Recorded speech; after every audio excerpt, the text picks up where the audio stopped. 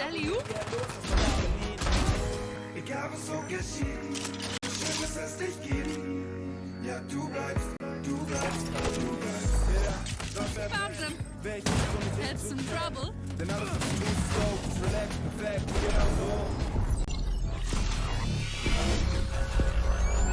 Countdown initiated.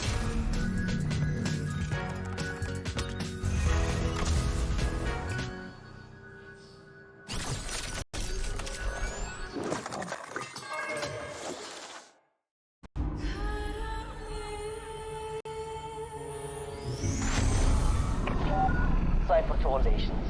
I have a signal. Our blackmailer is headed east. Aeon, this is Sova. Confirm you have target visual. Yep, got him. Ground team, collapse and converge on Sector 4.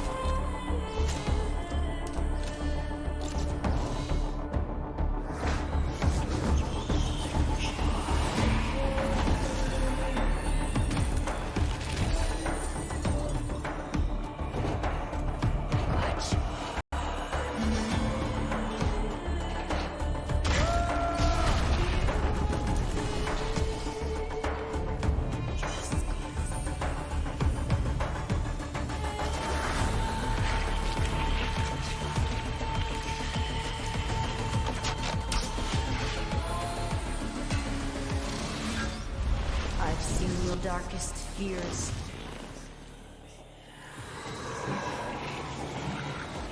Mine would eat them alive. Covering! Chamber, it's on you!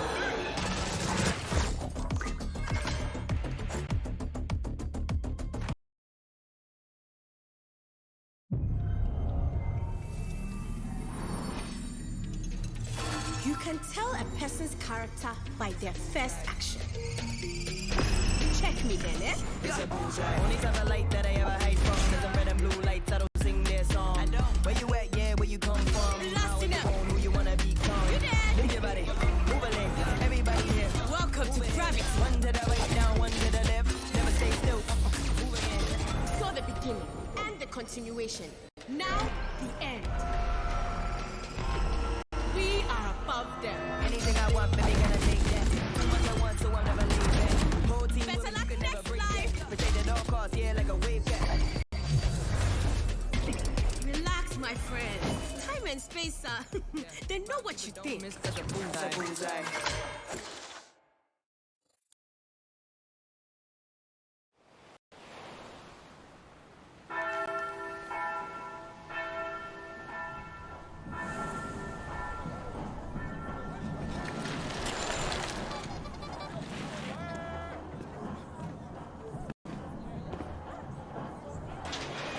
É por isso que eu vou te botar no jeito hoje, viu, Binho?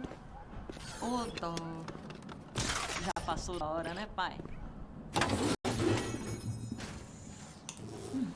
Vamos lá.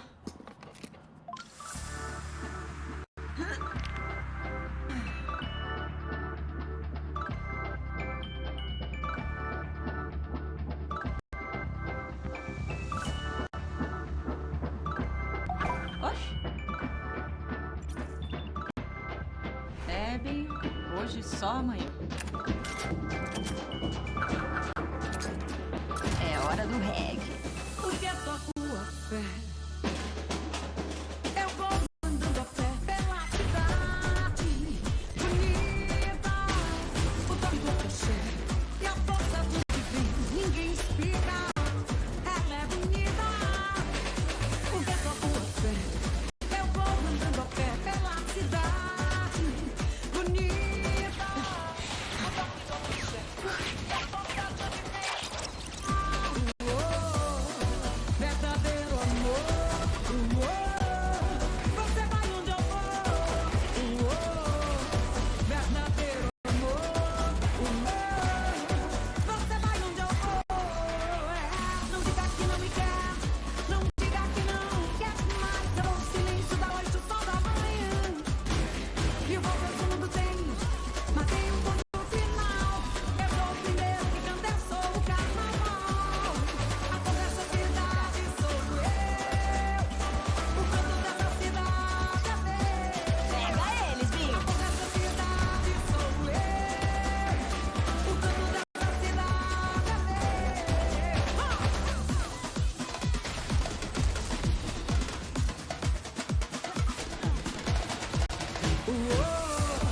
Verdadeiro amor. Você vai onde eu vou. Verdadeiro amor. Você vai onde eu vou. Amor dessa cidade sou eu. O canto dessa cidade é meu. Amor dessa cidade sou eu. O canto dessa cidade é meu.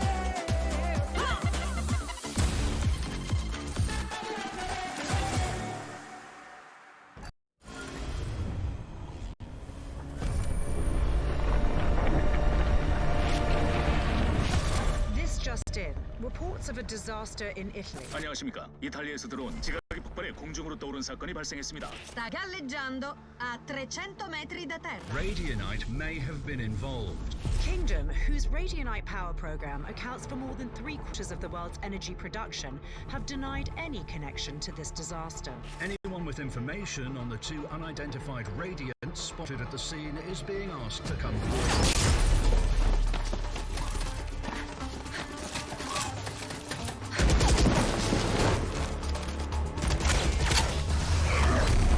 Finally! About time you showed up. We're picking up gunfire. Did you locate the spike? Could that be a yes?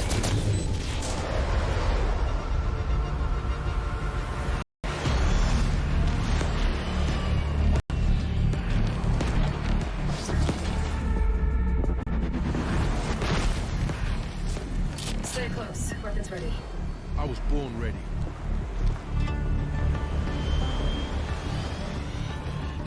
This way.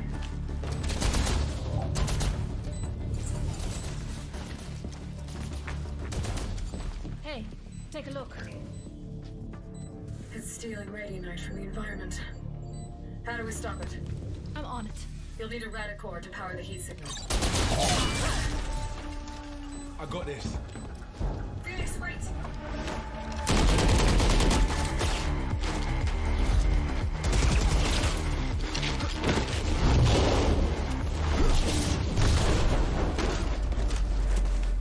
Hands up, come on.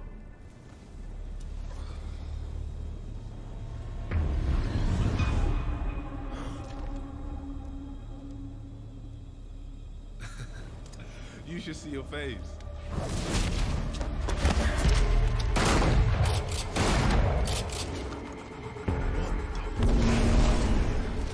Come on. Did you find a power source? Here. Let's go, let's go. But dumped! Not enough power! It needs to be superheated. Give that here.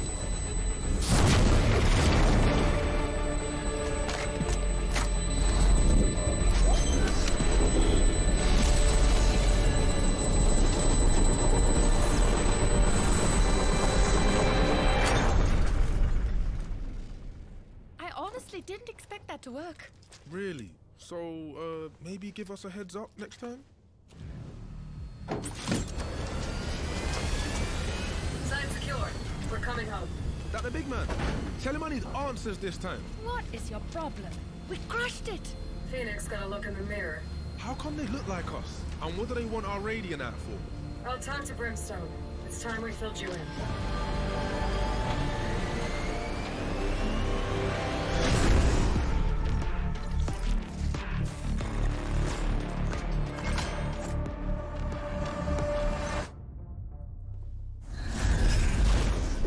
Yo, we got problems. We? You're the one that screwed up. You serious? You had it easy, Jet. You know they're bringing whole teams now, right? And so will we.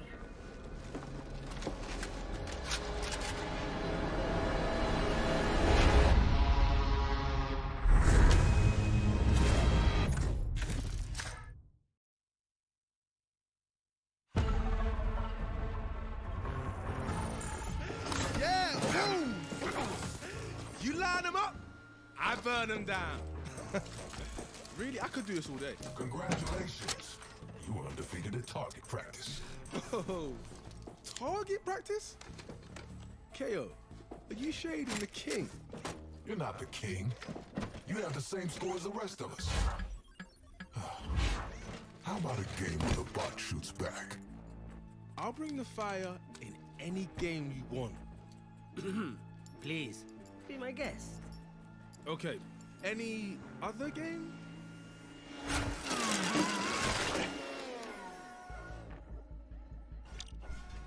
Let's dance. Yeah. Say hello to MaxBot. A perfect blend of tactics and firepower. Now you can train against, well, you. My money's on the machine. You got this, pretty boy.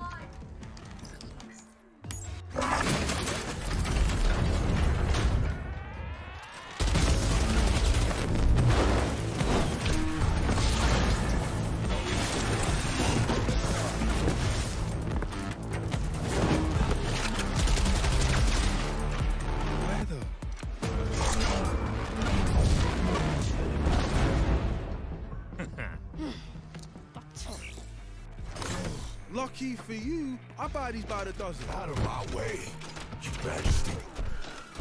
Somebody call the doctor. Machine double on the shoulder in the master.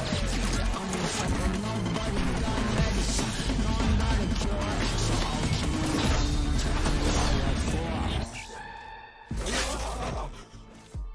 Well, this is embarrassing. I'm stuck with these voices, they're all in my head. All in my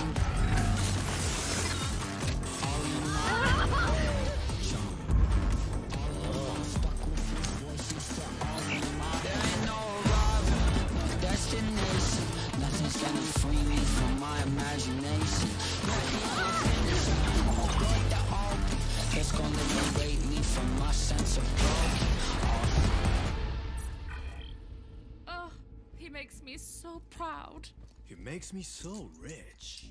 Oh, I should have picked this game. Winning requires sacrifice. Not really your style.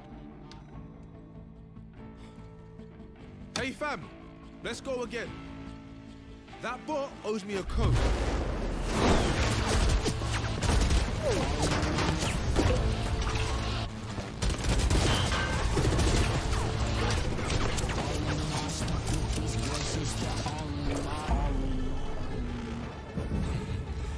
My turn.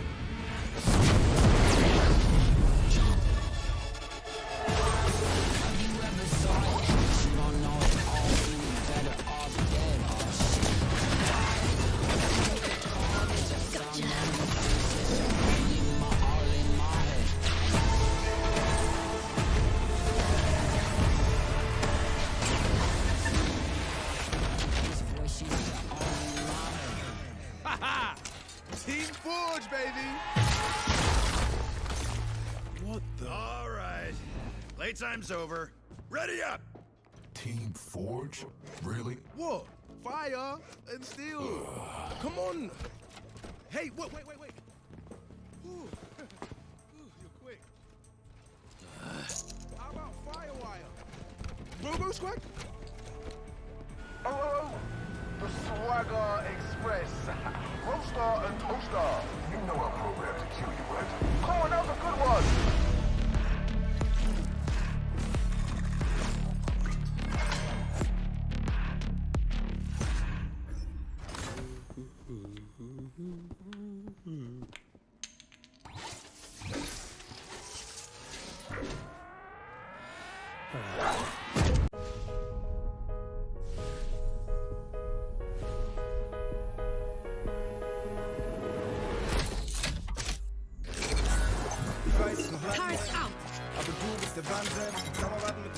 Turret out. Alley-oop.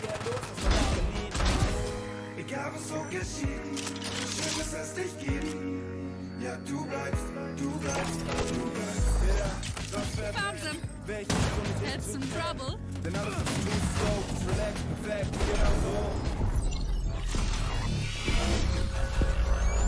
Countdown initiated.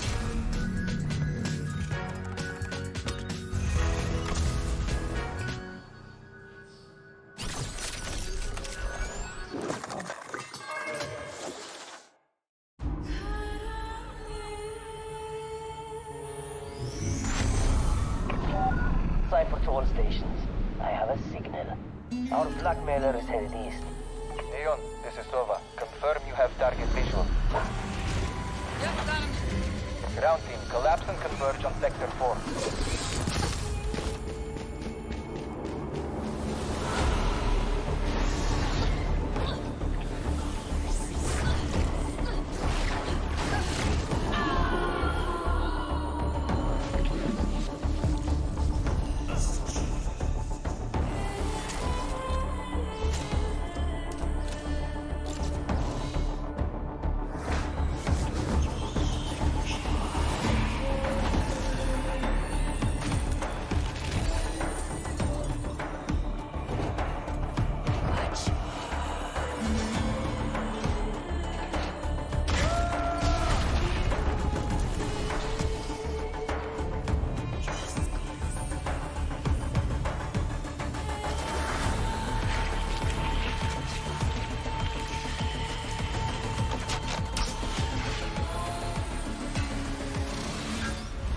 I've seen your darkest fears.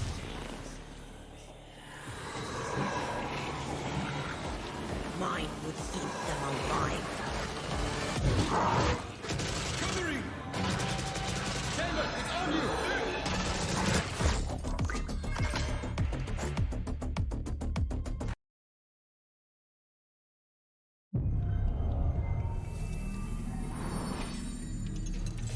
You can tell a person's character by their first action.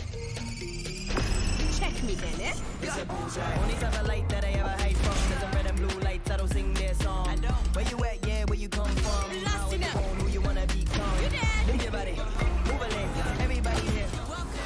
Welcome, everybody, to what will be the final day of Stage 1 of VOT. It's going to be an amazing year for Oceania Tour, isn't it, Avril? And of course, the main thing up for grabs is that 8-pack Masters slot. Looking to go order for the ace here, and they get it.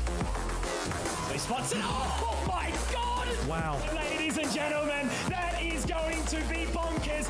Your victors. He's pulled out the blades, and now all he needs to do is just find one shot. Oh, he's found it! Derry, that's really decent. Oh my goodness. Be able to do something big. 1, 2, they're not turning around. There's 3, the rocket to solidify it. Tang coming through from, I think, a camera. Oh, what is this? Free real estate in towards the B side. Oh, but look at this from Dragon. Forsen going to be the one to take people out of the game. It would seem Panic going to be able to take them all out.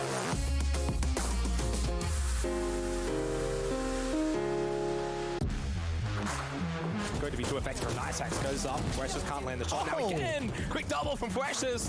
Just came over the top, has a nice line. There's the ping. See you later, Sicko. And another as well, Cloxy. Texter, another frag to be found. Cream, he's in such an awkward spot, but he's going to light up the collateral. That's a Tang coming through from, I think, a camera.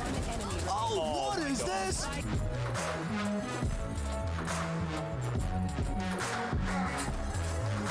Open qualifiers are done and dust. That means we're ready for the group stages once again for VOT, the Valorant Oceanic Tour. The father-son duo today with myself and Digital Man. It is good to be back.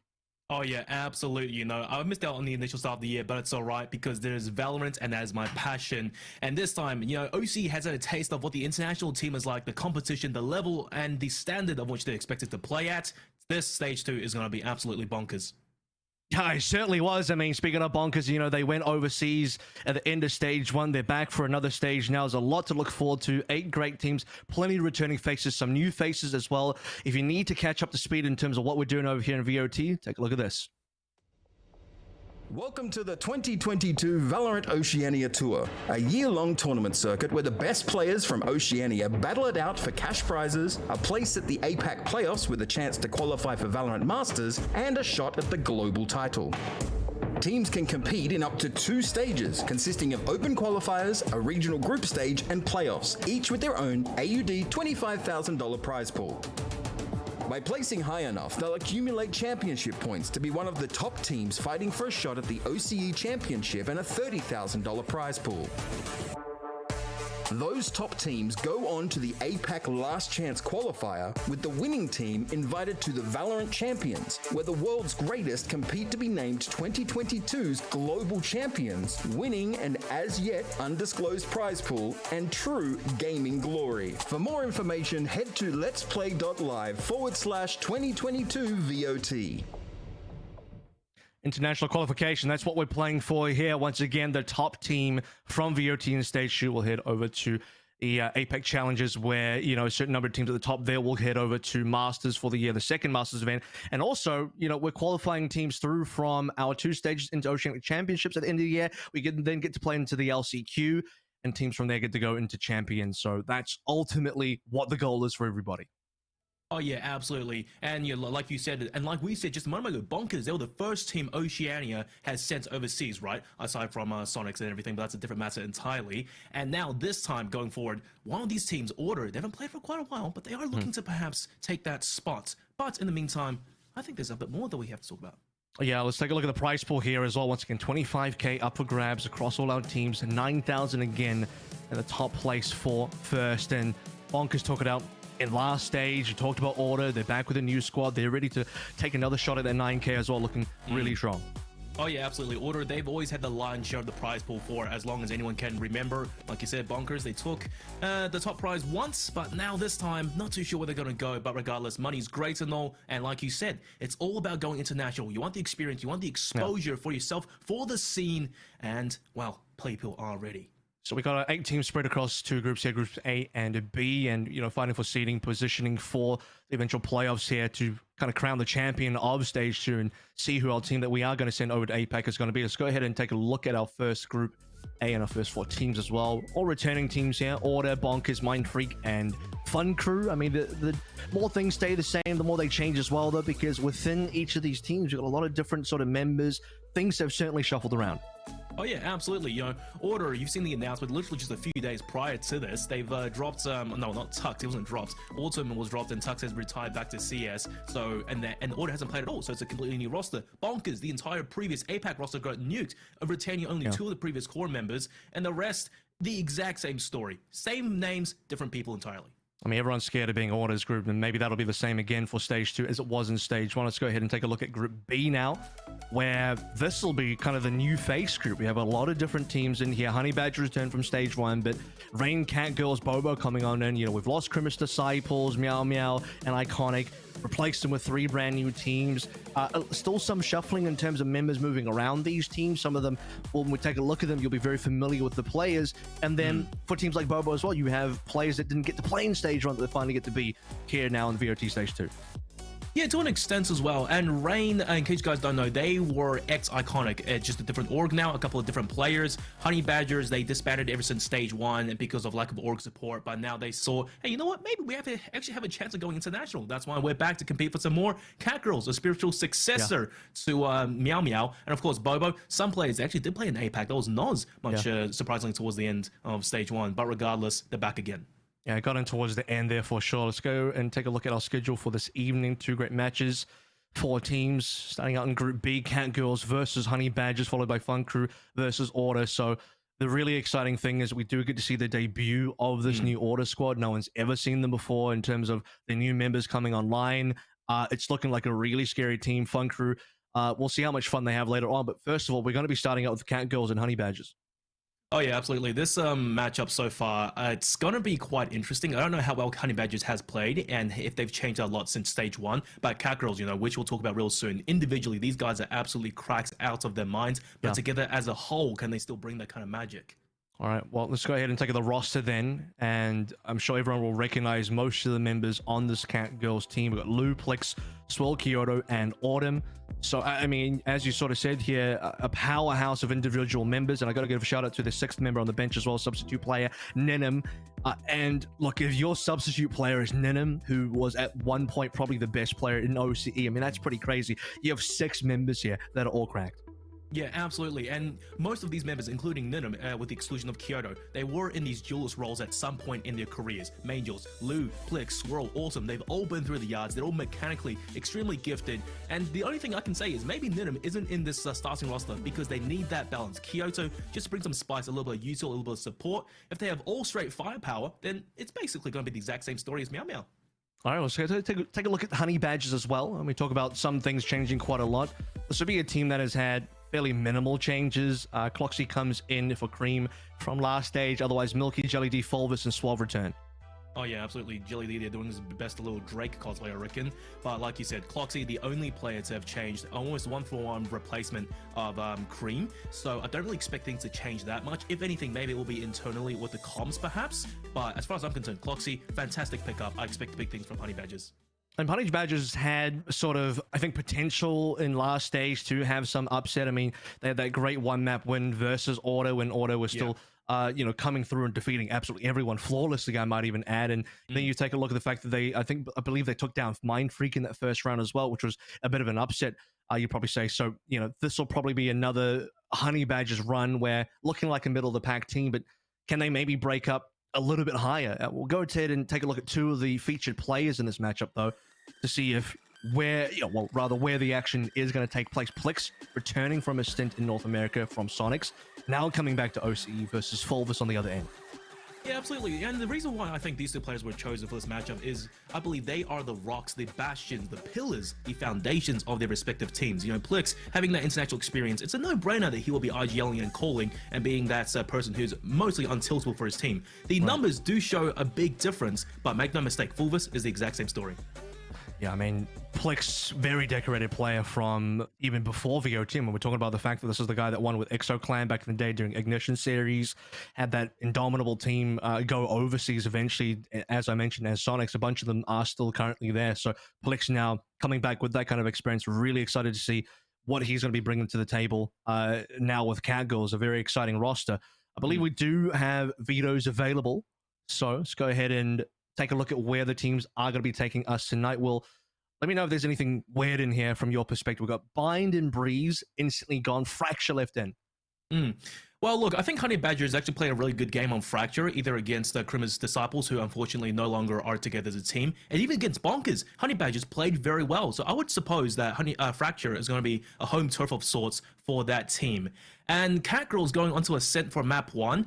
I really don't see a specific bias towards either side here. I think it really just comes down to the individual skill. Honey Badgers, it's a team, it's a map they're good at, but as for Catgirls, right, we talked about it, individually extremely cracked players on such a claustrophobic map, I expect them to honestly shine. And the last map being Haven, oh, look, I think it could swing anyone's way. I'm just eager to see how Plix's IGLing will affect the gameplay. I mean, Plix is an interesting player, I guess you brought him up, but looking at some of his game history, he actually brought in some Yoru into the mix, which, there has been changed. We are playing on a new patch. It is 407. Where do you stand on something like that? I don't really think the patch is going to change too much coming to this, I hope.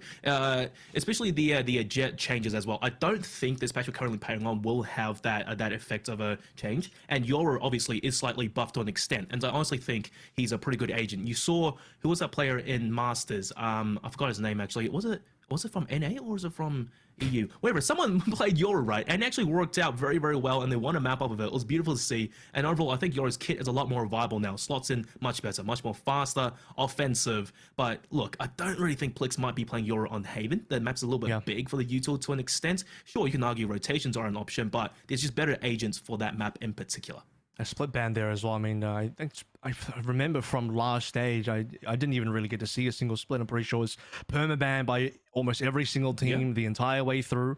So that once again will be gone. Fracture was really new kind of last stage, but now teams should be a lot more used to it, which is probably why they have that one going. Game should be ready soon. Yes, maybe. We'll get there. Oh, yeah. Absolutely. Map 1 Ascent, we talked about it. Now, Avril, I want to hear your predictions, because as far as I'm concerned, I kind of feel like Catgirls, they may take Map 1, and that's why I think the map pick of Fracture, Map 2 of Honey Badgers really comes in. They want to bring it into a Map 3. But look, any thoughts from you about this? I mean, dude, this will be my first time seeing the Catgirls roster for sure. I think for a lot of people, it's a new experience. I kind of want to, it's almost like a mini super team in a way. I've been informed that they're maybe a little bit scrappy. They haven't had a lot of time together as a team. So I'm not too sure what to really expect of them just yet, because on one hand, I got high expectations. A lot of very high level players that have had good successes across various other rosters. I mean, Autumn coming from Order, just to even bring up one player. Already talked about Plix coming through from EXO back in the day. How they work together is just a huge question for me. Whereas on the other side for Honey Badgers, I mean, they're a pretty well-known sort of unit in terms of only having one swap here. We saw them all of last stage. They look solid, but their heights weren't that high. Yeah, for sure. And Honey Badgers, they were a little bit one-dimensional. I'm hoping they have fixed that with the introduction of Cloxy to an extent. Maybe he brings a fresh idea, a fresh perspective into how the team may play the game. But as for the agent picks, right, which we just kind of glossed over for a second there, I don't really think anything is too surprising. But I do see Plix on Yoru already on Ascent. So you were talking about it a little bit a while ago, and this is going to be really interesting. Don't know what kind of strats they've cooked up for us, but as far as I'm concerned, double duelist for Cat Girls with Autumn on Chamber, a pseudo Sentinel duelist type character. Look, it's going to be high firepower, and Scrappy might be just the word that is correct for this team. And I do wonder, you know, what part of these teams are playing everything in terms of their normal strategies, what part of them are kind of maybe saving a few for the playoffs and we eventually get there as well. We did see the Yoru come out from Plix in that open qualifier, so it's not completely out of this world, but yeah, we'll see how far that takes them, because I'm still not completely sold on it. Maybe piloted by Plix will be a different story, but now though, I mean, we'll have to see what he can do versus Honey Badgers. Oh yeah, absolutely. Just one thing that I want to point out about Plix, right, when I watched the VODs of him playing Yoru earlier, is that one interesting thing he does is, you know how when Yoru's flash, it can bounce off a wall and there's a slight curvature and speed to it, right? Plix pays off of that very well. So essentially, he can potentially catch a lot of players looking the wrong way as he swings out before the flash even pops. Well, right off the bat, looking to be just a standard side map split, just getting some info early on, and that's a big knife, just clearing out tiles. I'm looking for early info. Nothing too exciting about what's happening in opening round. Obviously, with the new patch coming on in that we've all seen throughout Masters, Omen pretty much a key smoke agent now with the fall of Astra. Not expecting a lot to happen on that side of things as Cat Girls exploring through mid. Contact made and Jelly D with the first blood into Kyoto. Slow tapping shooting and Kyoto, that's a massive frag as well. But Autumn missing a few shots and Cloxy spots the mount. Now Paranoia, good from Milky to buy some more time, but for all intents and purposes, this does look to be heavy A split. And another blade, and look at that, Autumn loses his knives. Plix runs in, looking the wrong way. Jelly D getting the easiest frag onto an international superstar that I've ever seen. And Milky, another easy frag onto Lou. No flashes, very little util. This is a complete one-sided swift quad feed for Jelly D, and that's that ultimate charged up in round one. Pretty much. I mean, 4 out of 7 coming through with Jelly D's, only 3 away now. And as you mentioned, not a single death. Taking a look at where our buys are going. Ares being picked up with Suave already. We will be holding that around B as usual. Nothing really to go on for the side of Cat Girls. I mean, shut down very early over towards mid, transferring that onto A. Yeah. Nothing to be found at all. So, disastrous opening round, but looking at this eco as well. Yeah, nothing in the bank yet. Still a lot of Valorant to be played, but you know, I think big props to Jelly D as well, having the good timing on the 0 point to kind of shut down the util to an extent. Just bought them that precious extra bit of time for rotations and whatnot, and just leaving Autumn in a rough spot. But look at this A main push, and free all one to Jelly D, charging up the ultimate even further, getting it ready for a potential buy round. Full stack from Cat Girls. They were contacted over towards mid in that previous round. Now back over towards Tree. Look at the setup from Milky. On the Spectre first contact. Here we go. Milky locking it down. There's a lot of guns going his way. And he just backs the hell off. Doesn't need to engage. That's a hell of a lot of footsteps going his way. It's a full-on stampede. Now over towards the window. He has to be careful. Dodges into his own smoke. And he's letting his teammates deal with most of the heat right now. Suave starts it off. Milky as well. Okay, they start to finally frag out. And it's just collapsing upon Cat Girls. There's only Lou and Plix standing. Not only just Lou. He does get 1 kill, but I don't expect him to go any further after than that. So losing only 1 player, not a big deal for Honey Badgers. Yeah, Cat Girls trying to wrap over onto Milky, who they eventually get. I was going to say, he didn't even really go down there. He looked pretty healthy. Players rotating over towards B, from B rather, towards the defender's spawn. And they drop the spike almost immediately. Finally, 1 death on the side of Honey Badgers. There's Milky D going, Milky going down. But aside from that, I mean, economy for the side of Honey Badgers looking super healthy there as we head into the final round 3. Finally, we get to the round 3 of Cat Girls. Full Vandals across the board. Let's look at the setup going through for this one. Finally, we're going towards B, and actually Honey Badgers pushing over mid. Oh, God. And that's a tried and tested like strat all the time, right? The flash, the dash over towards tiles, but Catgirl's more than ready for it. Sharpshooters, as soon as that jet emerged from the smoke, instant shutdown. So far, it's only been like 10 seconds in the round and 2 players down already for Honey Badgers. Not the best scenario they want to be in. But then again, they have a week goodbye. Well defended. I mean, side of Catgirls, you have to assume that there is a potential for Honey Badger to make an aggressive player. They have a low economy coming through. Jet dash in with the flash. Pretty standard stuff. Used to see that one back in the day. Quite a decent amount. Yeah, usually on a breach, that flash dash, stun, whatnot. But look, here's the execution. Util, flashes, smokes, Jet, Lu leading the charge as he should. And they slowly, very slowly, just creep on towards the A site. So really, the ball is in Honey Badger's court right now. You're throwing the retake here. Milky's still with the pistol that he brought in from the previous round. Spike planted. Probably not great utility coming through as well. That's going to be the drone to clear. The final recon here to scout out. That's super important, but it's not going to spot anybody. Don't they know I lie? It's actually Lu that got scanned, so they at least get that one play to work for them, but it's all they're going to get as that kind of play, that gamble over towards mid and tiles, not giving them anything. I mean, we've seen that work out really well for a lot of teams in the past, but just well defended and well read by Catgirls, and with the 5v3 playing both time and, you know, scouting the map out, going towards A, getting that plant down. Not a lot on that retake. I mean, Milky with only a pistol. This is what we've been waiting for, though. Cloxy, you would have noticed, didn't really have much equipment. He actually, ecoed into a pistol even on that second round, so he's got that timing for the operator now. Yep, very clear strategy coming from their part. And Suave, okay, that was on Plix with the fake out, I think, the fake little Yoru, and does get destroyed, but could have been the keepers of util they could use into the next round. But at least they know Sova with the Odin cheese over towards B main, and Catgirls though heavy stack outside B. For all intents and purposes, I think they're gonna just send it. Yeah, that's all the util as well. I mean, you look at Honey Badger's POV, they actually had full control over towards both A. You had Cloxy looking on mid as well, so they understand. Kyoto gets a shot in the Cloxy. I mean, Cloxy knew there were going to be players in B main, but he got punished for that. Oh dear, that's a massive start. And Plix, there's a TP. Fulvesno's instant shutdown. He gets caught with his pants down. And Lu with the fast chase up. Now, Swamp is a fantastic recon arrow. It's getting multiple scans, but he can't get any damage. Not able to capitalize off of it. They know his backside. They're starting to leap upon him. Swirl perhaps to go down. Suave the Odin. Just the absolute lawnmower. 2v2 now. And the last two players of Catgirls so low. Individually, they need to be popping heads right now. And Honey Badgers, they've got the right util to retake this. I mean, Suave and Fulvus did a lot there. Fulvus getting one despite kind of, I would say, whiffing the nano swarm there. Suave getting two despite being scanned. He knew everybody was on him. 26 HP for Autumn. He'll need to be cleared first. They gotta know he's there, and Milky can't land the shots. It's only down to Jelly D now. He knows there's at least one over towards B main. Does not know where Lu is, and they did not peek him together at the same time. They tried to. Now time is gonna be an issue.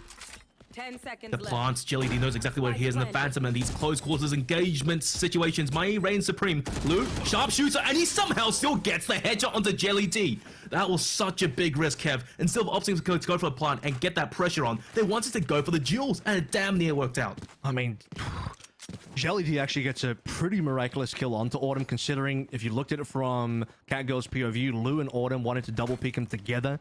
But they get a specific angling of Jelly D meant that he actually isolated Autumn by himself. Lu couldn't quite get that trade. New time was running out, had minimal HP. It just came down to, like you said, that 1 versus 1. The hit on Lu was even popping out from behind the, that box, but shot could not be found. Get out of my way. Through from Jelly D. Down to the new round. It's mostly an eco, kind of like a half buy. Sheriff upgrades. Lane Storm being popped on the other end as well by Lu. He's good with those. He's good with it. Looking for something, and Swell. Oh, just an absolute rock. The defense locking it down A long. They don't want to engage the angle. Suave first way to go down. Lu going a bit of a hunt, followed by Plix as well. And Fulvus, when he gets tagged so low, and the fake out as well. Jelly D might honestly shoot it. Yeah, it's a fake. Okay, no, he still shoots it. You don't want to take any risks against Plix. I feel maybe later on this game we might be seeing tier 1 mental conditioning. Yeah, I mean, we'll see if Plix becomes the fake out himself and just sort of runs forward and tests the sort of mentor the other team to see if they'll shoot him or not. Give me those back. And this And if he rate, gets though, clapped. lose, kind of just collecting kills. There's a second kill now onto the Blaze Storm, dash to the back, still one more there in the back of the site. Volvis, easy, only needed the one play, but got the hit anyway. Blue Ace, anti-ecos, farming them? Okay, maybe not. I spoke too soon. I jinxed it. But it's only one frag and Milky's dead to rights. Easy for Plex. And now, last man standing. Good luck, Clock C. Trying his best. Oh, look at that! Fake out as well. The TP into the backside. It was a little bit dirty initially, but I don't think Clock C all the TP had gone past them. No, he didn't see that at all. So, Dimensional Rift now 101. Decent for Lou in terms of economy to get, what, 3 on the Blade Storm. Not good for the ult economy for the rest of his team, but you get a lot done without having purchased a weapon on that last round. Buy up now for the side of Honey Badgers. Plenty of ults coming online for the side of Honey Badgers as well, I might add. Especially, you know, if we're going to be looking at retaking Null Command, Hunter's Fury, or Brilliant for that. Another huge B stack coming through for Cat Girls. That's a good spot. What I'm setting up the trademark on the flank as well. Really slow. And there you go. There's the cat once again, just to clear some util. Now, that's one thing that I actually oversaw about Yoru, just being able to use that ability to destroy, you know, well, literal util. And now there's the gate crash as well as the TP. He runs right into the backside of Fulvus and then just tagging him as well. His exits! Oh my god, such clear comms. And with the flash as well, there's a free kill going their way. B side has completely fallen. Whereas you look over towards Market, I mean, Milky responded with a Paranoia himself, but the rest of the team couldn't go quite through. Suave now, possible kill, we'll find it on Swirl. And Autumn as well.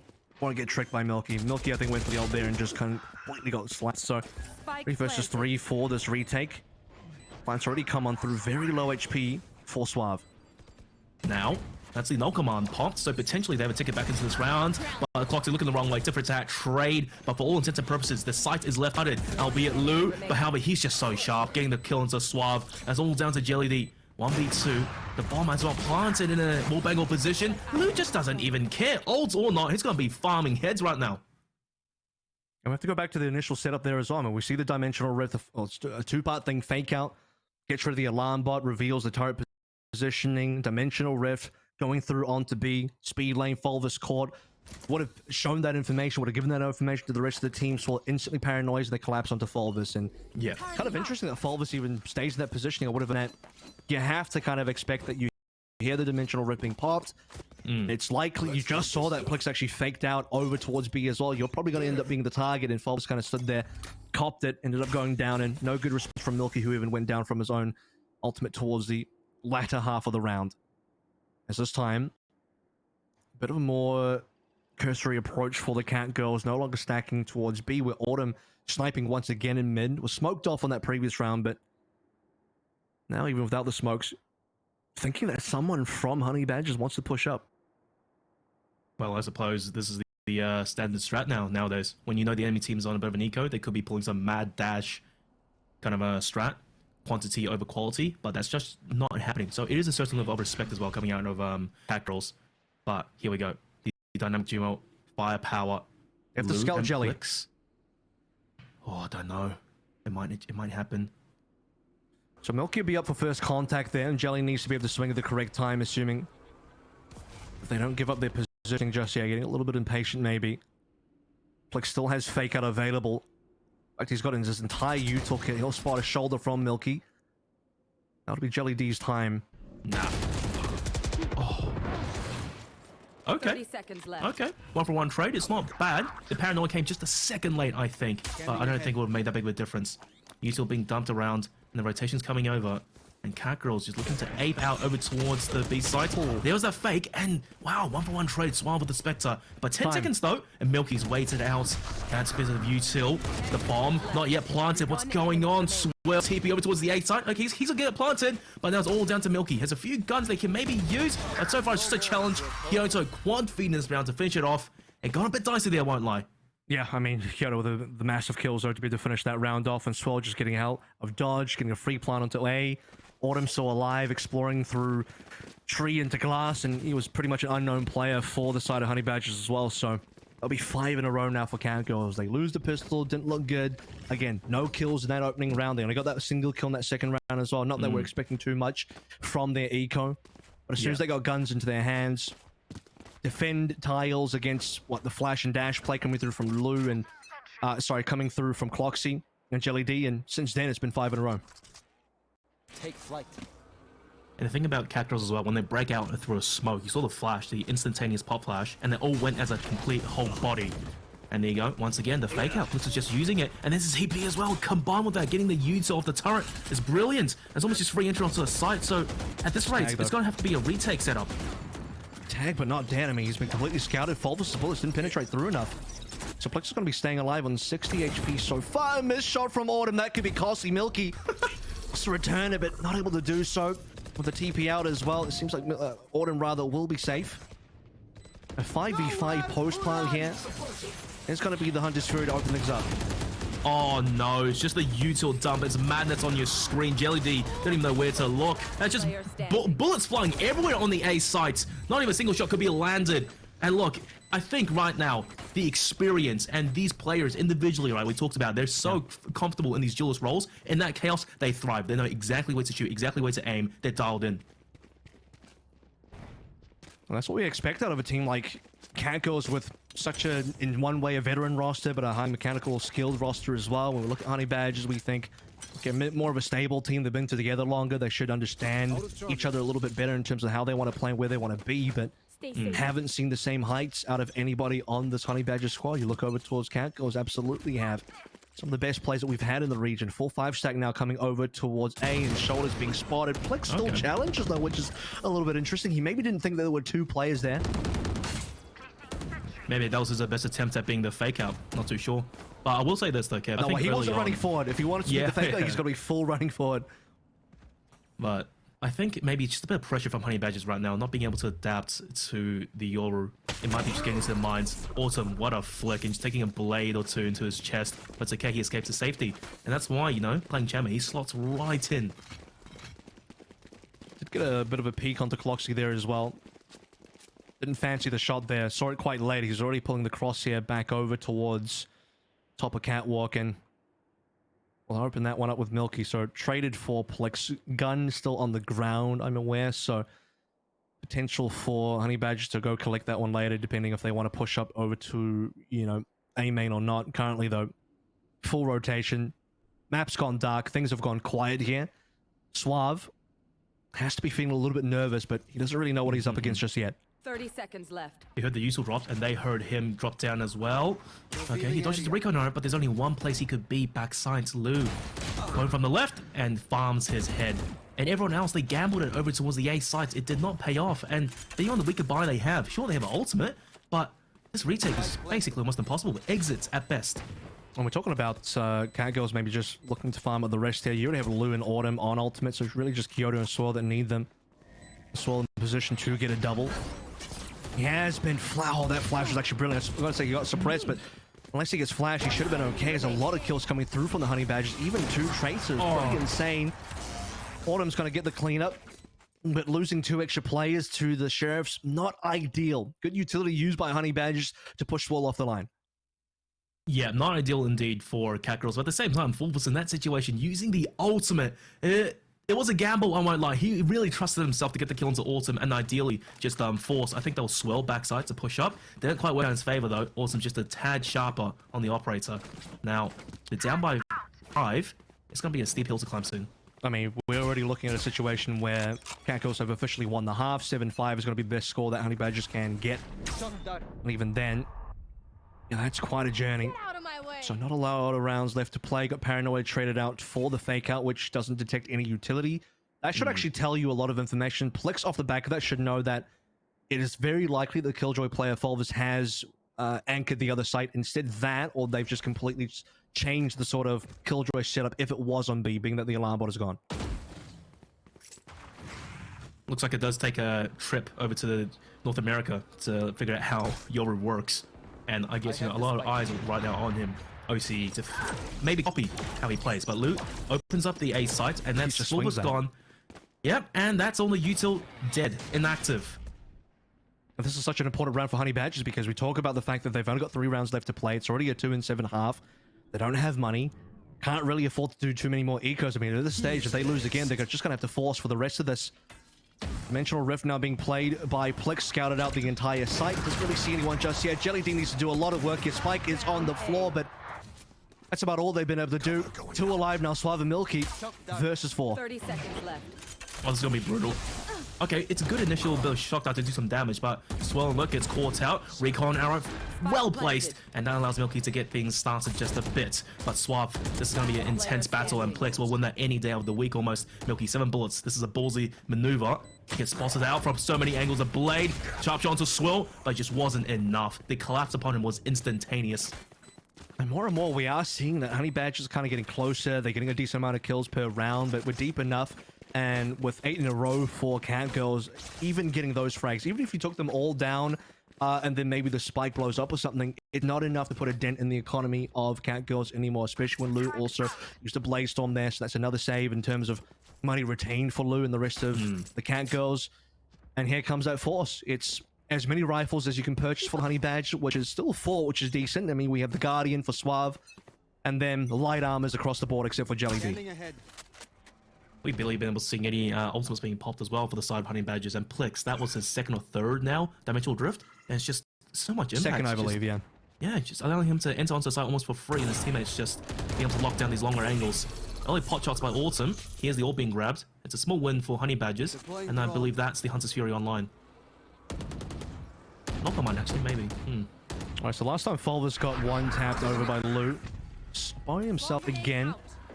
Ultimate used by Milky to teleport all the way over towards the other side. So they have the members now. They have the players, but with all of that being used, it's an exit by Cat Girls. They've cancelled over towards A. Reset. Moving that spike over to B now, where it's up to Suave again. Yeah. Maybe still deciding. I mean, still got 50 seconds left to play through. The fact that Plex is still kind of lurking over towards A means, I mean, they just barely have enough time to potentially go back in. Bit of mid control being found by Autumn, and that's really good. That means can make that rotation happen without any sort of concerns of Honey Badgers catching it. Plex might just sell the fake now on A. Perhaps. Early duel. Might not happen, though.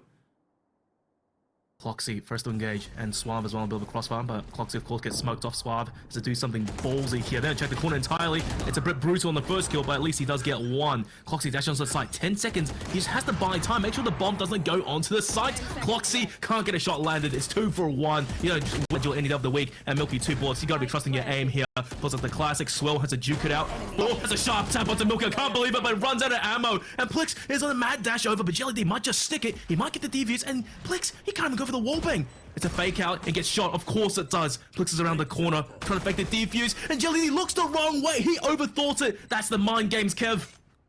The fake out was so important there. Unfortunately for Jelly D, you can't even take a chance. You have to shoot the fake out because it could just be Plix. He also doesn't know whether Plix has already used the fake out or not. I mean, they sort of lost any sort of info around Plix very early on. He could have used the fake out over towards mid. They couldn't have detected that.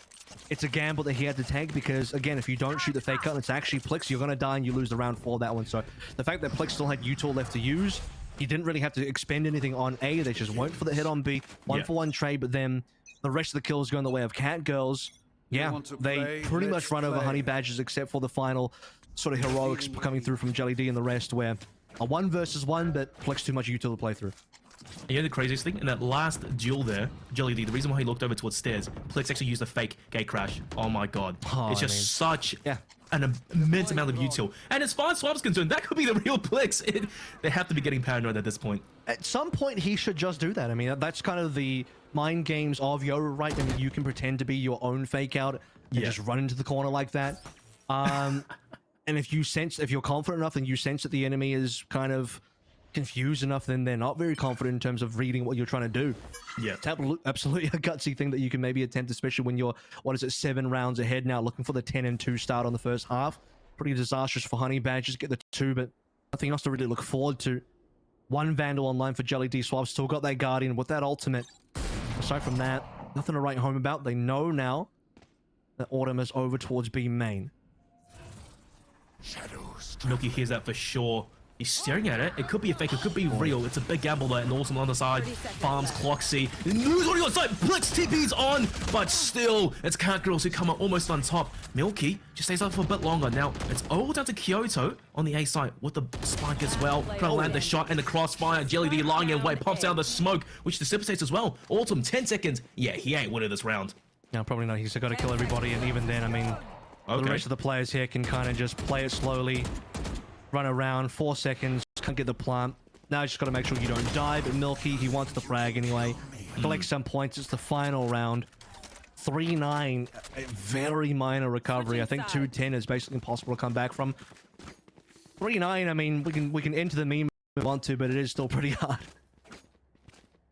Oh yeah, for sure, you know. Granted, I have seen crazier things happen in Valorant with bigger scoreline differences, but against the Catgirls playing this well, I don't know.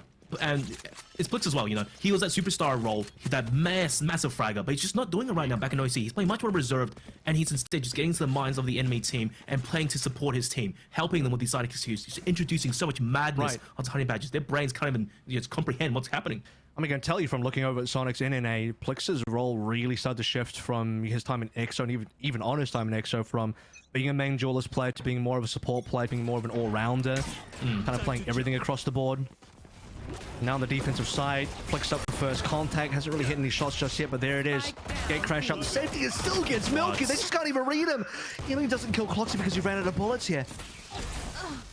This is ridiculous. Okay, that's a nice shot up from Suave, and Honey Badgers, they do manage to stabilize for the time being. Man advantage, spike down.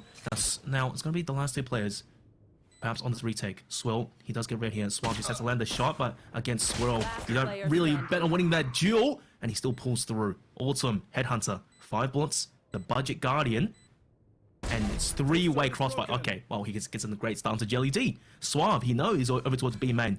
So this swing from stairs is with poor timing. Okay, things could have gone wrong there. Cloxy was so low, but it's alright. Honey Badgers, they get the crucial pistol round.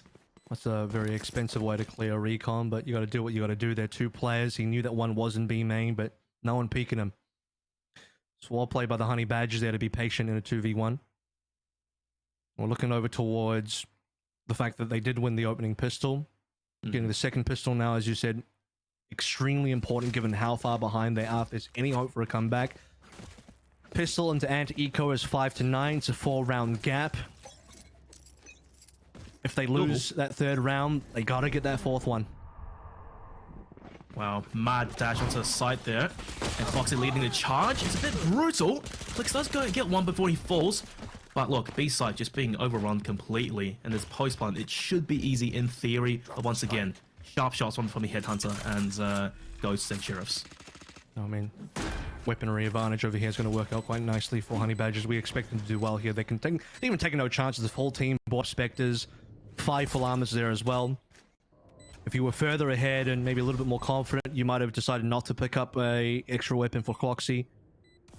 They should be able to clean this one up nicely now. If they can sort of get this done with at least 3 alive, their economy would be pretty decent going to the next. A couple agents there suppressed as well, so good info. Yeah, absolutely. Agility's always been consistent with it. And there you go. There's the start of the engagement. Suave, Milky, everyone getting a piece of the pie. And that's it. Everyone stock standard round, getting a couple of points over towards your ultimates. But this is where the true test begins. And we got Suave Accelerator as well, which is really nice for that Hunter's Fury. Plix on 5 and 7. And we kind of noted that in the opening half. He got a very fast accelerated ultimate and used it in early rounds as well for the attack. That's going to have to come through for a retake now if he can stay alive. He's been kind of taken down early twice in a row, anchoring B. First round, did reasonable, got kills. 2, I believe, one off that gate crash. But getting run over on that secondary round now as we look towards the gun round for Catgirls and for Honey Badgers. If they can actually win this round with lower equipment, this would actually be the real start of a possible comeback. Oh, it'll be monumental to say the least, and my eyes really are on Cloxy now in this second half for him to activate, because Lou completely overtook that aggressive jet position on the first half, and Cloxy, he's been uncharacteristically quiet. Right here. Alright, full rotation now. Honey Badgers. B has been the target for 2 rounds in a row now. You can see the actual membership over towards B. 3 players instead of just the 2. Cutting through. You talked about the jet players. Cloxy, quiet. Lou, though, anything but. 16 and 11. So Lu up onto the speed lane. They've kind of exited the position a little bit. Plix trying to find plays, and yeah, Lu and Plix will both get one. All right, pedal to metal, keep it running, and it's just a brutal blast fire. Only able to get a single kill. A flawless round. God damn it, Kev, they barely lost any HP. I know, do they even have to rebuy armor? We'll see. I mean, they got to upgrade from light to heavy, but aside from that, that is the best possible result you can get for Cowgirls, and all they needed was one extra player, a little bit more defensive as well. They weren't holding the lines as aggressively as they previously were on the past 2 rounds. Both Plix and Lu with the opening frags. Honey Badgers would have been amazing for them to win that 3rd round of the half, but we weren't expecting them to do too much with lesser equipment, so now this is the important one. If you let Cowgirls get to 11, I think it just might be a little bit too hard. Ultimate should be coming online very soon as well. Plix is already using one. We might just be going for this, actually. Oh my god, and that plan B. Okay, it just gets shot briefly by Fulvis, so at least they know what's up. And Plix, there you go, getting to the brains perhaps. But Honey Badgers, full respect to them, just countering the util with bodies. Does he do this? No way, right? Well, he's seen that there's 2 players. The problem is he has seen that there is 2 players there. So he'd have to be really on something to be going for that kind of play. But scouting used, ultimate gone. And I was saying that maybe they could have used that for a retake, but that's something big off the table now for the side of Cowgirls that Honey Badgers can use to their advantage. Life goes in, 1 play suppressed. So could be a hell play. Not entirely sure what the positioning there is going to be. And now basically 2 plays set to lock down this entry into A sites. Honey Badgers don't favor the chances. Looks to back off. One thing though, Honey Badgers in stage 1, they always like to play really slow on the attack sides, cut noise, but so far it's the first buy round, and Cowgirls, they haven't really bitten anything just yet. 30 seconds left. Scanning ahead. Time's kind of running out. I mean, this has been a super slow round. Here comes the Undisputed now from Suave. Certainly been holding on to that one for some time now. It worked. Full stacking over towards B, where once again it will just be the solo member. At least that's what we saw in the previous half. This time around, same thing, but the other way. Kyoto has to hold this one by himself. Plix has arrived on the scene. Yeah, well, he got completely bulldozed there, and I like the actual use of the fake out, just to buy some extra time potentially for the rotation. But now no command being activated, just delays a possible retake even more. No util, they have to use guns and their bodies. And Suava's late round market lure could prove to be big money should he catch the right timing. But Blitz just walks straight onto lane. That's 1. He gets a second, looking for 3. Fulvis finally trades back, but Swell is there. In the blink of an eye, it's all down to Milky. 1v3, gets paranoid. You don't rate his chances right here, but Lou's looking the wrong way. Milky, he still survives a little bit longer. It's a fake tap. 1 kill. Milky looking for a second. Gets 2 straight headshots. 1v1. Awesome. The timer. And still wants the entry onto the sites. Milky just crouching around these boxes. Ring around the Rosie. And also looking the wrong way. Milky 1v3. I can't believe it. That's a massive round to win. Yeah, he's just standing in front of the boxes as well. I mean, Spike was behind him. No one actually saw him. Got hit by a paranoia. I mean, he was dead to rights. He should have been dead to rights. But isolating the angles, finding first, who did go for the tapping. That was great. Info gained from Milky.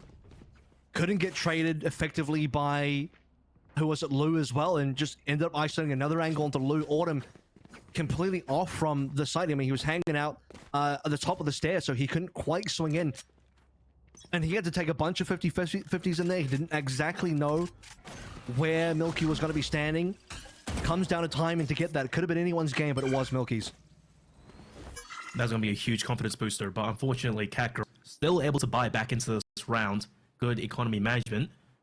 So Honey Badger is going to have to do double duty here. 1 more, just to start a comeback potentially. Break the economy account goes as well, which is super important. 3 members on light armor. A lot of players below 500 credits here as well. Honey Badger just took a long time to get anything going in that previous runner. They haven't really done a lot in mid. I mean, we've seen stuff on A, we've seen stuff over towards B, obviously. Yeah. You'll notice that trademark on Pizza has been sitting there almost every single round, unchecked, uncleared. And so, Cowgirls have a lot of information just knowing that mid has almost always been safe, and the respect still being given. The fact that Lu is just having some vision on that trademark willing to swing on it as soon as it does break.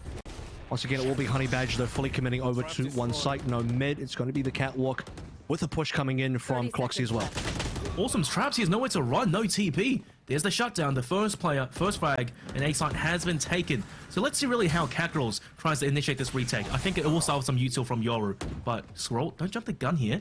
It's a stiff crossfire. You swing one angle, you're guaranteed to go down. Or Fulbus just wins that duel any day of the week. Now, 3v5, they cancel attempt this, but unless they get some frags ASAP, you might as well just go for a save at this point. Oh no. Plix, how do you get that? The wallbangers will get in a second. You blink, and once again the kills sway in their favor. Milky having to clutch out yet another round. Lou is low, it's completely doable, and he's just hiding under towards Hell. Paranoid to buy some type fake TP. Lou may hurt it and might get into his brain. Milky has full info and full confidence. The spike just planted outside his vision, and the smoke might dissipate real soon, and Milky has so much to work with. That's it. It dissipates. Milky knows what's happening. Gets that frag. Milky yet another clutch. 2 rounds back to back. This guy's a hero for Honey Badgers right now. Oh my god, it's just so huge the fact that he had patience in Hell as well. I mean, he didn't shoot. He knew the flashes came down. He saw the fact that, or rather he heard the tap coming through as well. And I have a timeout from the side of the Cat Girls, considering the amount of rounds that they've started to lose on this half now. It's now 7-10, but Milky not shooting there was a key because he did go for that fake TP. So Lou, not exactly sure where the TP could have gone. Could be either side of Hell. Has to take a 50-50. Yeah. And the timing of the smokes dissipating was also really important because both his own dark cover and then also the cloud smoke from Lou kind of dissipated within seconds of each other, and enough time that there was no way that Lou could have stuck the defuse there. So with the smokes going away, he gets to easily check the plant, clear, nothing there, goes back to the line. Lou walks forward, checks left instead of right, and he's dead. Yeah, absolutely. Milky, and you know, I think being the primary smoker for Honey Badgers for the longest time, well, he has been the only smoker for the team. I think it just comes with that mastery of the agent and just getting that timing down pat, so it's a subconscious thing. So all in all, you know, seriously, well played. Just those minute factors coming into this. Yeah. And look at that, tactile time being called by Kakarot, and he's have a discussion now because this is comeback territory. They're on an eco. Lou Shaw has the blades, so there's a possibility in which he absolutely goes madman and just farms heads, but I think it's unlikely against Honey Badgers. You can definitely go for a play here, not just on Lou as well, because he's got the ultimate, but so many other members could be getting there as well. If you somehow manage to get this orb onto Autumn, that's going to be the tour de force. It's going to be a gun, or rather 2, on an eco round, which is huge. So when you get to play the chamber and the jet together, this is how you boost your economy.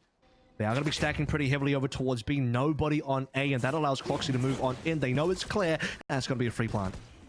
Yeah, and not only that, that turret from Fulbus over towards spawn side.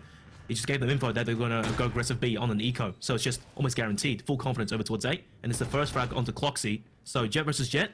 And Cloxy starting to wake up just a little bit. And Plix on the scenic route here. Trying to pick up maybe 1 kill. Fulbus around the corner.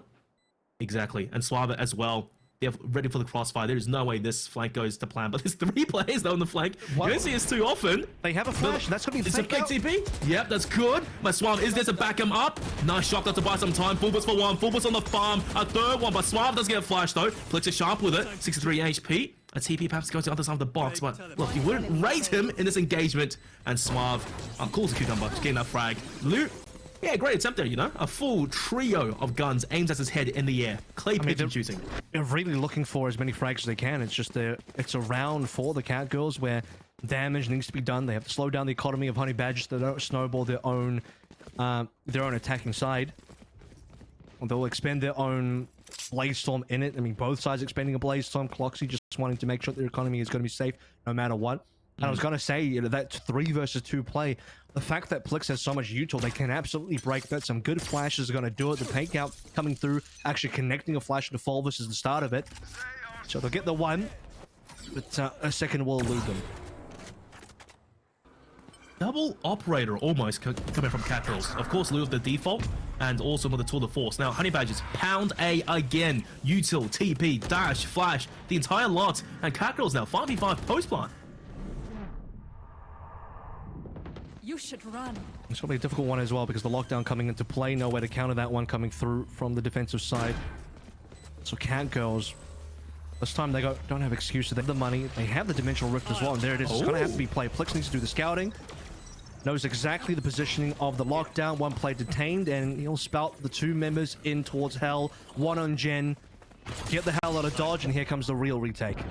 All right, flashes through. Cloxy starts off onto Plix. Swirl with the trade back instantaneous. And there's a beautiful underhanded toss. But however, they don't enter onto the side just yet. Crossfire over towards Hell. And for all intents and purposes, it's a fantastic recon arrow. But however, Catgirls, they're getting these frags. And last two players, they're outside long. The bomb is being defused right now. It's a bit of a lineup. And now it's all down to Suave. 1v2. Can't get it done. Lou protecting his teammates and landing some crucial shots. That's 11 on the board.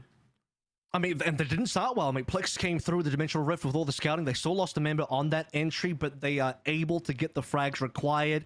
2 players in Hell eventually taking down. Lou sniping the players over towards main. Successfully so. Started the defuse really early because they wanted to make sure, okay, we have full knowledge of where the last couple players are going to be. Post up some players on that line. Start that defuse. Even put your own body on the line to block it. You'll be okay. So Catgirls finally back on the board in this half, 11-8. The gap is only 3 rounds now, so it starts to feel a lot more possible for Honey Badgers, especially considering the fact that they still have money. Awesome, that is ambitious. There's a lot of info as well. All the way up towards top mid, and there's now no util covering their flank over towards A long. He could be in for big money here. Jelly D, Cloxy, everyone focus over towards A main. Files. I think if they can focus on players to get to provide a distraction, it's massive. Now Plex with the push, Fury to initiate, and Loot, there you go, catching Fulvers on the rotation. Oh, it's falling to pieces, and right now this aggressive defensive play, it's providing some value. But regardless, Pound A again, Honey Badgers gonna take the site, and most likely on a retake situation. Autumn can get this kill as well because Milky's made noise and has no idea that Autumn's pushed up. It's a devious push that we talked about a little bit earlier. As long as he doesn't get aggressed on from the opposite angle, he'll be fine. Connect the shots. 3 now. What's important about this retake is they can come in from 3 different angles. The fact that Autumn does have that freebie has to do a little bit more work for Suave, though. The TP will confuse him, and he's gone. He's on catwalk now. Oh, that's massive. However, the kills are swaying into, well, I was going to say Honey Badger's favor for just a moment, and then Lou and Swirl, they shut me down then and there. It's going to be match points. It was a good attempt, though. However, things got a little bit brutal. The unexpected aggression coming from defense. Was that important? It's a little while after their little team talk with the tactical timeout. We finally get to see some more rounds from the Catgirls on this defense. It might just be that both teams really good at attacking. Not so much on the defense. And a couple of free plants on A later. You finally get to see, the Catgirls get some good retakes in there. Definitely the last 2. Dimensional Rift on that first of the 2 retakes being very important. The pushing plays here, the 2 simultaneous plays they made over on both mid and also B main, catching up players. Autumn lurking exceptionally hard into enemy territory. So, Catgirls now. Information on A, that's fine. 3 plays defending B, good read because this is the round that Honey Badger look like they want to go back to B. Oh no. Precious info as well. And Plex with the swing! Good for none! Perhaps spicing off more than he could chew in that situation. And it could be a potential crucial centerpiece gone for Catgirls. They know everyone's there, so you can start to see the rotations now. As Swirl's on his way over. It has an ultimate in here as well. Autumn can't quite catch the frag. Onto Cloxy, which is a little bit disappointing. Kyoto will at least be able to dodge out the Hunter's Fury. They don't quite know that he's there. 10 bullets remaining in his flag. Oh my god, Autumn. He's just popping the hell off right now. He's farming them. Plus the Headhunter looking for more. And it's all down to Fulvers. Unable for Honey Badgers to even step foot onto the B site. What an absolute masterclass coming out from Catgirls there. It got close, though. It wasn't really smooth the entire way through. I would say the first half was definitely a masterclass. Like you said, a gigantic half, 9-3, I believe, was the scoreline there. But a big catch-up coming through from the Honey Badge on that secondary half, showing signs, more than signs of life, I might be able to add. So, Honey Badgers, I think, did a lot better there, considering how things were looking. I was ready to write them off. They still didn't quite win the map. They showed enough fight that we can go into the rest of the series in this BO3, where, I mean, maybe Honey Badgers push us to that map 3. You can keep things competitive. Catgirls, though, for sure look like the better team so far. Oh yeah, absolutely. So now, map 1, Ascent, that's done and dusted. I guess our little talk, our prediction was correct about Catgirls taking it. But map 2, I hyped it up for Honey Badgers. Fracture may be the home turf, but from what I've seen right now, Catgirls, they're looking very, very lethal, and perhaps this could be a clean 2-0. All right, map 1 of VOT stage 2 done and dusted in this group stage. We'll go to a little bit of a break when we come back. Map 2 will be on the screens.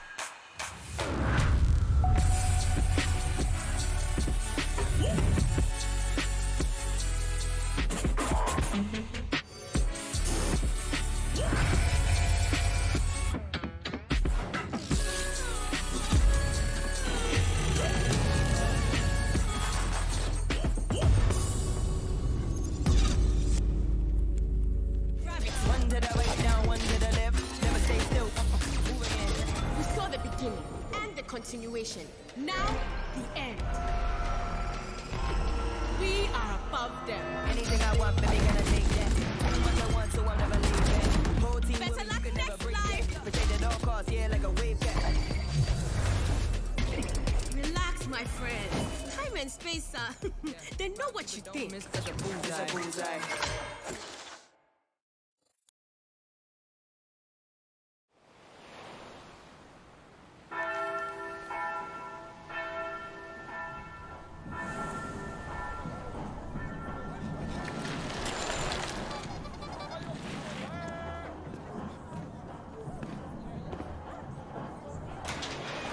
É por isso que eu vou te botar no jeito hoje, viu, Binho? Ô, dó. Já passou da hora, né, pai? Vamos lá.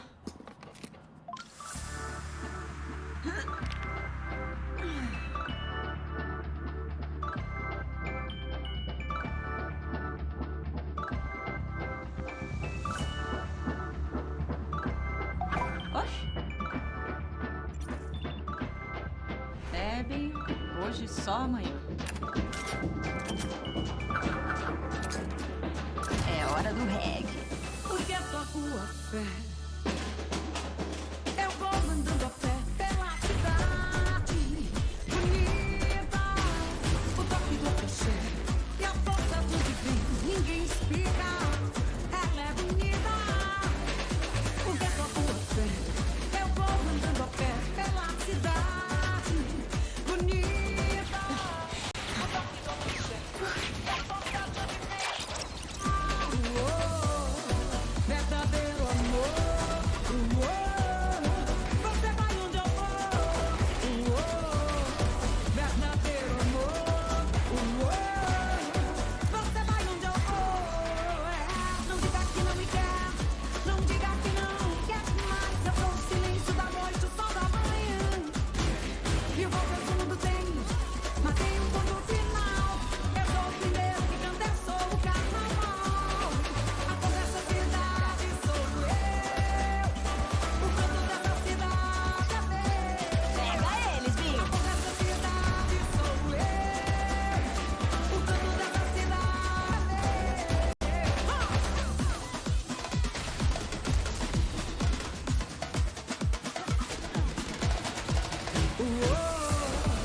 Verdadeiro amor, você vai onde eu vou. Verdadeiro amor, você vai onde eu vou.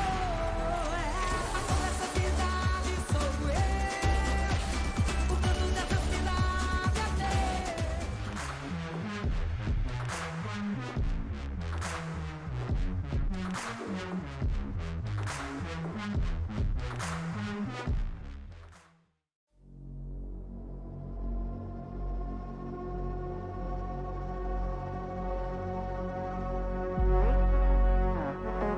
What is this?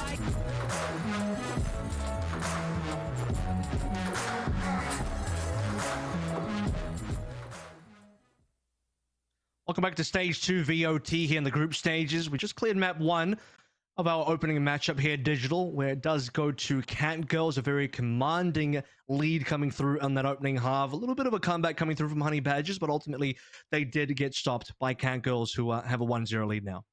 Oh yeah, absolutely. I think in the second half, Honey Badgers getting a couple of rounds back to back. They were against Cat Girls on a weaker bye, so fair play to them. But at the same time, I think at the start of their game, Cat Girls, especially with Plix, it's just the amount of pressure having to play against an international star, and then the Yoru pick. You don't play against that a lot, right? So at points there, I think Honey Badgers, they were just a little bit off. They weren't quite sure how to adapt to Yoru, and by that time, it was a bit of a score deficit being built up, and it was too far gone.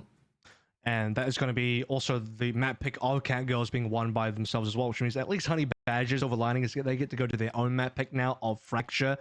A map that I think we saw very little of last stage. It only showed up here or there. I mean, even looking back at Honey Badgers, their play history on this. They played Bobo on this map very recently in the Open Qualifiers. They played it in the Open Qualifiers in the group stage of last stage as well, where they did reasonable. They beat Bonkers a couple times on this map.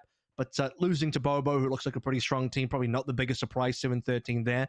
we'll see how things go on Fracture, because again, it's not a map that gets a lot of playtime here in OCE. You already mentioned the fact that we look over on Ascent, probably didn't get a lot of practice versus Yoru. Plix did end up doing quite a lot as in terms of his impact on that map.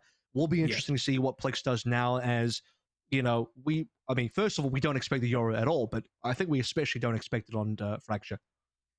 Yeah, probably not. I think Fracture perhaps Plix could be on Sky, but I'll be honest, if he does pull out Yoru, I'm going to be all in for it, because what he's showcased for us tonight has been absolutely enjoyable. And just to add on to that point as well, over towards Ascent, quite a few rounds there. I'm not too sure if it's Honey Badgers maybe just getting a little bit complacent, but Plix found himself in quite a few positions in which he simply just walks onto the site. You don't need to telegraph your approach, no flashes, no util, nothing, just walks on, and more often than not, found a free frag to stop retakes.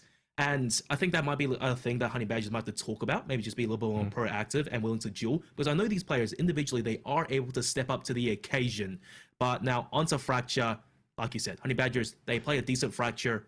It's a bit inconsistent though, just a little bit. Well, it's a double smoke sort of setup map. I mean, usually you will have the Viper with either the Astra or the Brimstone, probably these days a little bit more Brimstone considering the nerfs to Astra. So off the bat, most teams will run double smokes. Secondary to that as well, we're looking at a lot of Rays being played on this map, and Breach is pretty much a favorite for this map as well. So there's not a lot of room for double duelers. You still have the Sentinel to think about, whether that's going to come through from the Cypher or the Chamber. Chamber looking pretty strong in this current meta. So, I mean, that's been a pretty popular pick as well. There is not a lot of place for Yoru to come onto the map for someone like Plix. So this probably is going to be the map where he drops it off.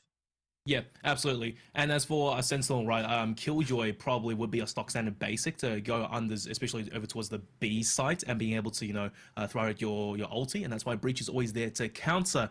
And I'll be honest, I still have faith. I still have faith, man, because Raze is great and all, but at the same time, they do actually have some pretty sneaky strats they can figure out with someone like Yoru.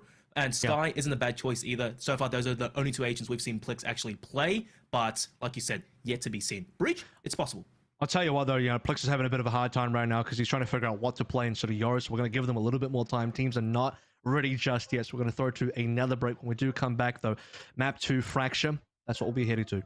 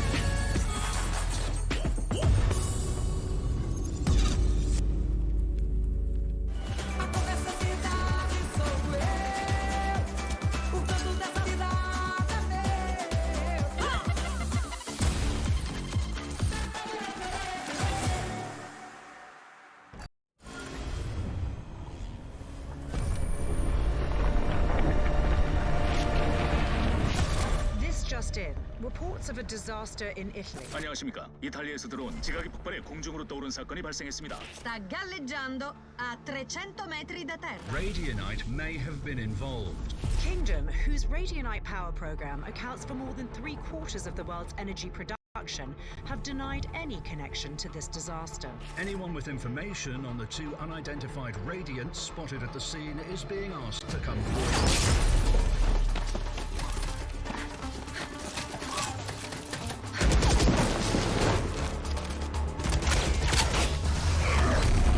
Finally!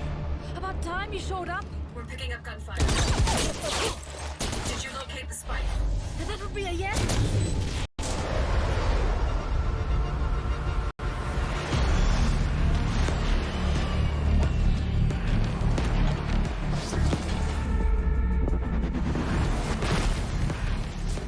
Stay close. Weapons ready. I was born ready.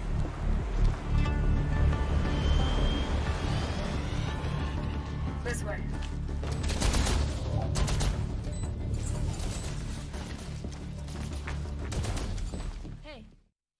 Welcome back and thank you for sticking with us. The player on Honey Badgers is still having a lobby issue, so we're looking to get that resolved as quickly as possible to get this game and map 2 underway. So moving forward, while we're waiting for that, just talking a little bit more about Fracture, talking about our previous map as well, talk a little bit about expectations. Catgirl's already 1-0 up. I mean, Will, is this going to be a 2-0, 2-1 maybe? This is going to be at least a Honey Badgers map pick, assuming everything goes well. Yeah. Look, on paper right now, going off of statistics purely, Catgirls, 0 tape, 0 information about them on Fracture. Now, I can allude to a few reasons behind that. I'm sure that they've played Fracture, obviously, right? Plix obviously has studied that map behind in the depth. scenes. I'm sure, right? Yeah, in scrims and whatnot. But however, the thing is, a lot of these teams I find, especially these newer lineups of almost just superstar players that come together to form a team, they tend to focus more on like the team play, the synergy, and the more stock standard map pools. They always want to ignore, a little bit of Breeze, Split, and Fracture. Just those maps that maybe take a little bit more, they tend to just not focus on those. Now, as for Honey Badgers, right, the focus onto them, Fracture, they've played it quite a few times.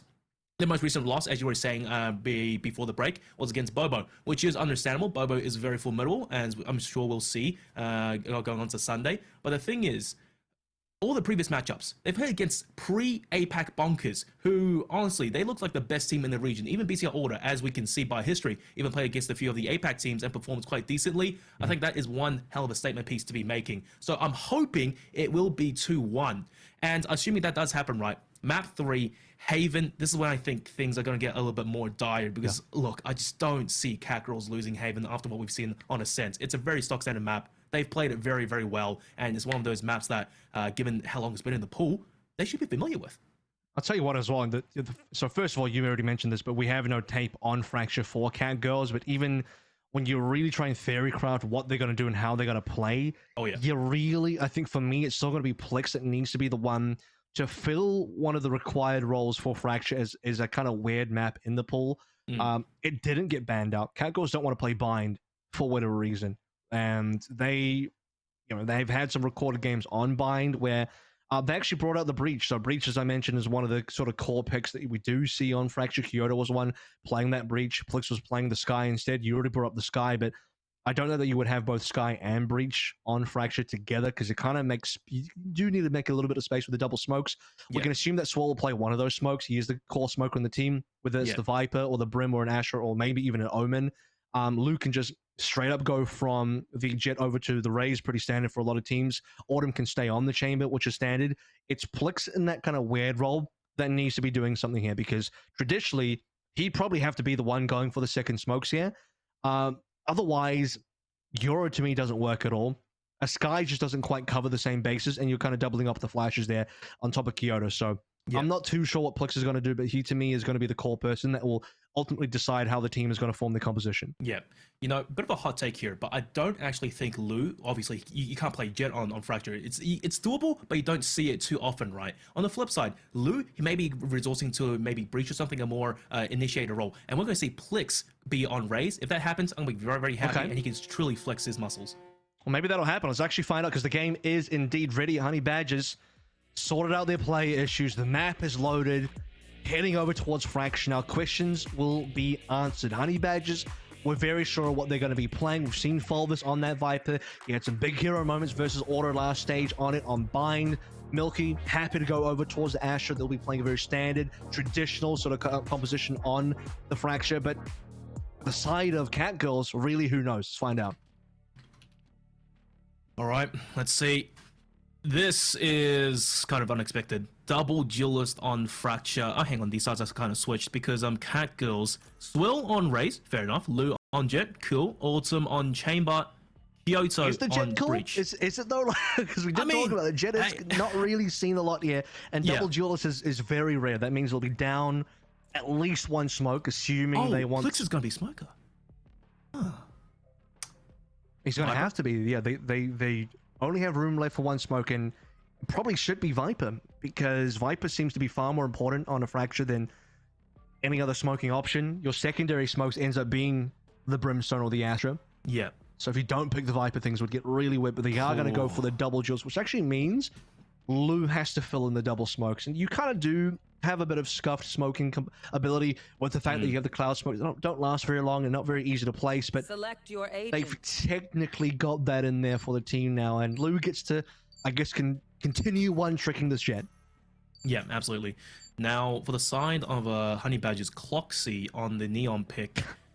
Oh man, forget everything. It turns out, actually, it turns out that Cat Girls have the more standard composition, even with only the Viper and you know, not the secondary smokes with the now Jet locked in. But then you look over towards Honey Badgers, and I'm completely confused because this is something that we don't see on Fracture at all. Oh boy, oh boy, oh boy. This one's gonna be spicy, isn't it, Kev? As well. Yeah, slightly unorthodox on the side of Cat Girls, but then again, Honey Badgers, the Neon pick, I've never seen Cloxy play Neon at all. I don't know how well he's going to perform.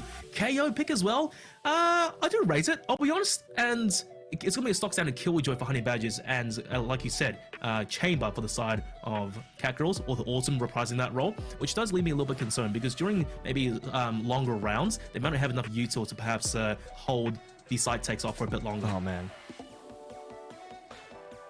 Even the fact that Fulvus is coming through on a Killjoy, that's not been the most popular pick for a map like this, when Cypher has been far more popular.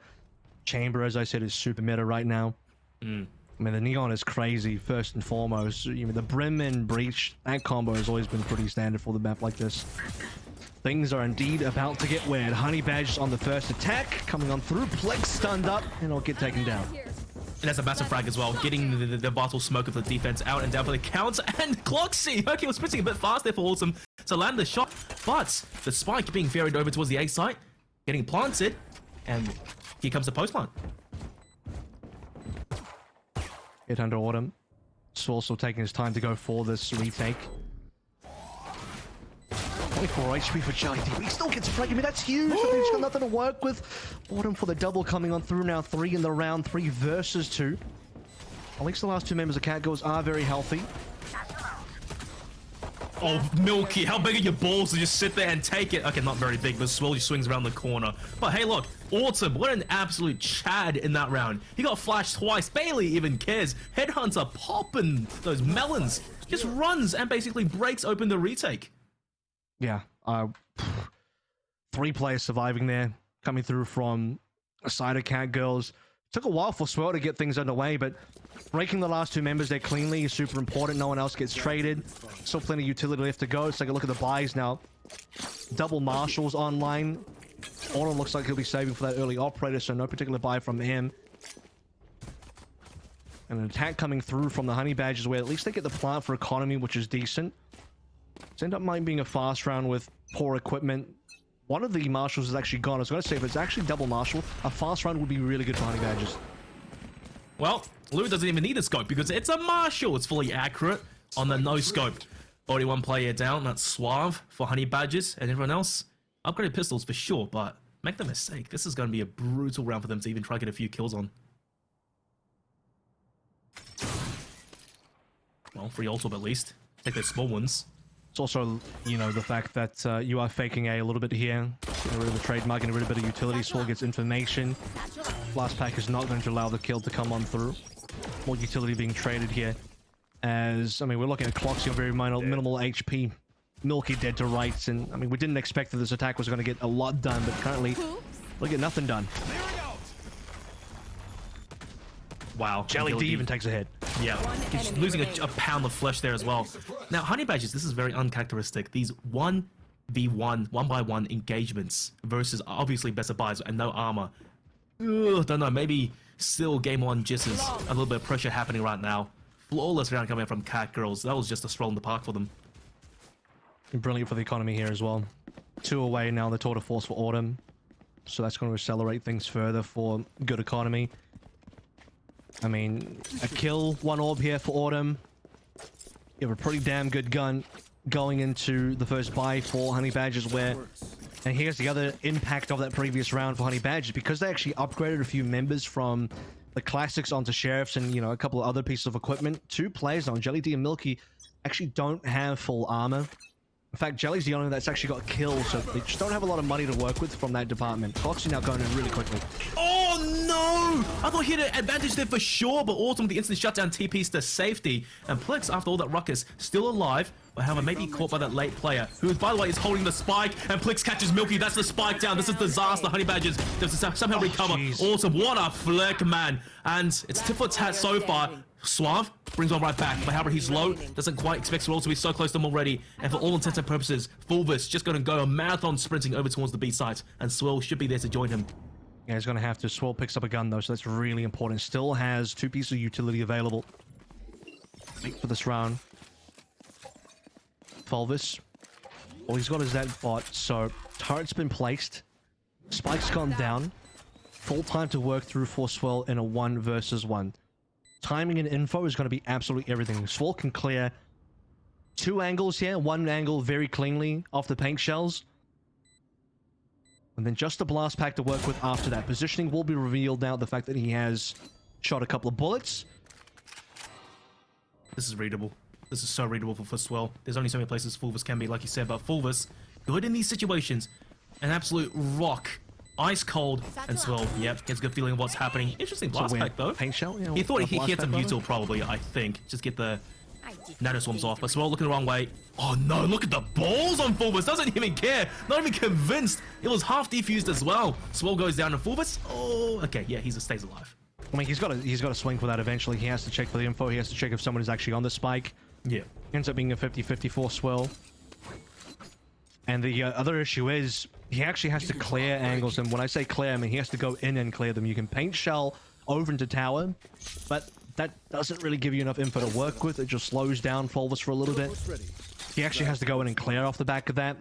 Blast pack was used in a very weird kind of way. It just kind of even pushed himself away from the spike. A difficult situation for Swirl to play in for sure, but Fulvis will happily take that one through to give a round over to the Honey Badgers. Yeah. Information was key. You said it. And Swirl just having to expend that blast pack just to deny maybe util on the spike. He had no idea, you know? That's true. No, you're right. He was trying to deny nanoswarm now that I think of it. So that wasn't weird in that case. We obviously knew that there were no nanoswarms, so it seemed weird, but from Swirl's POV, it was the right thing to do. Well, Honey Badgers slow it down to an absolute crawl, expecting Cat Girls to push and maybe get a punish, but neither side is giving or taking. This is probably the quietest start to any map I've ever seen. 3 players, 6 out of 7 on Honey Badgers as well. And you really want some orbs to come on through, especially got to Suave to open up. That'll get you onto site. Jelly D now with the first piece of util being popped in. I mean, they don't even really have info over towards B tree. I mean, it just could be anyone there at the moment. That's going to be a awesome starts it off, and there's a potential fake over towards B shut down instantly. Now the smokes soon to arrive. In fact, they may dissipate soon. Kyoto starts it off, just an entry onto the site. 3 players, and there you go. The null command juts it off, but Lou sharpshooter just tapping head left, right, and center. Oh my god, what an absolute bashing of defense. Man's playing Bloons Tower defense. How is he even still able to get that kill onto Jelly D? He makes it look easy. I mean, there was just no real good entry coming through for Honey Badgers at all. They had very little control, couldn't fight for an orb. Fulvis and Suave, both 6 out of 7, but both being taken down early. And any of those could have been good entry pieces of util to be able to get you onto site. which to get some momentum on the first half is super important because now they're on an eco and it was just too easy for Lou, far too easy. The fact that they actually null commanded, I mean, that's great, but Jelly D gets taken down immediately by Lou. One of the 3 frags that he did get. Yeah.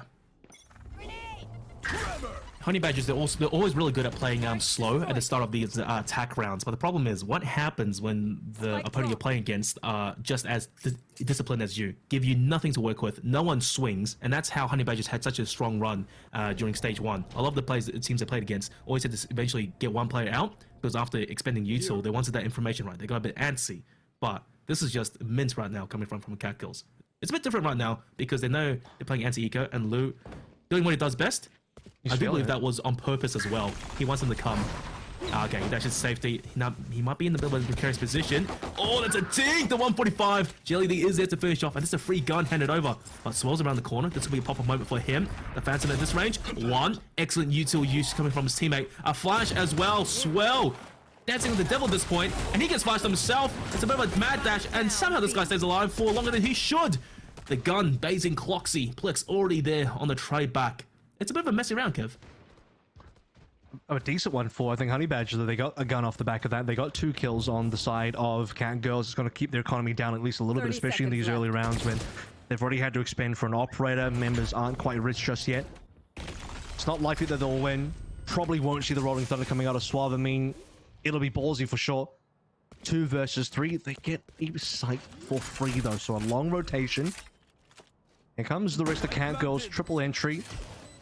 Each member coming from a different direction, which means they've cleared most of the important angles, or they will have cleared most of the important angles. The one that they really need to know is clean is A main, because that's where most of the post plants take place. They may have util as well to clear Suave out of the position. And the moment it happens, he'll get forced off and potentially die. I'm thinking of a snake bite, because now Kyoto has no aftershock. But it's a stun initially. Milky has to go massive here. That's a massive kill, but also with the swing. Suave tries to trade, but Kyoto, oh, he had already pushed up. It was a valiant attempt, and, you know, just on an eco, taking down 3 players, spike down, that's a small dub.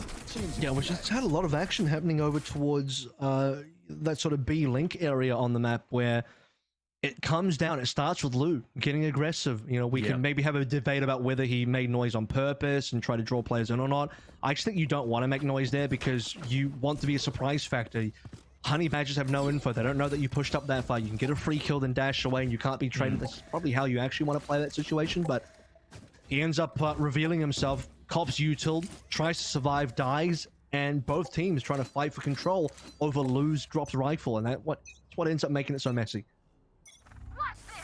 As I was just saying, that Cat Girl's just as disciplined as Honey Badgers. Remember, cast a curse, it always comes true. Now, this is aggressive now. Changing up the pace just a little bit. Now, Milky's on the iPad, so he could be caught off guard. Here's the footsteps, and Plix, he knows better. He's going to clear that angle for sure. Milky has to be ready for this. And yeah, Pika's advantage. That angle always works with him. Build your lockdown being deployed. And the spike once again being planted. But this retake. So many ultimates available. Yeah, I was going to say, I think they're happy to retake this one for sure, especially now the fact that they have A main control. Lou nearly gets that frag, will do so. Rolling Thunder being used defensively, or rather from the defenders to try and retake this one. And how many ultimates was it? They had 5 ultimates. 2 have already been used, and they've basically got site control. Yeah, basically, but Honey Badgers, they're making the numbers very, very even. That's a fantastic shot. Now, extreme pressure from Suave, just using the ultimate, and also, my god, the Headhunter, they could put a one-shot wonder. Thankfully, Suave managed to capitalize off of the usage of his ultimate and get that frag. Expensive round coming from both sides. Honey Badgers trying to retake A main control. They do so. Rolling Thunder to finish things off. It's a huge ultimate round. Both teams, what is that, 5 ultimates in total expended between both the teams here, including both the Rolling Thunders. A 4-2 now for the side of Cat Girls. Probably tour de force here. Money's looking a little bit low. Ordered some banking that one up for a rainy day, and well, like the skies are pretty cloudy, so guns will be fine there. Milky taken down super early. He's got no money to work. He'll be just on a Spectre. The Brimmy Stimmy. You only get 1 now, but regardless, this is just madness. Chaos, util everywhere. Swill. Okay. I can see the idea. Maybe trying to go for some aggressive swing there, but the timing wasn't quite on point. Flash Honey Badgers, team, I think. They restabilize. Yeah. I'm pretty sure it was as well. The Fulva's still there, though. Not looking like they'll be contacted just yet as Lou's looking. So Spike back over towards Well, the southern side of the map, potentially going back over towards A main. The scenic route, as per usual. They don't know where the breach is, though, so they knew that Kyoto did send a flash over towards A. Kyoto could still be there. Honey Badgers will dodge away from the Viper's pit. And Kyoto's back here as well. Okay, they kind of have to capitalize off the ultimate right now, regain the space. Cloxy dives in first, and it's a very similar situation as we saw in the past few rounds. It's just an absolute bloodbath. It's the mince-meat grinder of Fulvus, the massive flank, and Hialva, unfortunately, gets caught by Plix with unexpected timing. Plix going an absolute teardown right now. Oh my god, Plix! Hold down left mouse button. He farms the players of Honey Badgers, who could barely step out of sight. I mean, you see Fulvus kind of fumbling for a weapon or something there. He just wasn't in position to do anything. And Plex on the retake there. 4 players almost lined up one by one. Brilliant stuff. Had to rotate all the way over from B as well, out of his Viper's pit. Cat Girls, they kind of got flanked hard by the lurk of Fulvus, who we saw over towards Dish for the longest time. That made things look so good, but when Fulvus went down, and the rest of the pins on Honey Badgers fell pretty quickly afterwards. Gotta go. Well, surely Cloxy pops the ultimate in this round, right? They don't have really much to work with. It's an eco, so for all intents and purposes, bring out the finger blasters and start electrifying some people. But Honey Badgers, heavy focus over towards B. But just similar situations in every single start of the rounds. Super slow, super quiet. Work the flashes. We got 2 flash players here, Jelly D and Suave. Milky smoked in. Gotta get past the trademarks, but other than that, overdrive time sounds about right. Cloxy bought nothing for this round aside from a light armor. Now would be the right round to do it. Even if you lose this round, just getting rid of the guns, considering the money on Cat Girls is not very good. Kyoto even on 0 here, so here it comes, overdrive in hand. Here's the util out to clear an angle, and yeah, easy kill into Awesome. Couldn't even escape the safety. There's a free rifle handover potentially as well. Suave gets the thing onto Lou, and Cloxy there to basically pinch him. Yet another bit of util, but how he looked the wrong way. It doesn't matter. Blindly through the smoke, still catches a player. So far, even Stevens 3-3, and just guns everywhere. It makes the post-plant situation a little bit doable, but Cat Girls metal to metal, and it's the Battle Viper. Plix leading the charge. No one's on site. No one over towards Heaven as well. It's a big flash. And they will still clear the angle. Milky, first to engage, onto Swill. Doesn't manage to get the kill though, so things get a little bit brutal. And Swill's just playing Kovacs at this point, all down to Suave. Can't even prevent the defuse. Maybe get a kill here? Yeah, onto Plex, but that's all he was good for. Go for another swing there. And Swill, oh my god, man. This kid's reaction time is just lightning quick. He's really trying to farm up that the showstopper now for the following round, and we overdrive did a lot. You know, I said this is a decent round where damage is important. Damage was done. They picked up 2 rifles. Milky couldn't quite find the opening as he comes back in to go for that retake, or rather not the retake, but to, you know, try and make that post plant work for them and check over onto the spike. 1 by 1, both the first 2 players on that the remainder of that round went down with the 2 rifle players. And Jelly D lucky to get out with his life after being flashed. God damn. And Swirl is still persisting as well with the bullets. Cloxy, deja vu moments, and Awesome still playing the same angle. Of course, Cloxy had to clear it, unfortunately, and no one there to join him. Reload kill for Awesome, TP's to safety, and this is the fastest round we've seen out of Honey Badgers yet. It's a deja vu moment, but in some ways it's not at all, as Autumn gets the run back there in terms of getting that moment again. This time he'll win the 1v1. Doesn't die to the overdrive. Honey's still really in the bin for Honey Badgers here, so they can really lose a lot of rounds here. I mean, we're looking back at the 7-5 start on Ascent if this goes back the way of Cat Girls, and so far, Honey Badgers are trying to make him commit. Fulvus needs to do a lot. He knows there's a player above. No, he doesn't know there's a player above. I thought he did because he checked with his crosshair, but apparently Lou will get a free kill. It's a mile-long crossfire, and Lou wins that duel any day of the week. Guys, so sharp. Milky, no util, has to win this duel. And the molly as well, post-spawn. I think he's won the round. Just off of that, gets going to Lou. 1 more to go. Autumn running for the hills. Milky will happily go down with the spike. Everyone dies. The power of one running a Brimstone now on this map. Again, usually in a double smoke setup, but here the single smoke of Milky. And a few awkward moments in the last, I would say, what, 8 rounds preceding that, but that last round was definitely one that Milky can be proud of. 5 out of 7 now towards the orbital strike, and finally back on the board. So at minimum, we're looking at 3-9, but you'd really want to do it a little bit better than that on your own map pick. As I said, things are looking pretty similar to Ascent, not in terms of a whole string of rounds in a row. How many was it? Like 8 rounds in a row, maybe 9 rounds in a row for Catgirls on Ascent. It's a little bit more spread out, but scoreline hasn't really changed. Still 6-3. Now, the thing about Fracture is that sometimes it does tend to lean a little bit more to the defenders, but these are two very different teams, so I'll hold my downs for the time being.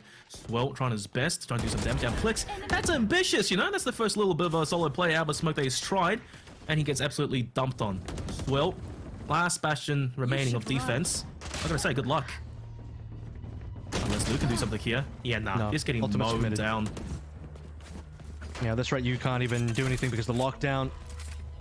So, last couple of players just looking to remove some rifles off the board. Autumn will get one of them off the Headhunter. And that's all he'll get. So, yeah. Good comeback now for Honey Badgers, where it was looking pretty dire at a 2-6 scoreline.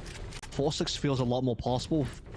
2 away from even evening this thing out, and you look over to the side of Catgirls.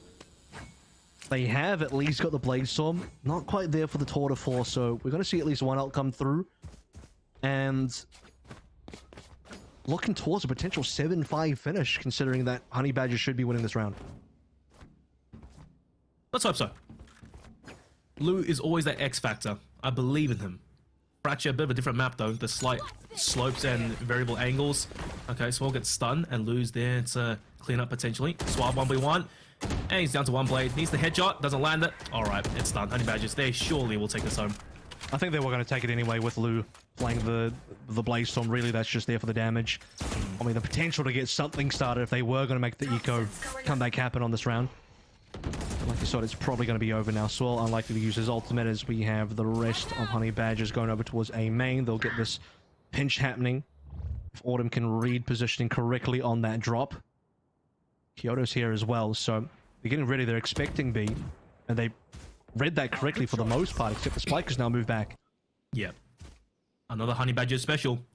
Fake one site, make footsteps, trudge along, and go back to the other. And no, Now we're go going back again. back to A. And go back again. How far does Lou push up, though? That'll be a question mark, because not too far now. Could be potential info. Even if he just reveals himself to the turret and shoots it down, it really causes a bit more pressure to happen over towards that top side of the map, but 30 seconds left to go. Cat goes to corner. It's going to be A. Indeed, is going to be A. They're missing from the site, which means it will be a plant. Smokes will cut off the angles here as well, but they're ready. Well, this retake with the pistols at that distance is going to be almost undoable. Now, Jelly D, with that single 0 point, managed to draw all the rotations off the side towards B. So maybe a miscomms by Lou there. Regardless, they can still attempt the retake. But someone plays out Lou. What the hell, man? He just walked up. It was a classic. He gets 2. Swirl, Sheriff, 1 for him. This is falling to pieces. The ultimate being pumped all down to Cloxy, having to go massive, monumental. He gets collapsed upon by everyone. But however, he's going on a bit of a farm here.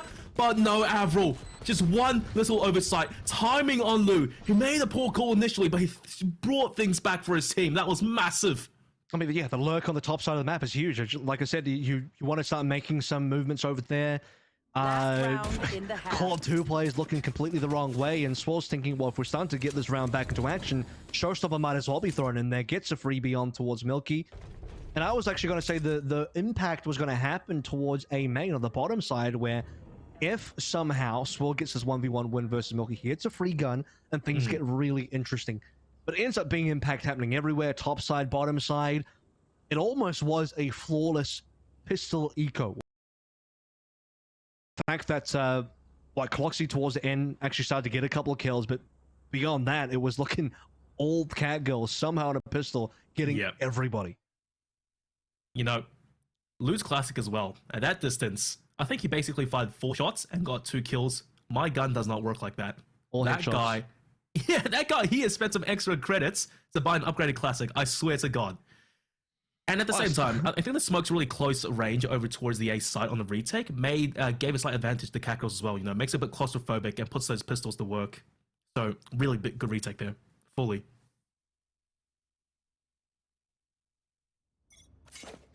So timeout expended there. Honey Badgers knows it's the final map, and more importantly, their map as well, where do or die, Haven one map away, and they got to win to get there. I did say it was going to probably be a 7-5 finish, but the fact that Honey Badgers don't win a very favored round where they were hugely ahead in terms of economy, quite possibly going to be at 8-4 now, because this was the round that I expected Cat Girls to win afterwards. Oh, doesn't come on through, and that's going to be Click stoned up. Foxy doesn't even look the right way. Oh, Christ almighty, Kev. You blink and you just miss all the action. Everyone dies. That single snake bite just made all the difference. One bullet from the Phantom to his leg just destroyed him. Jelly D, it's a sharp shot, but still 1v3. He has a long way to go.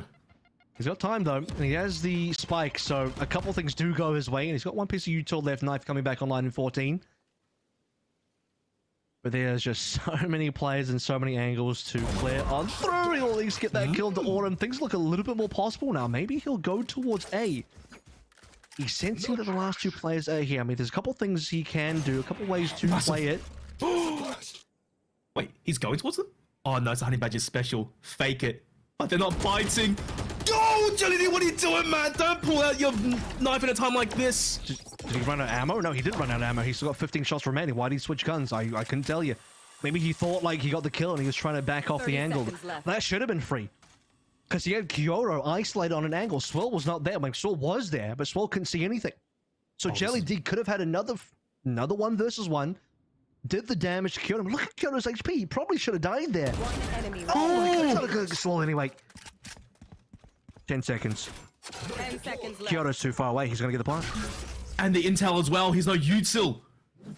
Jelly D only goes B. No way. 1v1. Oh, massive clutch from Jelly D. That's a confidence booster in Honey Badger's camp. They're not out of it yet, Kev. Yep. Oh, we got the 7-5. You got it unconventionally.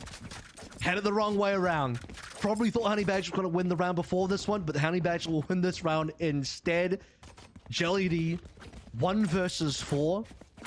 Wow. That looked impossible. That looked like it shouldn't have been possible, but he basically got 4 back-to-back 1v1s, and he even whiffed that initial deal versus Kyoto, and he still comes back and wins it. Now, I'm not a religious person, but I think Jesus Christ had a hand in that round. Maybe. Lord. I think Catgirl should have just let him plant and go for a 2v1 retake with utility. I don't know. They were very keen to challenge angles. Everyone was holding an angle. And unless both players are looking at one angle, you're just going to get fragged if Jelly D is sharp, and he's certainly going to be sharp enough. Honey Badger now on this opening pistol want to get very aggressive over towards Tree. That's a decent amount of info off the knife as well, so they got to know that Catgirls are an A main. Jelly D's KO usage on the 0 point has been almost impeccable all game long. Just info, even those clutch situations. Now, they do eventually get entry onto the sites, not without escaping unscathed though from the util. So, 5v5 post-plant situation. Crash is going to have an absolute field day with this. And the deep over towards main as well. They hear the footsteps. Kyoto with the aftershock looking to buy some time. So both breaches of the util trains. Suave starts off nicely. The dash onto the site. Kyoto the right click. It's beautiful. And Plix on flankers of the crossfire. Once again, it's so quick on these trades. And Jelly D now by himself. What the hell, man? My classic just simply does not work that way. I was going to say, how good really is Jelly D? He's already got a 1v4. Now he's going to do a 1v3 pistol as well. Now, Plix's angle there was just a little bit too dirty, so he'll have the backstab like you sort of mentioned. Honey Badger's trying to make a big play coming through from rope into door. Gonna get shut down. Plenty of trades there with the crossfires. 8-5 now. Both pistols going the way of Catgirls. And Honey Badgers be staring down the barrel of a 4-round deficit after this one. We get to 9-5. Not the worst, considering that they did rescue themselves on that first half. So we'll see what contact looks like over towards Dish. 1 maybe? 1-4-1. Wow. Lou somehow escaping unscathed, and there's as a farm. It gets pinched upon. But you know, it's not bad actually. I like that little strat initially, just to focus fire and get some guns out of their hands. Numbers are equalized. Could Honey Badgers pull off possibly another pistol retake? We got a Bulldog. Milky's managed to retrieve something here. They know the smoke is on the ground. They might have caught Swirl. No. They certainly have not. He blast packs away. He bunny hops out of there. Swamp gets absolutely nothing. Jelly D this time only on 30 HP, so probably not going to be expecting anything huge out of him. It's Milky that has the actual gun to work through. Oh, rough. That flash buying precious time. Oh, Super wide swing by Swirl. Yeah, you're dead to rights in that situation. Clean up by Cat Girls. But, you know, it was a pretty good attempt initially, and it's great damage by Honey Badgers. Ferrari peeking with the blast pack to completely ruin any crosshair placement that could have been there. Was a good attempt. Some of the anti-eco guns taken away, which actually puts the economy of Cat Girls into a weird place right now, where they're kind of reinvesting. Lou and Plix actually buying up rifles, so this isn't going to be a proper bonus anymore. After this round, if they don't win, and they're not expected to win with this kind of weaponry, things are going to get really weird for their economy. They're not quite there with ultimates. Yeah, I mean, Lou could probably farm up something soon. Almost had contact over towards Dish, but Milky would just drop down a smoke and he'll be okay.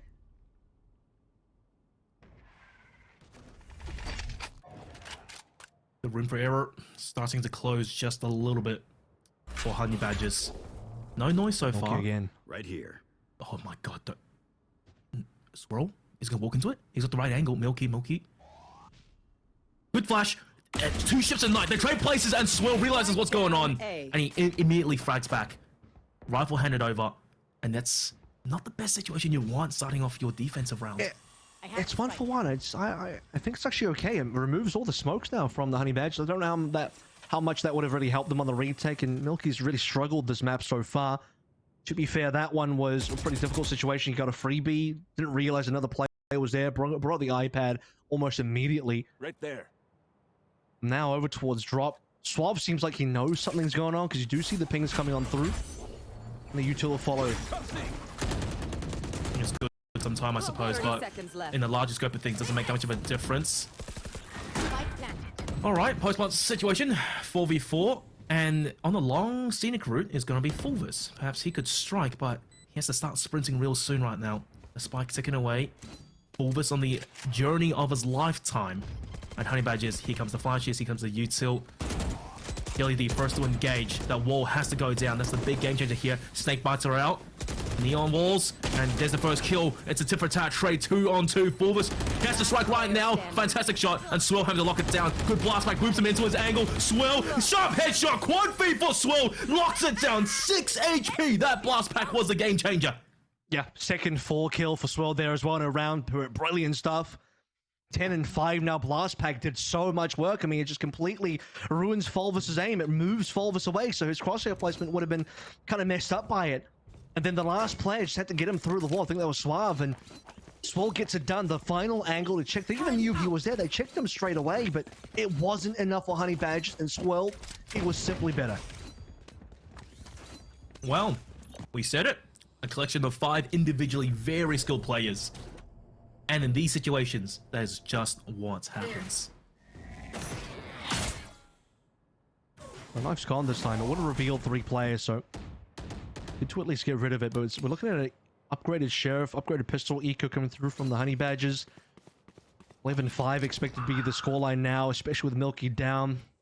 Again, opening first blood. Milky, again, it's just not going well for him on Fracture. See what they can get done now with the rest of this squad, as B is looking pretty bare. Smoke it down as well. It's going to make the retake maybe just that much harder. Well, Ferrari peak. Oh man, sometimes he is a bit of a feast or famine player, and today he's definitely feasting all right. Farm in the head's currently top fragging for his team. Loot in a sneaky position as well. The setup. This retake is going to be so difficult for Honey Badgers. I mean, even looking towards B3, okay, the trademark is gone now, which makes things interesting for Plix, because otherwise he was holding that tunnel. Now he knows players are on the way, gets an isolated angle. Autumn has him covered as well from the opposite angle, and this is just simply too easy. Cloxy can't do anything. This should be a flawless. Yeah. 11-5. Cat Girls, no sweat at all. And just really did start off with that single kill onto Milky, you know? And then everything starts to snowball. Fine, a free plant. Yeah, kill into Milky, a free plant as well. Force Honey Badge to rotate off. Their post plant setup on B was flawless. They had members covering pretty much every single angle possible. Autumn looking over towards the bottom side of the map in spawn. Link was being covered by Plix. Yeah, Lou even looking over towards the top side of the map in B arcade. Swole looking over towards Gin Canteen. I mean, everything was just covered. They had no efficiencies at all. Autumn even gets a collateral. What is going on here? Christ almighty. Okay, Jelly D, you do at least start it off nicely, getting a kill into Lou, but one more to go. This is not this start Honey Badgers imagined. 11-5 as well. Match point on the horizon. Sneaking in by Suave, and he gets a line of his own. Careful, gets called his util out. Blitz gets flashed, but it doesn't matter. Just hold down left mouse button. Still gets that kill. 2-on-2. It's a very doable round now. Things have stabilized, and Honey Badgers on perhaps an almost unpredictable flank. I mean, that's actually huge, though, because that double kill coming off the back of a lineup, which might have been a mistake coming in from Cat Girls. They just walked in together, or rather, as Autumn walked out, who was the other guy? Kyoto must have walked in. This Viper's Pit makes things very difficult. Does get counted. Either lockdown will force them away for now, so this retake is super doable. I mean, keeping themselves in the game here. Null Command could also be used as well. Jelly D on critical HP, especially from that decay. He hits the fight. Oh no, it's the wrong angle. Swirl, ulti as well gets pops, and the Viper Spit goes down. Plix gets the kill into Fulvis. Oh dear, dear, dear. If the Vipers stayed up for just a bit longer, you know, maybe Fulvis would have had something to play with. Now it's match point, 12-5. Just like a cent. Cat Girls are just showing up. It's a diff. It took them a long time to get that tap in there as well. And I mean, both players coming from Honey Badgers ended up losing their jewels. Showstopper got used anyway by Sword just to confirm it. So Cat Girls ready for everything. Turns out they didn't even really need the Viper's Pit. Happy to kind of retake the retake, if anything.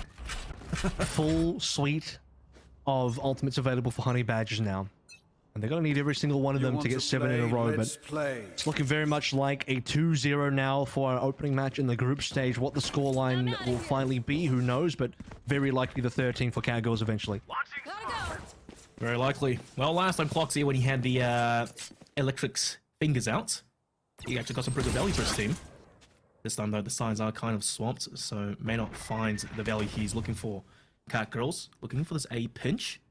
Their defense a bit confused, rotating on and off, not too sure whether they want to hold, and Fulvis, he gets taken down here. That's a lots of precious util down and out for the counts. Fulvis has to do a lot. So he knows things are happening over towards A for sure. So much being played in terms of utility. You even see the toxic screen come through, so you have to start assuming it is going to be A. This orbital strike position could be everything. If it goes down in A main, it's going to catch everybody. Off your feet! There we go, orbital strike, and Fulvis, he's just waiting, Oh, dash out. Milky gets 2 with the ultimate, that's massive, and Fulvis goes down, picks, swirl off, Lou, solo, critical HP, and so it's all down to Autumn on that long scenic rotation. Has his ultimate, has a gun, can still do this, but 30 seconds, has to get a run on right now. Spots ahead, holding his shot. There you go, onto Fulvis, and that counter use, which buys a bit more time. Gets a second, he will miss Cloxy. Oh, fantastic kill. He did find value towards the end, but they stave off defeat just for a bit longer. I mean, Cloxy taking no chances there. Just wants to make sure this round is ensured. Milky with the huge ultimate. Like I said, orbital strike could be everything there. It was, to me, even slightly misplaced, but it ends up getting huge value because he puts it in front of A main on towards site. Yep. And Cat Girls, for whatever reason, decide to run into it. They probably thought he put it on top of them. Maybe they misread their actual positioning of the orbital strike, and they used the orbital strike as the sort of go marker, the green light to rush in, but they actually just walked directly into it. And 2 players getting killed in there is gigantic. Well, only being fortunate enough to, you know, get out mostly unscathed because of his util, and it's just teammates being roasted alive. But Cat Girls, A side, don't work? Alright, we'll try and work over towards B. And on the downside though, Honey Badgers, they're rotating off the site. And there you go, the wall comes up. They don't know what just yet, but B side is going to be empty. And hang on, Cat Girls, they get forced back. Yeah, this is going to be a fake for sure, is it? Because they're not quite moving that far away. Just sending a few players away on the map.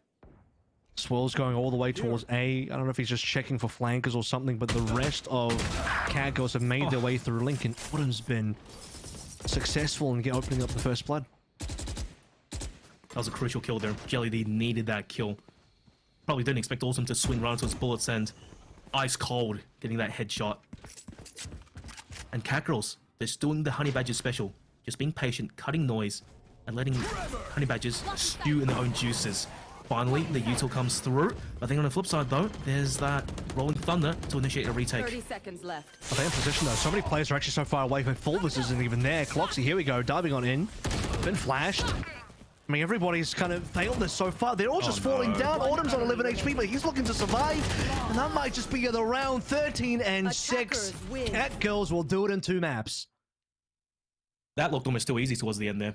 The ultimate, you know, it was premeditated. It was almost telegraphed. But however, no one was there to act. And you said it, Honey Badgers maybe towards the end, just crumbling a little bit under the pressure, having to come back so many rounds back to back. And then as soon as the ultimate pops, people are still sprinting up like, oh, hang on. And then the counter util coming up from Cat Girls just made it even harder for them to deal with.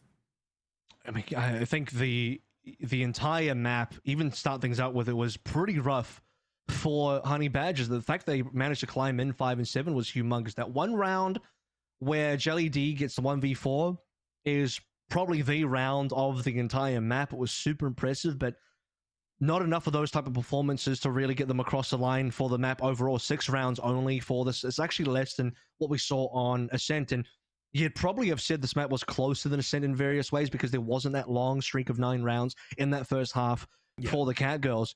But the overall scoreline makes it a lot more one-sided, especially when we get to that second half. Cat Girls look great on the offense. Swell popped off many rounds in a row. 2 4Ks across 2 different rounds as well. Huge 1 versus 2 1v3 towards the end on A. So just insane plays from, as we described so many times now, a mechanically gifted team with so many strong fraggers. Oh yeah, absolutely. And Lou being on Jet on this map as well, we were initially a little bit unsure. Oh, double duelist is going to be straight firepower, and that's kind of what happened on a lot of these rounds. They were just sending it in and getting those opening frags. On the flip side, though, what Honey Badgers usually do well, Cat Girls almost did better. And I draw back to the to the similarities on the attack side. Honey Badgers time back and forth. You know, they would sometimes take it very slow, and then basically they would just fake a side take multiple times, taking it very slow. But at the same time, Cat Girls, the exact same story, just with better players. All right, it seems like we have Swell ready to go. I don't know if we sort of heard that. I did hear somebody's voice, and you know, very iconically, it is the Swell Mon himself. It's been some time, Jaime. How you doing? It's been good. It's been good. Good to see your face. Good to see you back into action on a team. Team's looking pretty strong. Fragged out 2-0 scoreline. You had a huge fracture. Go over that with me. How'd it feel? Well, you know, I usually do play like Cypher and all that on that map, but today we thought we could switch it up a little bit, and I could go Raze, and yeah, it all worked out. Wow. Fantastic. Now, this roster, right, some people, they were just a little bit, oh, wow, it sounds like a superpower lineup of A-lister players, but they weren't too sure how far you guys would go. So again, given Snipe performance, it's so clean with that. What's your goal, man? With our lineup, so like, I could tell you the game plan, what we have for the like bracket and the group stages. So pretty much every new game we have, every new series, a new player plays Jet. So Lou was on today, and then we have Kale on tomorrow. And then for the next match, I'm on. And then after that, I'm pretty sure our coach hops in for Jet. And then after that, it's Nenim. Nenim joins in. He's just taking a little bit of break right now. But yeah, that's our game plan pretty much. The reason why I don't believe that is because I know Lou doesn't play anything but Jet. So I don't know that he can play any other agent. It's untrue. Untrue. Oh, really? Well, really? He'll see have the next time to game prove then. that. You should. Okay, I will. He'll have time to prove that. He'll bring out something special, I'm sure. Ascent looked really good for you guys. A bit of a minor comeback through from the Honey Badgers. You guys feel any pressure at all? Things start to get a little bit spicy on the second half. You guys had a tactical timeout as well. So how did Ascent go for you? Yeah, Ascent was good. You know, attack aside, our hands were warm and, you know, blood flowing. CT side come around, our hands getting cold. You know, we had to take a tack timeout, warm up our hands, run it under cold, warm water. Yeah, that's when it started like coming back, blood flowing, energy fair flowing. enough. Now, the last thing is that Plix, being that international superstar he is, coming back to your team, how has it impacted you guys individually? Because it seems like you guys have learned so much, and there's so much discipline and depth coming into this team. Yeah, so Chris pretty much has us four collared up with a belt, and we can't do anything. We have to follow what he says, pretty much.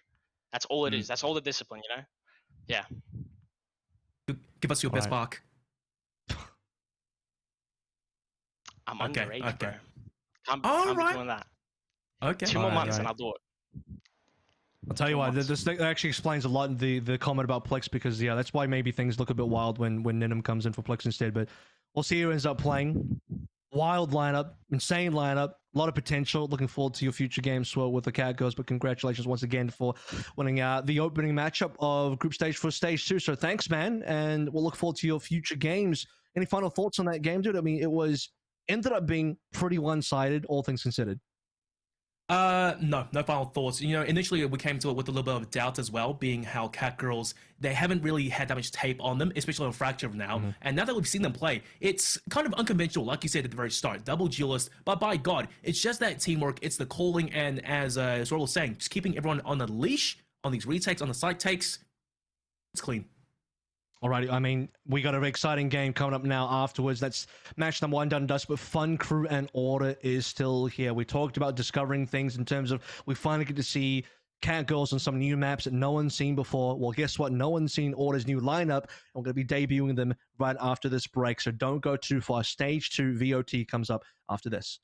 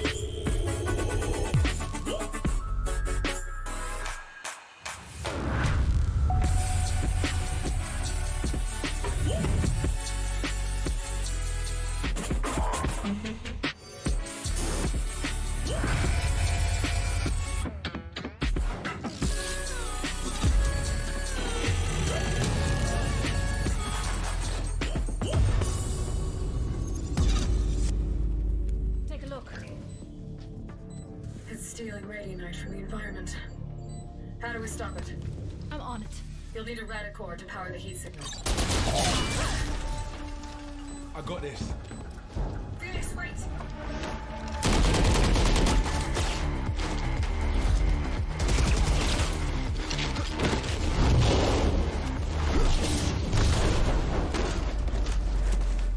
Hands up, come on.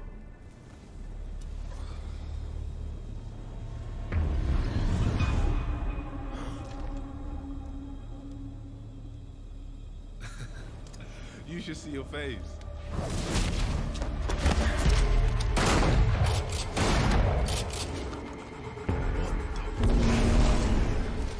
Come on.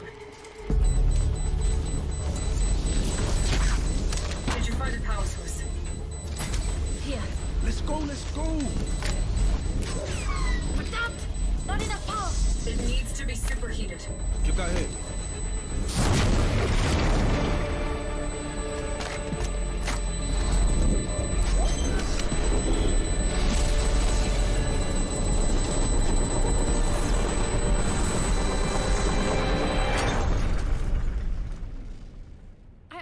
Didn't expect that to work. Really? So, maybe give us a heads up next time? Side secure. We're coming home. That the big man. Tell him I need answers this time. What is your problem? We crushed it. Phoenix got a look in the mirror. How come they look like us? And what do they want our Radiant out for? I'll talk to Brimstone. It's time we filled you in.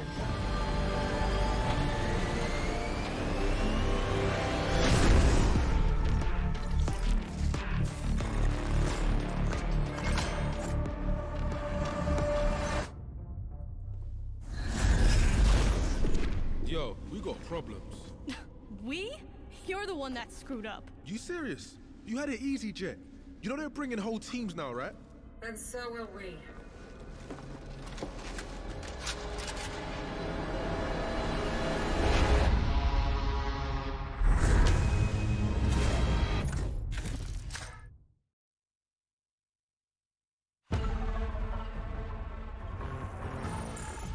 Yeah, boom! You line them up, I burn them down. Really, I could do this all day. Congratulations.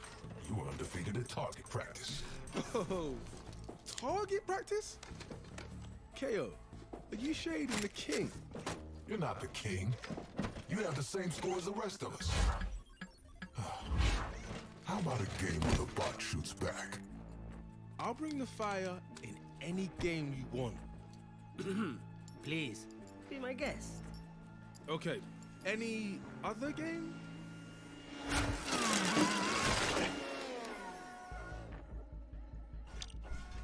Let's dance. Yeah. Say hello to MaxBot. A perfect blend of tactics and firepower. Now you can train against, well, you. My money's on the machine. You got this, pretty boy.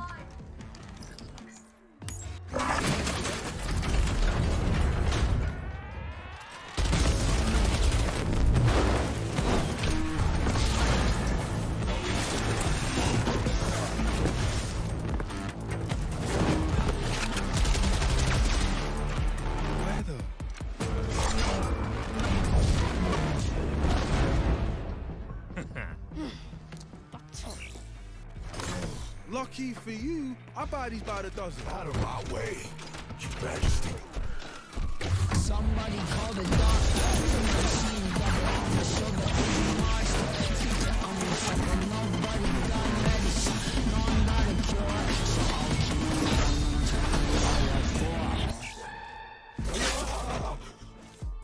Well, this is embarrassing. I'm stuck with these voices. They're all in my head. All in my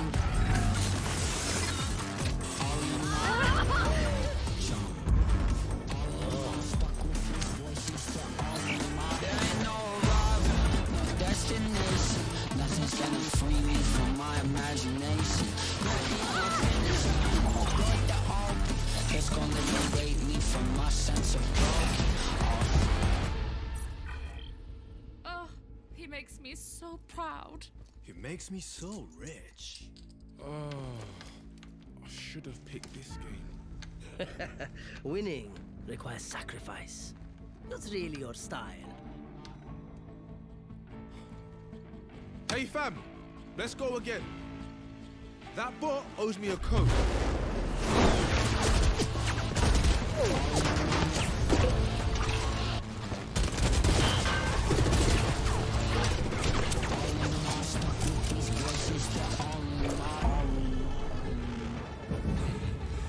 My turn.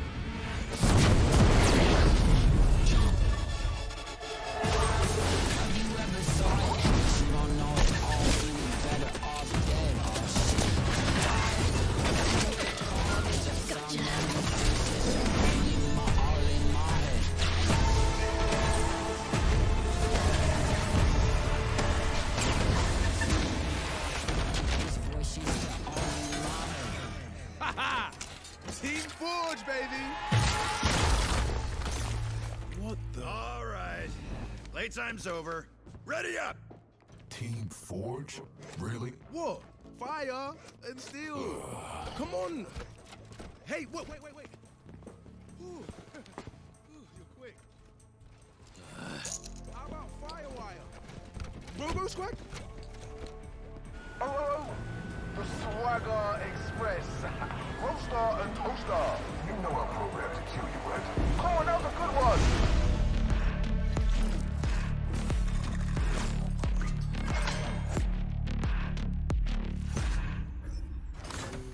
Turret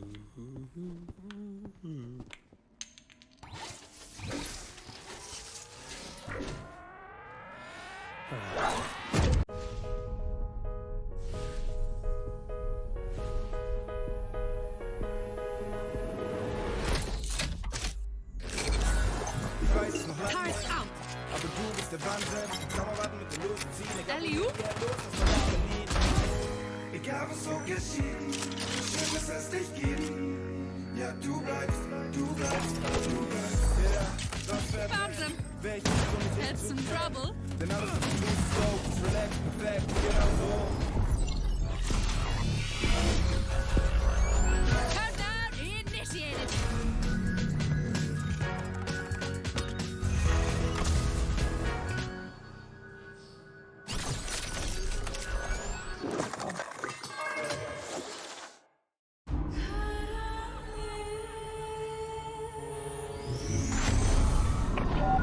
Cipher to all stations. I have a signal. Our blackmailer is headed east. Aeon, this is Sova. Confirm you have target visual. Yep, got him. Ground team, collapse and converge on Sector 4.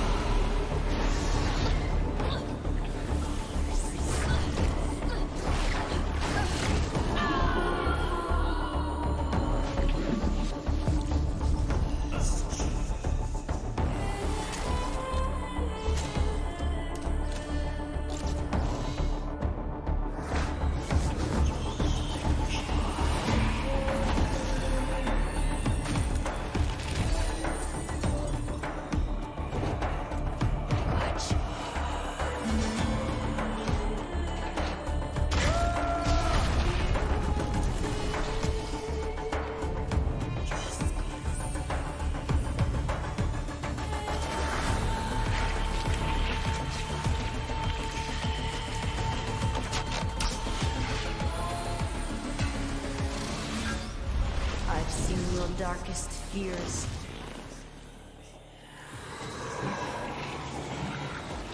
Mine would eat them alive. Covering! Chamber, it's on you!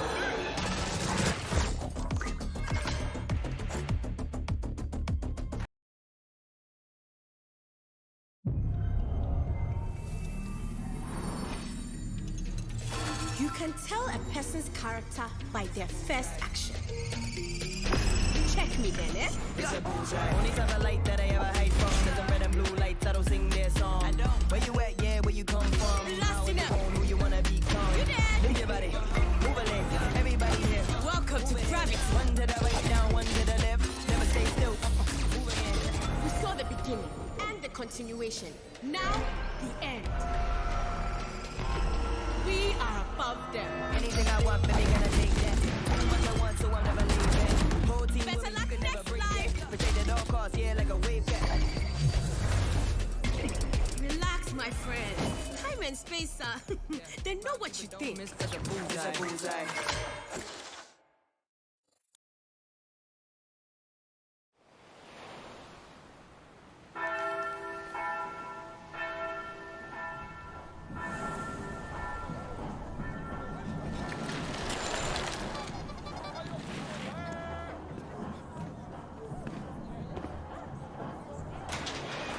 É por isso que eu vou te botar no jeito hoje, viu, Binho? Ô, dó. Já passou da hora, né, pai? Vamos lá.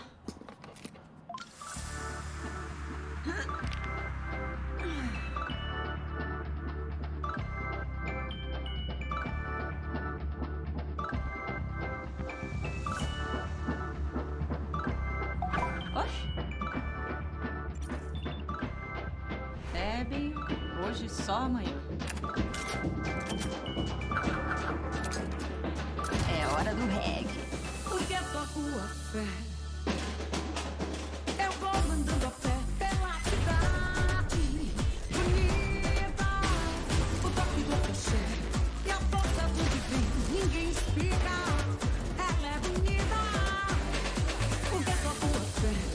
Eu vou mandando a fé pela cidade. Bonita.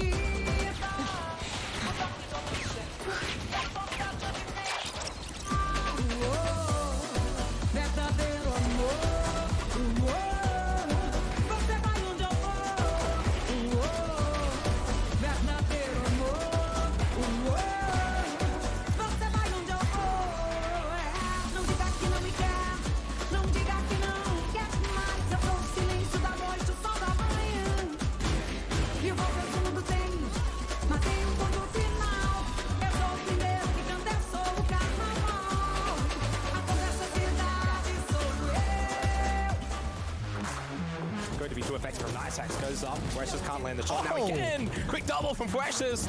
This cam over the top has a nice line. There's the ping. See you later, sicko. And another as well, Cloxy. Texter, another frag to be found. Cream is in such an awkward spot, but he's going to line up the collateral. That's a tag coming through from, I think, a camera.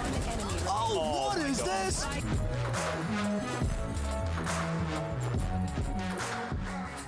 Welcome back to VOT Stage 2 here in the group stages currently with myself, Arvel, and Digital as we head into our second game of the evening. We just wrapped up our opening matchup, and congrats to the Catgirls once again for taking down the Honey Badgers, but this is the one that I think most people have been waiting for, especially because it is the new Order squad debuting versus Fun Crew.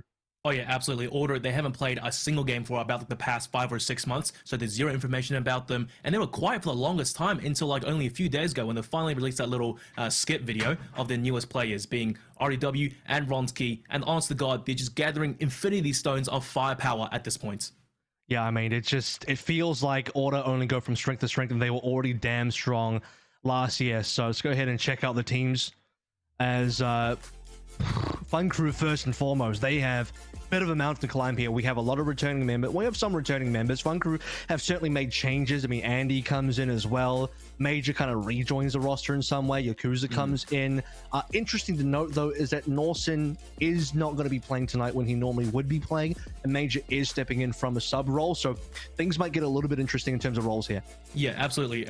Over the open qualifiers and whatnot, watching Fun Crew play, they actually performed reasonably. They had decent ideas, but I don't think they were quite there yet. Once again, just new team, only retaining the core two of Easy and Fleshist. Great players on their own right, but Major, the sudden last-minute sub-in, oh man, this is going to be one hell of a match for them. Yeah, major curveball, I think. Let's go ahead and take a look at Team Order now with their new roster. Oh, how fresh is that in the new jerseys as well? Michael Ronsky looking good in that Order jersey, and I was quite excited when I actually saw him join this team, because I'm thinking for the longest time, you have the best player in OCE in Ronsky, you have historically the best team in OCE in Order. It sounds like a match made in heaven. That's a perfect marriage here. RDW, fresh off his trip into Thailand for APAC challenges with Bonkers, now joining this squad as well. They really do look like the preeminent super squad of the entire OCE region, especially considering that Bonkers are basically broken up. Oh yeah, absolutely. And ever since Bonkers broke up, Order, they were there, they can afford it. They instantly scooped up the best led player they could find, and that was RDW, one of the biggest outstanding players in APAC during challenges. Everyone's freaking out about him. Oh my god, how's this guy so good? How have we not known about him? But for all intents and purposes, my god, this is a lethal squad. Yeah, I mean, let's take a... You mentioned RDW. We'll have his head-to-head now, as he'll be up against Fleshers on the other side. RDW again, right straight back from Thailand. Great performance over there in APAC, or as much as they could anyway. They had some really close scrapes. Definitely one of our top players in all of OC. His chamber is deadly. Oh yeah, absolutely. On the flip side though, Fleshist in a very similar position. They kind of share the same agents, and I would argue tonight, Fleshist and RDW, they will be going head to head on the chamber gameplay to see who comes out on top. And RDW is great and all, but I kind of feel that Fleshist in mid-round situations, he tends to be the better performer. I mean, that would be pretty spicy indeed. I mean, Fletcher's had some really good plays in last stage. Fun Crew, they did some decent damage. They made it as far as low as round 3 when they lost to Bonkers, who ended up being the champion. So, hey, if you get knocked out by the championship team, that's not the worst thing in the world. Fun Crew absolutely made, top 4 towards the end, so props to them. It's Order, though, that have, once again, like I sort of mentioned, assembling the Infinity Stones. You had Tux going back to CS. You had Autumn, joining a new team as well. So 2 open slots on the team, and who knows? These could even just be upgrades on the open slots. I mean, I definitely think that Ronsky, for sure, is an upgrade as, again, in my opinion, probably the best player in our region so far. Oh yeah, him and RW on their respective roles. Last year, for a certain part there, Ronsky, when he was playing for Peace, I think, versus Order, it wasn't really a Peace versus Order. It was Ronsky versus Order himself. And for Order, for quite a long time on the maps, they were having trouble, shutting him down, but eventually they adapted, and eventually they overcame it, and that's their speciality. And coming into this matchup today, I think the roles and the agent compositions may be shuffled a little bit to make room for these 2 new pickups. Yeah, maybe a little bit, as we know that, RDW doesn't quite cleanly fill for Tux, so we'll see what Texter ends up doing there as well as the IGL of this team. Let's go ahead and take a look at the vetoes now and where the 2 teams will be taking us. There's a couple of things I did notice in here, that I'm maybe question marking a little bit. First and foremost is that Order don't ban out either of their primary bans in that first ban phase. They normally either ban out Split or Fracture. They left both open, and they banned out Haven instead, which is really strange to me. They don't normally ban out Haven. The second strange thing for me is that Funkry left Breeze open. Breeze has always been the first pick of Order, basically all of last stage, and maybe even before that. It's their best map. Funkry could have banned out Breeze, but they actually banned out Ascent. Yeah, look, not too sure what the story is here. Maybe this is an interesting video for them tonight specifically, because Major being that, like you said, Major curveball coming in last minute may have an effect onto this. And Order banning Haven, it's curious, right? They are generally strong performers on that map, but I do have an inkling of suspicion that they could be saving perhaps the stronger maps for later on when it matters a bit more. And Order picking Breeze first off, I'm not gonna lie, that is gonna be kind of lethal. They've been a strong performer on Breeze, really favoring that map. And Fun Crew, they're not bad themselves, but maybe not to the level of Order. Just the pace is so hard to read. How crazy is a Breeze going to be for a sniping map when you have RDW that can come out of chamber? We already know what Ronsky does on Jet. How many amazing moments has Ronsky had on Jet? I feel like most of his clips and most of his highlights, not only obviously he's going to be legit, but a lot of them happen on Breeze as well, even back from the Mind Freak days. So not to speak too negatively of Mind Freak, because I think they still got a good roster, but it's almost like, you know, you talk about the 1v9 Ronsky effect. Well, he's definitely got that superstar team around him now to work with instead of having to put the entire team on his shoulders. A couple of real life upgrades as well. You know, ever since he joined Order, he has received an upgrade to his actual equipment, a 240Hz monitor compared to 144. There is a difference in that aspect. And last year, when Ronsky's team Peace eliminated... Yeah, you know, just a shameless plug there. Last year, when Ronsky's team, Peace, eliminated Wildcard, in which RDW was playing on, one of the most iconic rounds was when everyone bought up Marshals on Breeze, and Wildcard didn't see it coming. They got instantly destroyed, headshot after headshot after headshot, and it was an absolute brutal moment. The mental got completely broken. But look, that's enough about Breeze. Onto map 2, being Icebox. Both teams, I think, are decent on this map. Fun Crew, they've been known consistently as a bastion of Icebox, but Order, this new lineup, oh my god, man. Well, I gotta say, the one good thing about our opening 2 maps is they are both kind of the favored maps for our teams, and what I mean by that is they are normally the first pick. Order Knight like to pick Breeze as the first pick. You look at Fun Crew's history, they normally pick Icebox as their opening pick as well, so everybody gets to go where they want to. No one banned out either team's kind of quote-unquote strong map, and again, the bans were quite interesting. Fracture still managed to get the ban eventually from Order, so they got one of their 2 key bans. So yeah, we'll have to see how things go. Now let's head into map number 1 of our second series of the day here for group stage. Breeze already locked in as the entire Order squad. No surprises here. I think the only real thing to talk about is Disco would normally play a Sky. He's actually gone towards a KO. Texter has taken over Tuck's old Viper role, and that's going to open up now RDW to go into his signature chamber. Fantastic. So I suppose the assumptions were correct, seeing Texter reprise Tux's old role and have his IG up potentially from that position. But, you know, you call it Ronsky on Jet, RDW on Chamber. When those ultimates come out, when the operators, the tool, the forces come out, Funker is going to have a hard time perhaps dealing with it and learning how to counter it. Disco going on to the KO as opposed to his usual Sky, I rate that pick honestly, because recently Sky, I mean, still is good, but I think KO, as teams play more and more with him, they tend to find his value in a lot of these situations. Take it back to that first series of the night, right? Jelly D, even though he had some strong performances here and there, a lot of his value came from the 0 point at crucial times throughout the entire map and at good locations as well, giving that precious information for his team. We'll have to see how he goes. I mean, KO has definitely been climbing the ranks in terms of how deep he is in the meta. Sky still very good. I think Sky, I would describe as even Disco's signature pick. He almost always tries to play the Sky if possible. He did such a good job on that Sky in previous games that we've seen on Breeze as well, just in general for Order. So brand new Order in various ways. A couple of new agent picks here as well. Texan now taking over Tux's former role, like we've already gone over. That will be interesting indeed. He's an IGL. He's playing smokes. That's pretty standard to me. Absolutely. On the flip side though, Fun Crew, I feel like we've neglected them a little bit.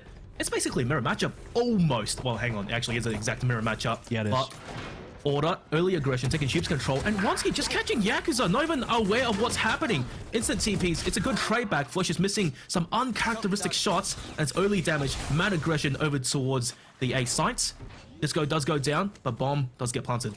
It's a good response coming through from Easy. RDW now has a timing, but he is actually going to shift away. Andy saw his shoulder. And it's RDW still getting it. RDW didn't even know Andy was there. He re-peeks it. He rechecks the angle. And he thought he had a free frag, but indeed it cost him his life instead. So 3 members alive now for Order. Already into a post plant. Full B main control. Fun Crew have to clear all of this. Yeah, well, it was a valiant attempt. Maple cleans it up. Easy, only good for 1. But yeah, I'm pretty sure RDW, that bald head, it's like Voldemort has another face on the back of it. That was just too clean.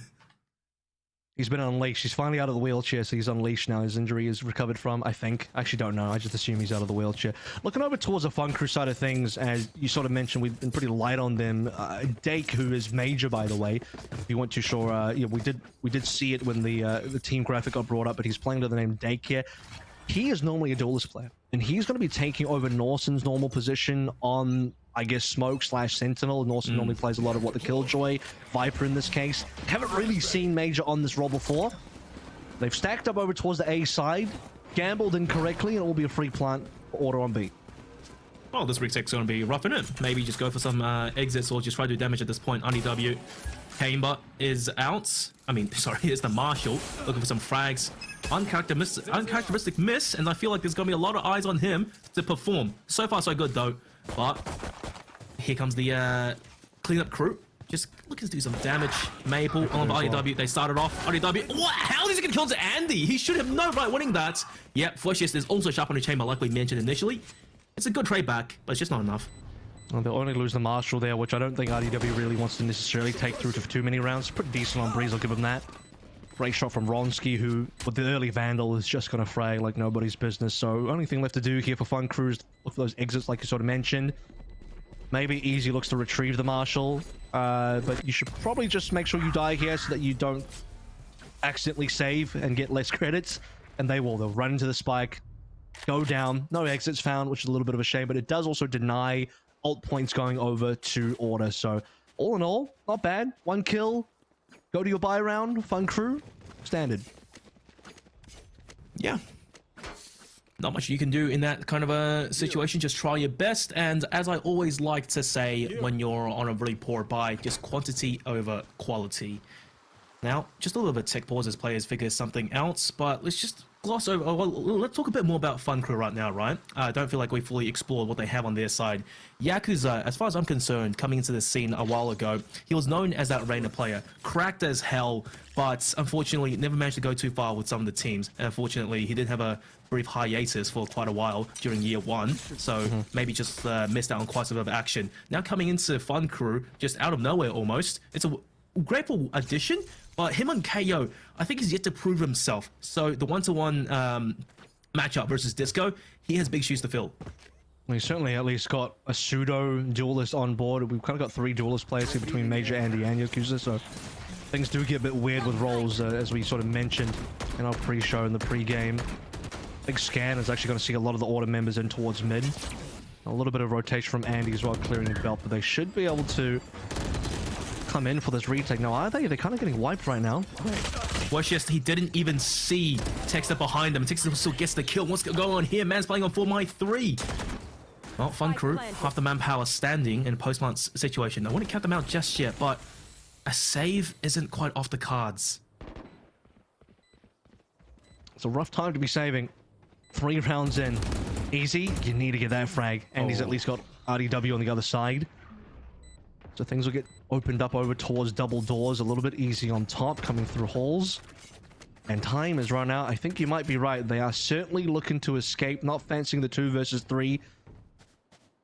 Disco still onto a Bulldog here. Didn't end up getting the upgrade. And I mean, that's the gun round of Fun Crew. Gone. Done and dusted. 3-0 now. Yeah, gone by the wayside. Realistically, you know, Order, well, traditionally, when you see a team playing on this round, in Order's case, after winning the pistol, you would expect them to have, like, maybe Spectres, whatnot, maybe a Marshal here and there, but they came to this round with basically an equal footing buy to Fun Crew, and it's just swam over towards the A site, and I think it was that early bit of confusion there. Fleshes just not being able to pick up where Texter was, and that really was a downfall. When part of the economy, as you sort of mentioned, they come with a decent buy, is that Ronsky actually picked up that Vandal earlier on that second round. So, 3 rounds now, economy looking good. Double hero rifles for the side of Fun Crew on Easy and Andy. We'll have to check out where they'll be going, because it does look like we have kind of 1 rifle per side of the map. Holes covered Elbow looking to be covered here as well. Andy taken down by RDW, so that's one rifle down. RDW special, go for these early frags, and Disco catches Dake just running out into the open. Yakuza point blank has the right gun for it, and he just is letting them pass for the time being. And he looks the wrong way, man. Just gets distracted. That's just freeload for Maple.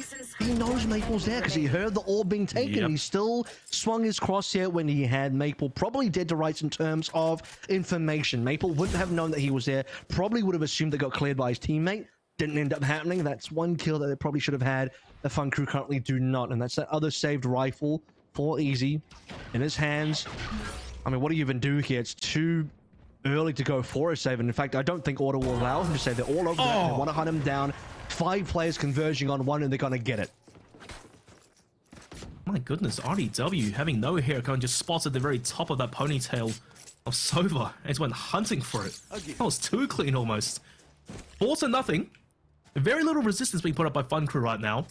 And the other talking point was Norson, right? He's been consistently that Sentinel player since the dawn of time. And I fear that maybe Major coming in kind of last minute may weaken their defenses a little bit.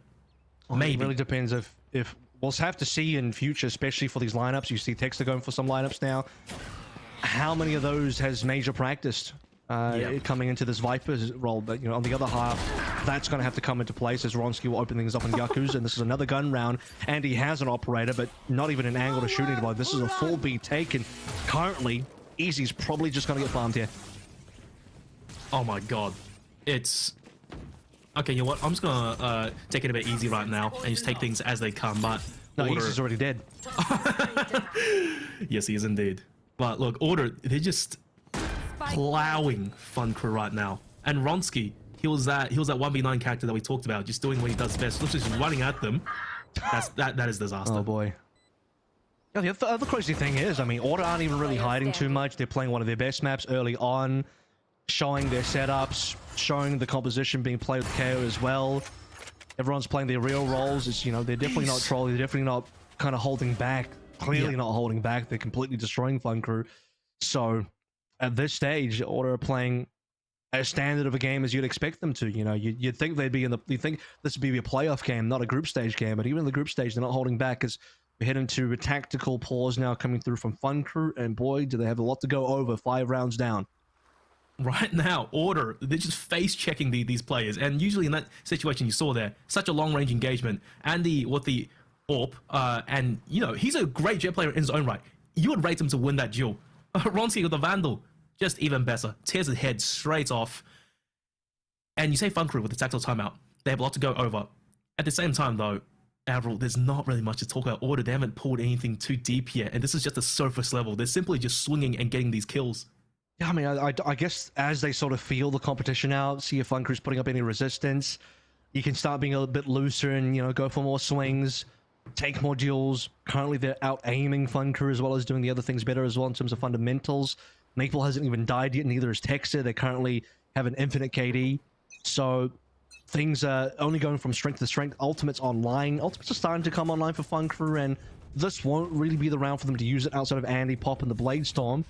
In future rounds, you can start to really see them come alive with those. At least you'd hope so. And yeah, Dake has even gone it. Well, he was thinking about going for this. We'll think better of it.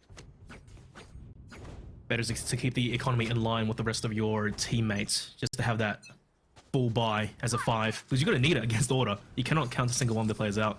And as for the economy of Order, you know, I'm not too sure we talked about it, but everyone's just balling in the cash. Ronsky's just 0 fear. He's just running straight in there. Doesn't even care. Opens the door, of course being supported by Texter with the smoke. And it's A side. It's just like paper. They're just cutting right through it. Oh, hang on though. Yakuza and Andy, they managed to get 2 kills back to back, but it does get shut down pretty quickly though. Yeah, Yakuza's positioning is actually really insane because he wasn't quite checked. You saw that, I think it was Dake that got taken down pretty early over towards the double doors, or maybe that was Andy. In either case, the player that cleared that Texter didn't realize the second player nearby, so Yakuza gets one for free, now upgraded onto a rifle. Spike has actually gone over towards the other side of the map, so didn't even need to happen. I mean, Disco is just here to get the kills regardless. The insurance policy of Maple going to the other side was there, but Order don't need it. 6-0 now. We will finally see more guns come out from Fun Crew, but can they win a round? Can they actually hold on to these?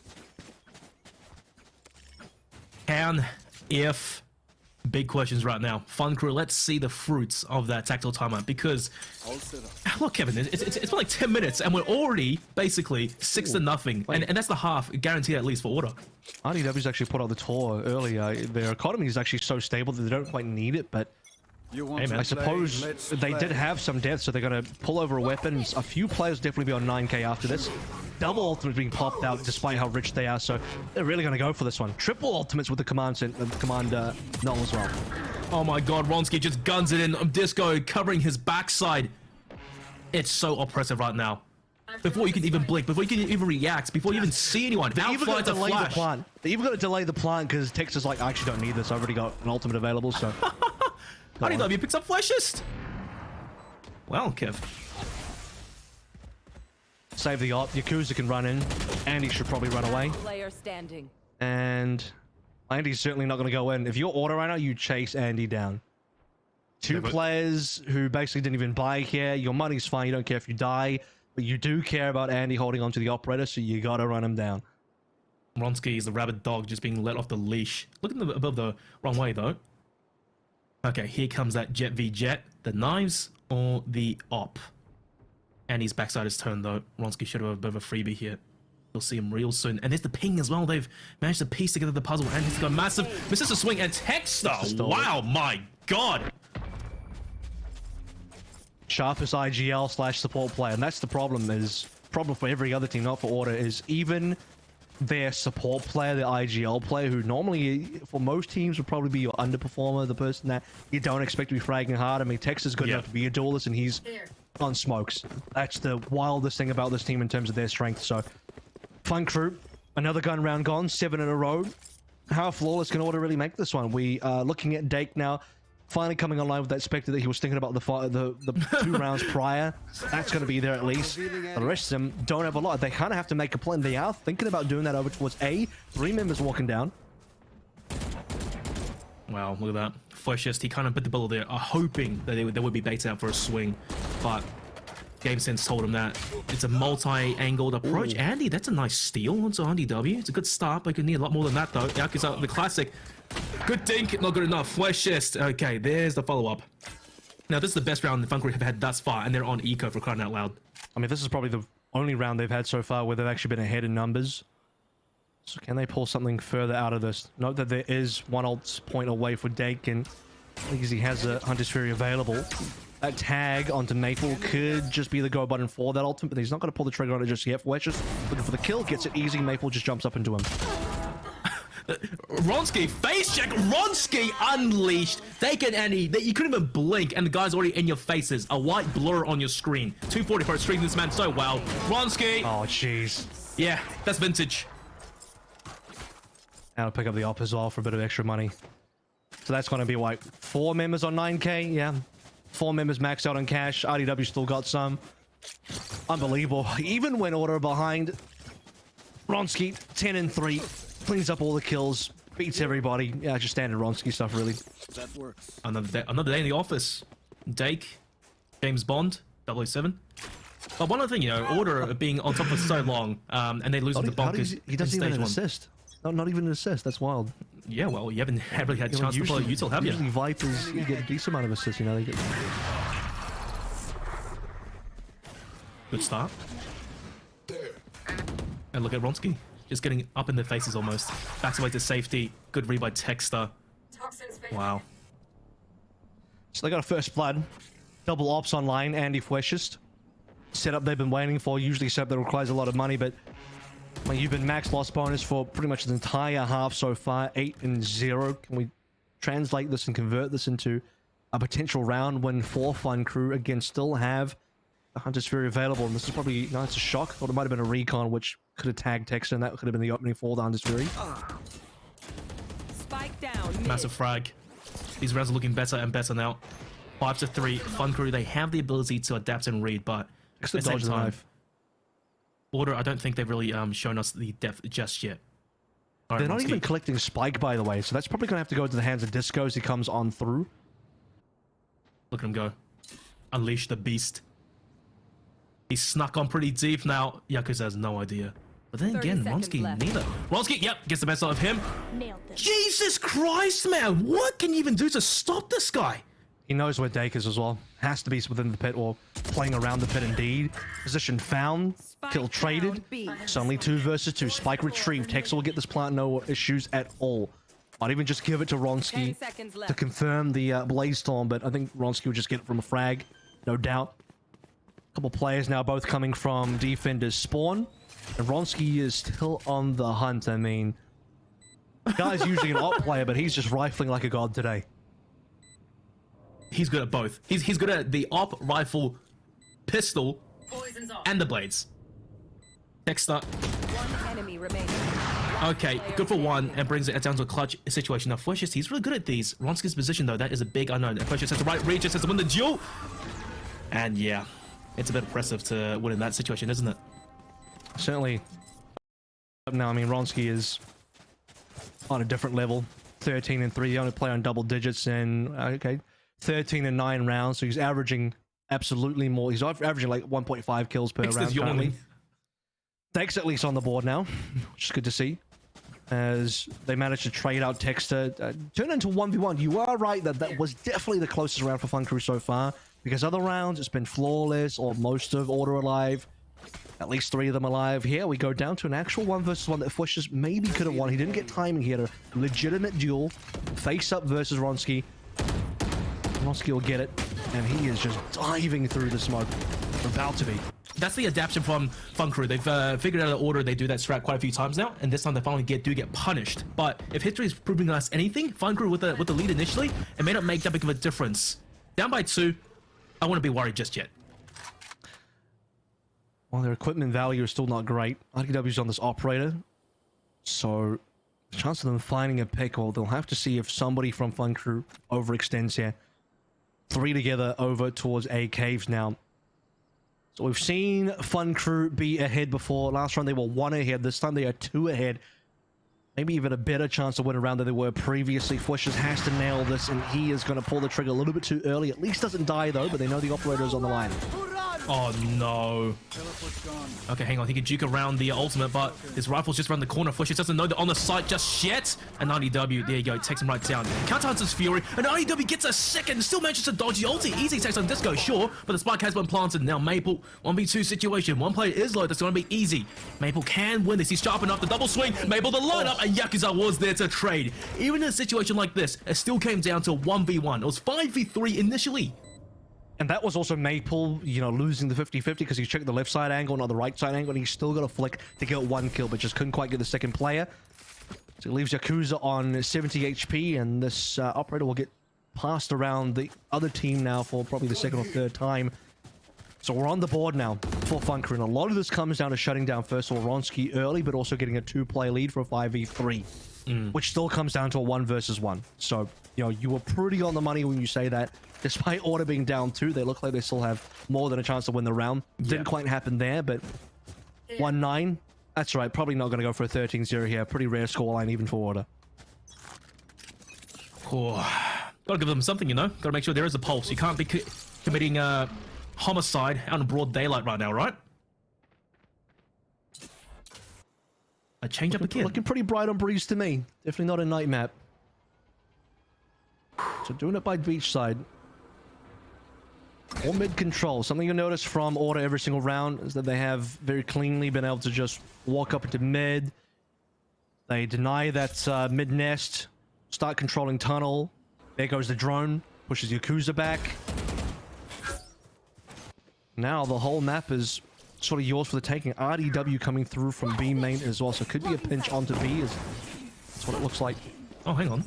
Hang on now. Yakuza goes unchecked. Only good for 1 though. Disco was already there to trade. Dake getting caught his pants down. And look, Order just collapsed upon him. Easy. Good for naught.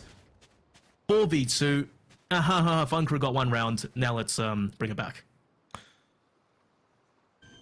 It is the 2 members with the most money on their team. Spike And I do unfortunately have to think about saving, but there are only 2 rounds left to play through, which means you kind of have to play through them. You save, you've only got 1 round left, and you forfeit this round entirely, so almost the better thing is to just make the play. And actually, Andy has the not only the money, but also the ultimate to do so. So if he dies and loses the op, he's got a Blade Storm for the final round. Oh no. It does get a bit strange that they're not going to try at all. Disco is going to force a teleport from Fleshist, and at this stage, yeah, I mean, Order, they sense the save, and they're just going to try and chase them down. Andy's down, only one alive now from Fleshist. Trap destroyed. Ronsky smells the pixels on the screen. I swear to God, he had no intel where Andy was playing, but I suppose it takes a jet to know one. Yeah, Fleshist, he's seen pinched upon. The backstab from RDW as well. Double digits now for Order. I just don't think they should have even gone for the save. You just don't have enough rounds left. If you're attempting to have any sort of position in the game to actually be able to win the map, which at this point it's a write-off, it's 110, right? When it gets those last 3-ish kind of rounds, you kind of need to be going for every single one of them, especially when you're in a position where Andy can just play an ult anyway. It's almost no point in holding back for the operator save when, I know, you're... This is looking like an 11-1. It probably should be and will be an 11-1. Fleshist has a Vandal, which again, if he could afford a Vandal for this round, why did he say the last one, you know? Oh, Ronsky misses a shot. It doesn't have a Vandal. How even is that for? RDW finds Yakuza, trying to go for an aggressive play there. Mid control being taken once again by Order. And Fleshist just through the smoke even gets tagged up. Things aren't looking too bright already. But I don't want to jinx it just yet. Around the corner, Andy, maybe the one. The trade should be instant. Andy jumps in. Oh, that's a jet privilege. Dashing away to safety. Not too bad. Oh, through the wall as well. RDW, great read. He just knew players were over towards the beach side. I think they dodged the trademark. Fleshist in Andy getting a couple of picks here. Fleshist earns an ultimate off that, so things could still be good for Fun Crew. It's the last 2 players alive. Andy and Fleshist again, both on ultimates. And Andy still has a bit of HP to play with as well, but here comes the Viper's Pit, and that's going to be nearly impossible to break through. That's very difficult to play through now. I think the key here has to be Andy. He has to send it in. Man needs confidence. He has to get that frag, ideally, onto Texter so they can isolate RDW. But even still, RDW in these situations, he's known to win them. Well, that makes things a lot harder now, doesn't it? RDW shot. And yeah, okay, never mind. I hyped him up a little bit. I was being a lot harder would be an understatement. I think once the Viper's Pit comes on through, it gets almost impossible there with those 2 specific players on those agents who don't have a great time clearing the Viper's Pit. And even, I'll be honest with you, even Texter kind of gave them a bit of a chance because he was holding a line. He wasn't even inside the Viper's Pit. He was holding a line, which means potentially if you swing the line and Texter doesn't make the shot happen or your reactions are faster, maybe play the Pika's advantage, you can actually kill Texter right there, so he gave you a bit of a chance. Now the 11-1 has been confirmed, and the one round that Fun Crew did manage to get is still the round where they had 2 players up early, 5 versus 3, and it still came down to 1v1. Yeah. Victory kind of tastes a bit sweeter when you dangle hope in front of the faces, eh? Maybe I'm being a bit sadistic here in saying that. But well, pistol round, second You sound half. like someone who likes winning. Damn, you're not wrong about that. I won't lie. Fun Crew gearing up for a B push, and again, this is where you start to look at Major, aka Dake in the server, whether he knows where the lineups are, whether he knows where all the placements of the util for Viper is. All her little tricks. Ixer certainly knows him. He's had time to prepare. He knows he's playing the Viper. He is solo currently suppressed, but on a good line. Can't win versus Andy. Well, Ronsky with the Sheriff on pistol rounds, a bit of a signature move he has. Fleshist, however, does chime in. Gets a bit brutal, but Mabel just sends it right in. Doesn't really care, although I think he should. He's down to 20 HP. RDW, last player standing now on the Syncroot, and then know where he's coming from. Headhunter pulls out. Oh, RDW just trying to tap a bit slowly, but unfortunately couldn't quite get the bead onto Easy. Just like that, Fun Crew, they've doubled their rounds. They win the pistol, but there's still a whole mountain to climb. Yeah, Easy just crouches down there, so unfortunately will be a missed headshot from RDW, but the opening Headhunter shot was pretty decent. Second round on board now, required by the way in terms of getting a bit of a foothold on the second half. You can't lose the pistol at all, otherwise you'd have to, well, I mean, order be on 12 and you'd have to go for the force. So even on this round though, they've pretty much completely bought up. They can't even take any chances here because it has to be double Bulldog, double Spectre, full armor, and Marshall. They're going for it indeed in order. They're actually kind of rushing down mid. All right, good start. I was a bit concerned there if the Classics somehow they pulled some magic out of their back pockets.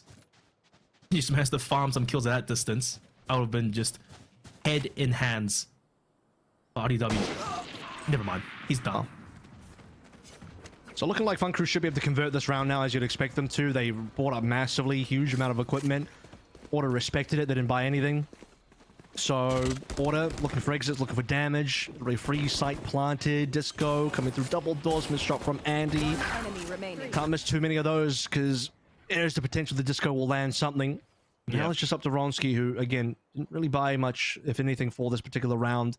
So at some point, I suspect he'll just have to run on in and try and get a frag and die. It's fine. A flawless round for Fun Crew. Just a little bit of a, confidence booster. It's something. But let's talk about the next round, right, Kev?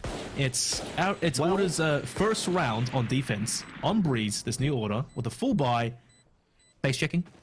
And it's important for Fun Crew to be equipped for that, which is why them having full economy and no one going down is super good for them. Because they have all the armor. I don't even think they really took that much damage. Looking across the board, no, not a single player actually even got hit. Everybody has 100 HP, 50 armor. So that's actually insane. And Ronsky is saved. What? He's screwed his own economy. He needed to die to the spike there, so he's got no money now. He needs the handicap. I'll say that. Yeah, they're giving Fun Crew a chance. If Ronsky's decided not to go down the spike, so he saves Butter Classic, and that's it. Good times. And he still gets dropped on Vandal. It doesn't matter. RDW, this is the power of Chamber. You have that budget Guardian, the Headhunter. So, someone on the team still, RDW this game, somebody on the team still has to cop the L so that Ronsky can have a gun after Ronsky makes a mistake.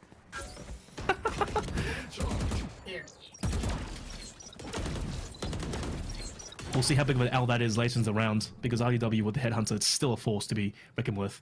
Dexter, though, going a bit aggressive here. Doesn't Not just gonna check it. No. Oh dear. Great pickup for Fwishes now, who gets an upgrade. Disco with the kill to Andy here as well. Spike is now on A as multiple members of Order for the defense will arrive. Disco spots a shot, but can't quite connect the shot. Oh, Fwishes the shot on kills. Dake, this is prime position for him to get up. Oh, the hell, man! This guy's Voldemort! What? Jeez. How does he see that? He's sprinting, pulls at the Headhunter, and just claps him. Major is getting dumpstered on. That's all he had. And you're right, he got that kill. Collects a free Bulldog, so he won't be able to upgrade on the free. It doesn't actually matter. This is potentially the last round. I say potentially because Fun Crew do actually have a buy here, and technically it is a better buy than what Order have. And Order don't have any ults. Neither team has any ults. Closest member is going to be easy 6 out of 8. So 5 armors, 5 vandals, full equipment, still a chance. RDW on a shorty, even. Hey man, look, you were saying someone had to take the L. Wasn't that big of an L, I'm not gonna lie. Guy's just cracked out of his brain right now. Well, every round he's not allowed to have a gun, so he's on an L economy-wise. Oh, he got that shot. RDW actually had a freebie on the Fwishes, but won't connect this time. Oh, good shot that. That's money right there. Takes down 73 early round. And Maple just trambles down range, taking down arguably the most impactful player of Fun Crew. 3 to 4 here. Numbers are definitely running out. Takes to go for a bit of a flank. Will spot the trademark, which will be deactivated because, well, Fwishes is down. Evening numbers now as Dake gets a kill. So, despite the 2 members flanking, they get the kill. I was going to say the timing could be really good. And it is excellent for Order. It is excellent for Ronsky. And that's 12 on board. That was literally a APAC 13 on board, my bad. Procedure esports moments versus Bonkers. The exact same thing happened. But yeah, look, 13-3. Didn't even break a sweat. Ice cold. It was so calm there. RDW just playing on a handicap. Don't even need a gun towards the end. No. Yeah, still gets it done. So, I mean, we expected 2 things. Order to be good and also to be extremely good on their map pick of Breeze. So that was, if there is a map that Order are going to dominate on, it's probably going to be Breeze, which is why I think when you look back at the grand finals of last stage, the fact that they lost that Breeze, that kind of gave you the clues that maybe Bonkers were the team that you had to kind of fear. But now, in this particular matchup, Fun Crew that wasn't going to be their map. They still have a map pick left to go to. Icebox is their preferred map. Yep. So if there's anything to be done, I mean, surely it happens on their own map pick. But we've already had a 2-0 today. We're going to see 2 2-0s, probably, maybe. Likely at this rate, because Order, they're looking on points right now. Alrighty, well, let's give them a moment to prepare for Icebox, and I'll give you a moment to take a bit of a break as well. When we return, map 2 of VOT Stage 2, match number 2, comes up after this.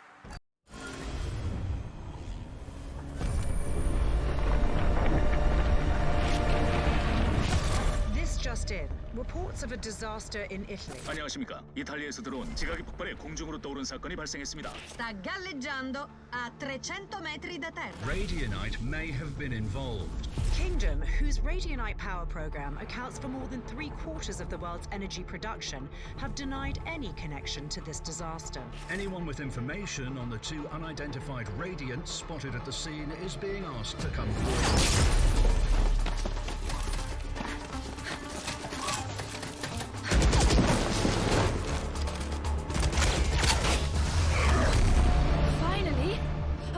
You showed up? We're picking up gunfire. Did you locate the spike? That would be a yes?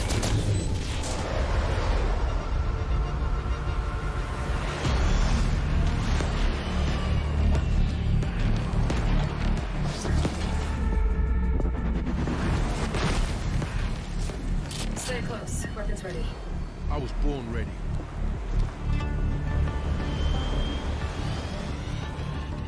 This way.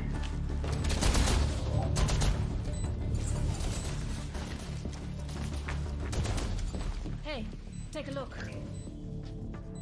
It's stealing radianite from the environment. How do we stop it?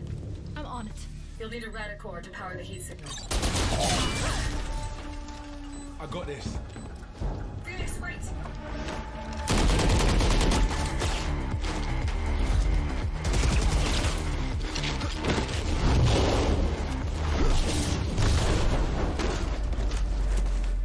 Hands up, come on.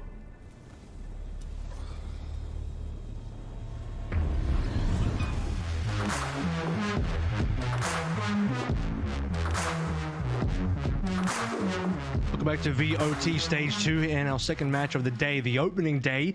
A 2-0 in our opening matchup, and it's looking like it could possibly go that way again. Order are indomitable. 13-3 on our opening map. A breeze here for the matchup. Order's map pick, to be fair. We'll soon be going into the second map, which is Icebox of Fun Crew's pick, Will. And, I mean, things didn't look great to open out with. Things need to look much better now. Oh yeah, for sure. Fun Crew, they need a lot more depth and a lot more shot hitting in general in Icebox if they even want to have a chance of going onto map 3. And the scariest thing is Order, from what we saw on Breeze, right, that wasn't even their full power. They were barely even tested on that map. They were just smurfing around, right around the map, getting kills. For the first half, it was just Ronski got killed. That was the whole strat, and that's exactly what he did. On the second half, bit of the exact same story, really. Ronski a little bit quieter, but it was everyone else watching a slice of the action, and RDW just saying, oh, you know what, guys, I don't need money. I just want to play the Headhunter. Let's make it quick and easy. And the scoreline just tells the story itself. Yeah, I mean, they kind of just climbing over each other to find frags on a Fun Crew as much as they could. A couple of good rounds for Fun Crew on that second half, though. The opening pistol into the anti-eco. We had a decent round from Fun Crew in that first half as well, where they did manage to get a 2-player advantage early on. But aside from that, very clean rounds from Order. Very few mistakes made, if any. Out-fragging in many cases. Better fundamentals as you'd expect from Order. Now that we go to I don't even know if I could call it a non-Order favored map. I'm sure they all are, but at least a favored map for Fun Crew. I do expect and I do want to see if things change up. We do also see a very early lock-in on the Viper for Dake, aka Major, which was another question that we had earlier on in terms of what he was going to play. Yeah. So far, this is looking like it'll just be a run back for Fun Crew as far as comps go. They are going to lock in everything they were playing on Breeze. If Yakuza indeed goes for the KO, looking over towards the Order side of things, RDW is actually going to go towards Tuck's old role for that Viper. I think that might be a bit of a different direction the Order are taking on Icebox, running the double smoker, right? Obviously, Texter looks to be main, and RDW reprising his original role on his previous teams. That little bit of a late round lurk, and then just that pesky defense that he has on Viper. I'll be honest, I honestly expect him to be playing Chamber on a map like this. I think Chamber works decently well on Icebox, and Flesh he is the living proof of that. Yeah, and that's the other thing as well, is I've definitely seen RDW play Chamber on this map, so it is interesting to me that they've opted not to go for that. They really value the double smokes, when Viper should probably be enough with the jet smokes as well on top of it for a map like Icebox. Clearly, Viper is the most important pick, and everything else beyond that is kind of secondary. It is quite a departure from what you'd expect to happen on a map like this, but Order have locked themselves in. The other 3 players in Disco, Maple, and Ronski are reprising their roles from Breeze, so that's at least standard. And another thing that's standard is Ronski going for the Sheriff on the opening round, and I guess so is Andy. Yeah, well, look, I'll hold my judgments for now, but I think, right, this is not Order's normal pick on Icebox. I think they will still put RDW on the Chamber. Oh, and then Texter, you say? Yeah, I think so. This is almost a bit too slow, in my opinion. But look, we'll see how it plays out. Maybe it is what they have discussed after all, and after the entire reform. But yeah, just keep my words in your mind. Yeah, it could be. You could be right about that, because it makes a lot more sense for RDW to go towards the Chamber instead. So might be a bit of a strat say. We'll see if that works out for them. Opening drone plus paranoid coming on through. Scan will reveal the Chamber of Flesh on the other end as well, but not committing to B just yet. Potentially looking to force out some rotators, and with that, assuming that people were going to rotate, they could go back over towards A, but it's going to be easy. Looking to tuck himself away in mid. No, he goes off. They kind of has to go monstrous here. Just get these opening frags. There he goes, RDW, and that's money. But Ronski trying to trade back. He does get it, but still 1-for-1. Easy's good for it. Now he just has to wait for his teammates to come back him up. Takes off the wide swing and just catches Easy staring into space. And it's still on par with Fun Crew and Flesh. Just, my god, I told you, living proof of Chamber on this map. And the good chance on Maple. But however, Maple, don't catch him out just yet. He's known to win these situations. Spike down. And I do think the recon arrow, if somebody still comes through, he might be able to pull it. And the one shot is all it takes, and he will get it. All right, not too bad. Got a bit dangerous there, but still a 1v1. Good patience being shown from Andy there. Knows that he only just has to slowly go around that corner. He had the option of actually dashing in as Maple's planning, but doesn't want to take the risk that it could be a fake plant. Knows that Maple's low HP anyway, so plays it as slow as possible. Maple actually swings him, so Andy, good reaction time. Single body shot's enough. But Flesh is definitely the hero of that particular round with the 2 frags early on via the headhunter. And that round there as well, you know, Major opening it up a little bit, just getting a bit aggressive, almost sacrificing himself just to make sure the toxic screen of RDW could not be used late round. That kind of made a bit of a difference later on. But Order, full respect, you know, it's a fun crew, not buying anything, hard eco. And yeah, fun crew, they should take this on paper, but this is far, straight down mid. Ronski trying his best, gets mown down. Fleshes doesn't care. Everyone's chiming in. This is good. Now this is going to be an anti-eco farm for sure. A couple of upgraded pistols for the Fun Crew squad, and Flesh is in position to make sure no one comes through from that underpass. 4-1 now on his scoreline, 5 out of 7 to the tour to force gun round online for Order. Kind of similar to what we saw during the opening 3 rounds of the second half of Breeze, in that Fun Crew able to get the pistol, convert it over into the second round of the anti-eco as well. Yeah. Things got a little bit more wild and things didn't look great for Fun Crew anymore once the gun round started. So here we are, into the gun round now. Ooh. It's a hit aggression early on to start off potentially. And there you go, they've lost their util, and that's guaranteed info as well. Fish is going to try and lock it down. Ronski the wide swing face check, takes him down ASAP. They're looking up above, and he gets exposed. Yakuza, it's good for 1, but won't live for much longer though. And he's still fighting for dear life, 2 HP, but then again, Maple's low as well. And how does he even survive? Maple taking the bait almost, and RDW catches Stake daring into space. 3v2. It's doable, but easy. Might just swing out. Oh, never mind. Maple, what the hell was that? Man's just got freestyle points right there. I mean, he knew that was very low HP on the side of Andy for sure, so looking for those shock darts to be able to get the cleanup. No plan, unfortunately, there for Texas, so no extra money in the bank. Well, they get the cleanup and have to rebuy, I think, 2 rifles into the next round, so slightly awkward there as Mabel has to go in towards a Bulldog, and not quite enough money left unless Texter wants to drop Disco, which actually could happen. There it is. Yep. Good money for Fun Crew. I mean, Fun Crew made it expensive. That's exactly what you want to happen on those rounds. For sure. Now, easy. One of the Tour de Force. May not have to use it this round, but look, it would be nice to have against Order. Hey, yo. So deadly now in the current meta, just getting that early info, forcing some plays at the angles. He's already through. Oh, what the hell? Just so quickly, already over towards mid and B side. And that's the power of Viper looking perhaps. Easy, shock dart onto RDW, instant shutdown. Now it's all onto Texas, smokes. Ronski lying in wait. And Dake, the 6th sense, just catches Ronski. That's 2 big plays shut down now. Could be a third. Indeed, it is a third. Easy. Next ahead of Texter, who was trying to make a play happen over towards mid. A late lurk, and look, if the sort of lurk from RDW in mid was successful, you could have easily have seen Order rotate back over, make some movements over towards B. The time being, though, it's a 1 versus 4 for Disco, which is not going to happen. His Dake is there to get the cleanup, so Fun Crew in a much better position than they were on towards Breeze, and that's what we wanted to see. We wanted to see a Fun Crew on their own map pick, suddenly find some advantages and kind of run with it, and well, a 3-1 lead is definitely a good start. But then again, that round, I don't really think there was anything too special coming out from Fun Crew, rather just winning those early duels, and it's just, you know, Dake, maybe the toxic screen, it's rendered slightly differently on both sides, but just saw something that we probably didn't, and managed to take down Ronski. And that was just a fantastic start, which snowballed a little bit further. RDW, only the Guardian for this round. Perhaps the player to do a lot of damage. And Dake, similar situation again, looking to be the first player on engagements. Go in, spend util, exit.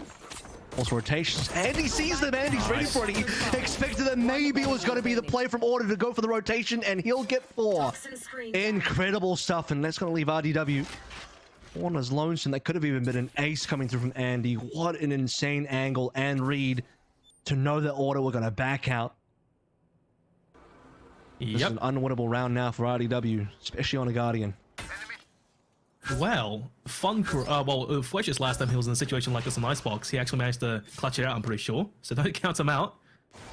My money's still on the big guy. Just 1 more kill and 1 death. He will at least have the ultimate going to the next round. He doesn't have the spike is the problem. Now, if RDW had the actual spike in hand, I'd believe in this a lot more. But because he has to push in, all Fungu have to do is wait.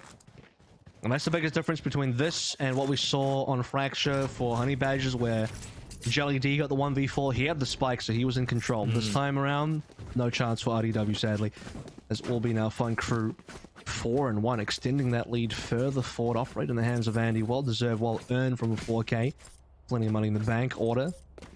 Definitely less money, but Ronski's got enough ult points to get that Bladestorm out, so... It's his turn now. They're okay. But in all seriousness, that was like classic Andy aggression. Well done. Anti-eco for sure, but regardless. Nice smoke to force him with the angle. Good foresight by Order. But Andy, not deterred. He never respects this counter util early on.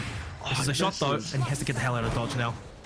He's got to hit that shot. I mean, that was a perfect angle to be able to get an opening frag, and it's just going to go sideways for him, so Ronski will move up. The rest of the Order are there. RDW checking the backside, gives them an option to back out if they really want to. Texas scouting with the ultimate. Oh wow. Look at the user, look at the reads right now on Order. They're forcing Fun Crew out of positions that they're comfortable in. There's the first kill. Flushes is gone. Spike down. Now Ronski's caught in between a rock and a hard place. Okay, yeah, Yakuza does get it, but still 145 in 1 from Ronski. Puts him down to critical HP. 4v4 now, and the null command does get popped just to make the retake his lives even harder. Maple, I think that was through a wall, and he's farming at this point. And the last player standing. Sure, he took down Ronski, but look what's happened now. What cost? Order, they've got this round in the bag. They have the read down pat. I mean, Andy definitely whiffed an opening shot on the operator, but he'll get that one. It might be the only thing he gets. He's been scanned by the recon and taken down. It's a free operator on the ground that Maple's already picked up, which will go in the hands of Ronski for a future round, or, you know, maybe even RDW, but probably Ronski. That opening shot miss definitely cost him a lot. Well, it would have at least given them a 5v4. But as we start to move through the round, aside from Yakuza dropping down a great fragment onto Ronski, the rest of them trying to run through smoke. 4 Order players hanging out at yellow, and it's a direct feed in terms of players on that kill feed going down. The util usage on that round from Order was so good. No command at the very end as well, so they were kind of forced to just sprint it out and hope for the best.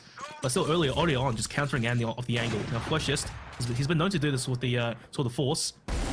Good pick. TP's to safety. That's what you want to see. And Andy, a second chance at redemption. And the Paranoid misses, but he still misses a crucial shot. Going for it again. And Texas does get punished. Hunter's Fury out. Easy. Ronski, that's one tag. And Ronski just juking in between. He will live to find another day. Tags across the board, but it's Order on the back foot now. It's an incredible recovery from Andy there to get that. Kind of just understanding the exact timing. He had the chance to still scope in and get the kill to Texter, knowing that the recovery on the teleport is certainly going to be a factor. Ronski will clean it up though. So Andy had position to hold the line. That's gone. But he's just looking for his insane timing for the toxin screen to lock him out. An easy cops a headshot through the wall. Like the single individual ability of these players, they just know exactly the angles they should be aiming and the timings, these common positions. RDW so deep on enemy lines now, but Dake has got to know what's happening. The recon arrow was clutch. And now they're farming these players one by one. The Viper splits out. The plant should go down any moments now, but easy could be the key to all of this. Jumps down and they spot him. The timing is poor. No plant. That's huge. No plant. Maple doesn't get the plant down. He's fearing for his life. Then maybe Yakuza was going to come around the corner. Flash out. Maple has been briefly caught. He fires a gun.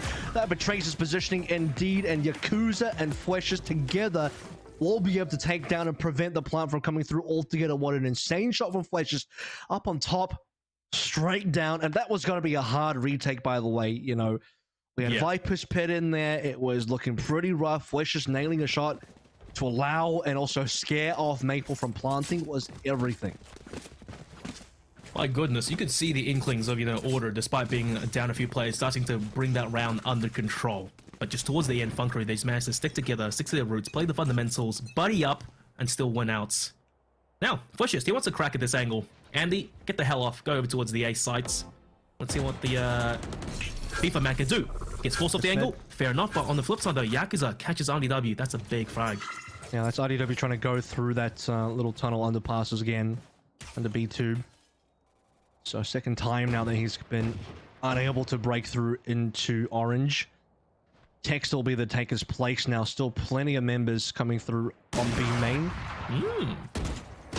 Another good read by Fun Crew to prevent that. They've completely cleaned this up. Oh my goodness, a flawless as Order had nowhere to go. Just multiple members trying to make mid happen, trying to keep the flanks under control, or at least go for their own flank. None of that works out. They kind of walk out dry into yellow and just get cleaned up. I was thinking as well, you know, because that smoke by Texter over towards mid, it was pretty interesting. It was his own smoke, of course, and it was almost just mispositioned, giving that angle over towards Boiler open.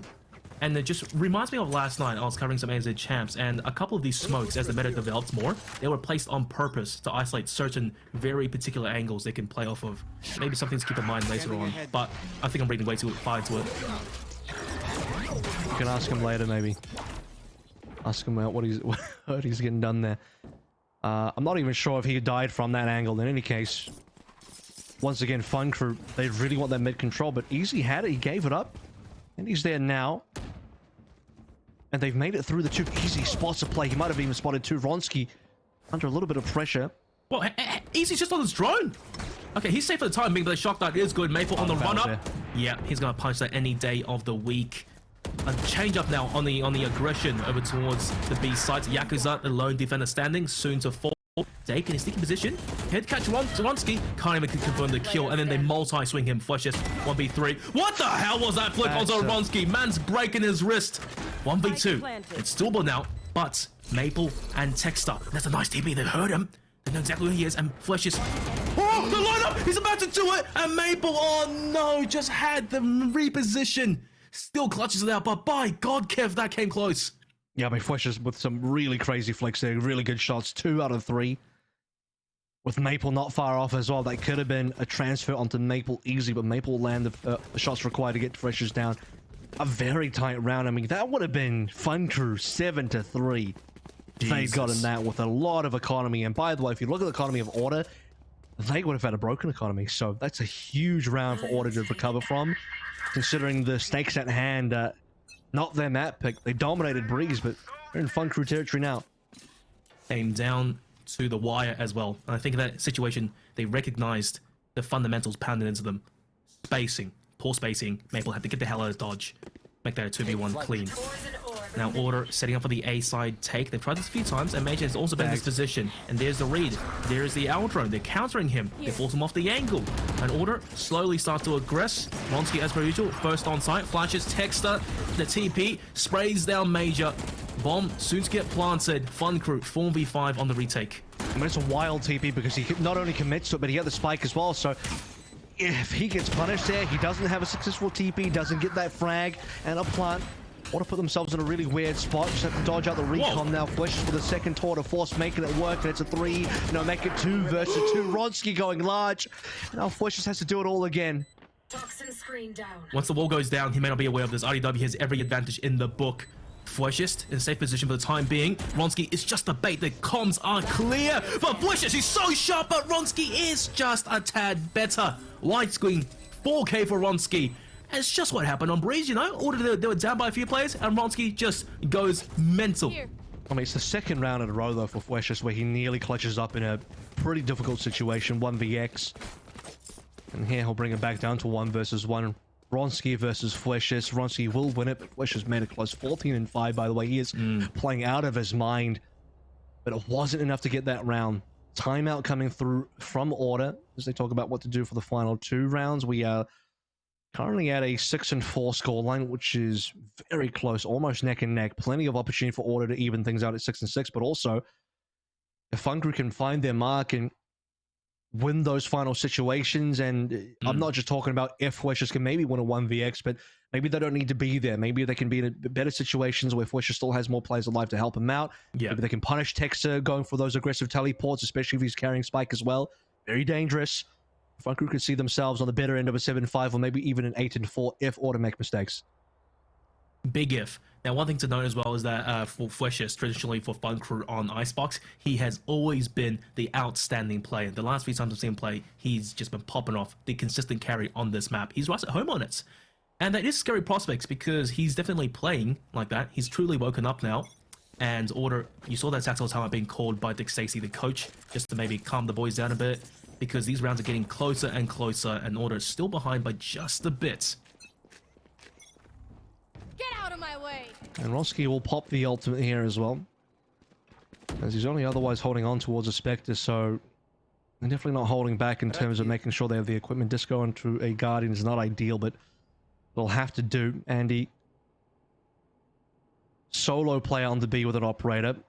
Now, Spike might be on A, but it's not guaranteed they'll commit it there. As you can see, the droning happening also on B. Order will walk out through with it, and it could end up being a cancel. Indeed, it looks like it is. All right, Order giving FunCrew the respect that they deserve. Take it a bit slower, step back a little bit. At the same time, it's a change of pace that we've seen. Order, they tend to be a little bit more aggressive, trying to go for the early round swings. But now they are slowly going to work over towards the A site. There you go, the util dump.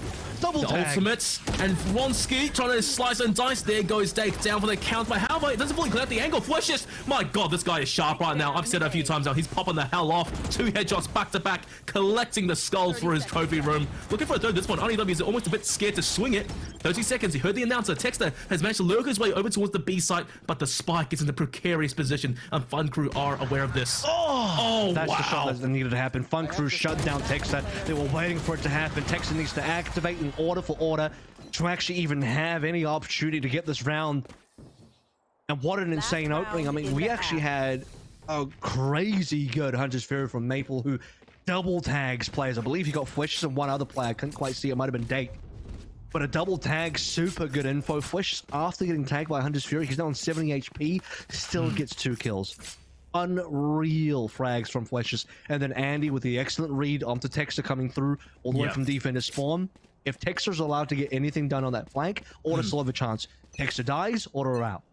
For sure, and I think Andy just had that 6th sense as well, because usually it's him who goes for these long flanks. So it takes one to know one, I suppose. But for all intents and purposes, Flushes, you kind of called it when he gets started off nicely, getting a few frags, and his team is there to support him. There's more to FunCrew, and that's how they can shut down Order. Yakuza point blank though. Throws out the 0 point. Andy could be in for a big swing here. That's one, but he loses Yakuza in the process. Blades up pop, trying to retreat, and he still gets pinched out of the air. Flushes on the operator, gets retribution, and TP's out just in time. Fantastic read, and has a Vandal to play with late round.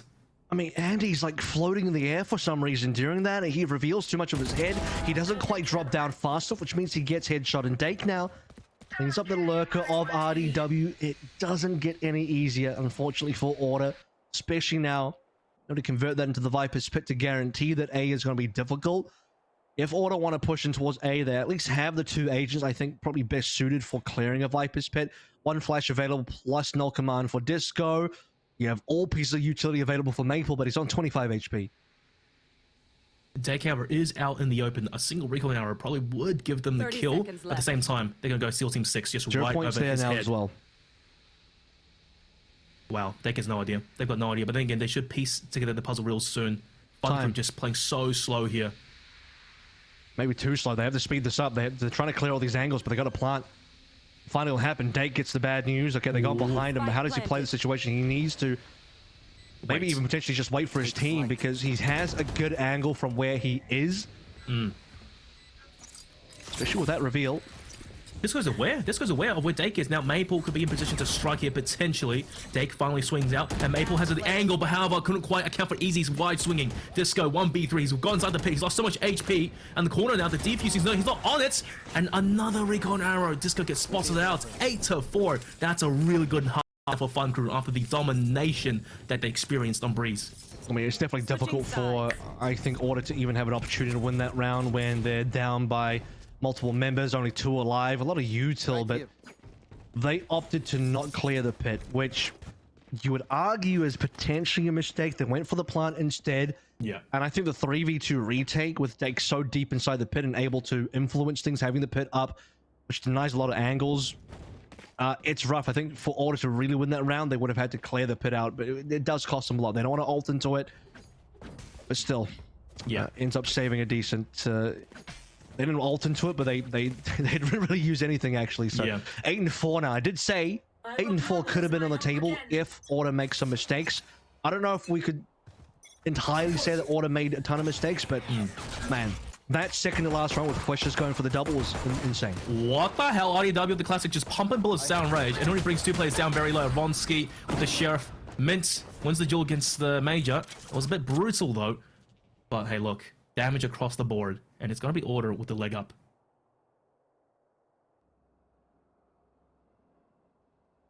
And Funker kind of just screwed almost. Waiting to see who can get positioning where. Flesh is the most far up, or maybe Yakuza is. They're both pretty far up on either side of the map. Currently, Yakuza probably going to get contacted. Indeed, he is. Paranoia is perfect. Flesh wins his duel versus IDW, which means it's B time for sure. Maple still here, still has utility. Flesh has to be careful. If he overextends, you know, they lose that advantage, and this gives Order time and positioning to just rotate over. Now, the last 2 players of Fun Crew so low. Flesh is, oh man, he was so is Order. Everybody's low, to be fair. The only player that's healthy is Texter. Oh! Wow, you blink and suddenly all the frags go in the favor of Order. Yeah, you know, I guess they were low, but still, just the double the man advantage, and it's a rough spot to be in. Guess we're playing freeze tag there, but everyone's just about on 1 HP. Everyone's 1 shot away. Texter gets a nice one over it. And what felt like the longest pistol round ever has concluded. It does go Order's way. Strange enough to say they probably needed it at this stage. 4 and 8 starters. Pretty poor scoreline for a team like this. So 4 Spectres Marshal, full armor, full respect given. They understand the possibility that Fun Crew, I mean, they could force. They're not going to, but they're also going to respect Order winning that last round. But Order want to make sure they're equipped. Well, guess what's on the card now, Avril? Vronsky with the Marshal. We haven't seen this in quite a while, and man's just sending it down mid, looking to go for this early flank. Texter, big push, could be in for a few here. Hold down left mouse button, easy peasy, lemon squeezy. Building up those ult points, 12 and 11. Spike on the floor instantly. No armor being bought for Fun Crew at all. Again, they were going for the absolute full eco. Nothing was purchased. So, spray downs as easy as you like. But this is where Fun Crew can extend their lead again. Full rifles will be on board for sure. I don't believe any damage was done to Order, so Order retain all their shields, which is important. And the lack of money there for Fun Crew is, I think, Andy's on 100, Yakuza's on 100, the rest of them on 0, so they really need to get a lot done here. I like that little micro strat and that setup as well. Doubling up on Util, trying to do some early damage. Ideally a kill if possible. Unlikely though. Regardless, look at how aggressive Order are, especially over towards mid. Looking to maybe go for this early pinch from B long and mid. That's a good smoke. From Texter actually. Just to keep Fun Crew guessing a little bit. Now RDW has been exposed. Has to get the hell out of dodge soon. There's the frag. Yeah, he gets forced down the angle. Lucky to even be alive. Yeah, he was waiting for the timing of all the spray to maybe go away, or at least the accuracy to go down. And even then, he only gets up with 30 HP, so that was a very tricky situation to be in indeed. As they'll have more position now, where Texas is still very interested in maybe making a play down mid, but currently RDW is still hiding behind yellow. Not the best situation to be in currently. It's enough to put the fear in Fun Crew that they're not just rushing out immediately. They have to wait for a little bit of util.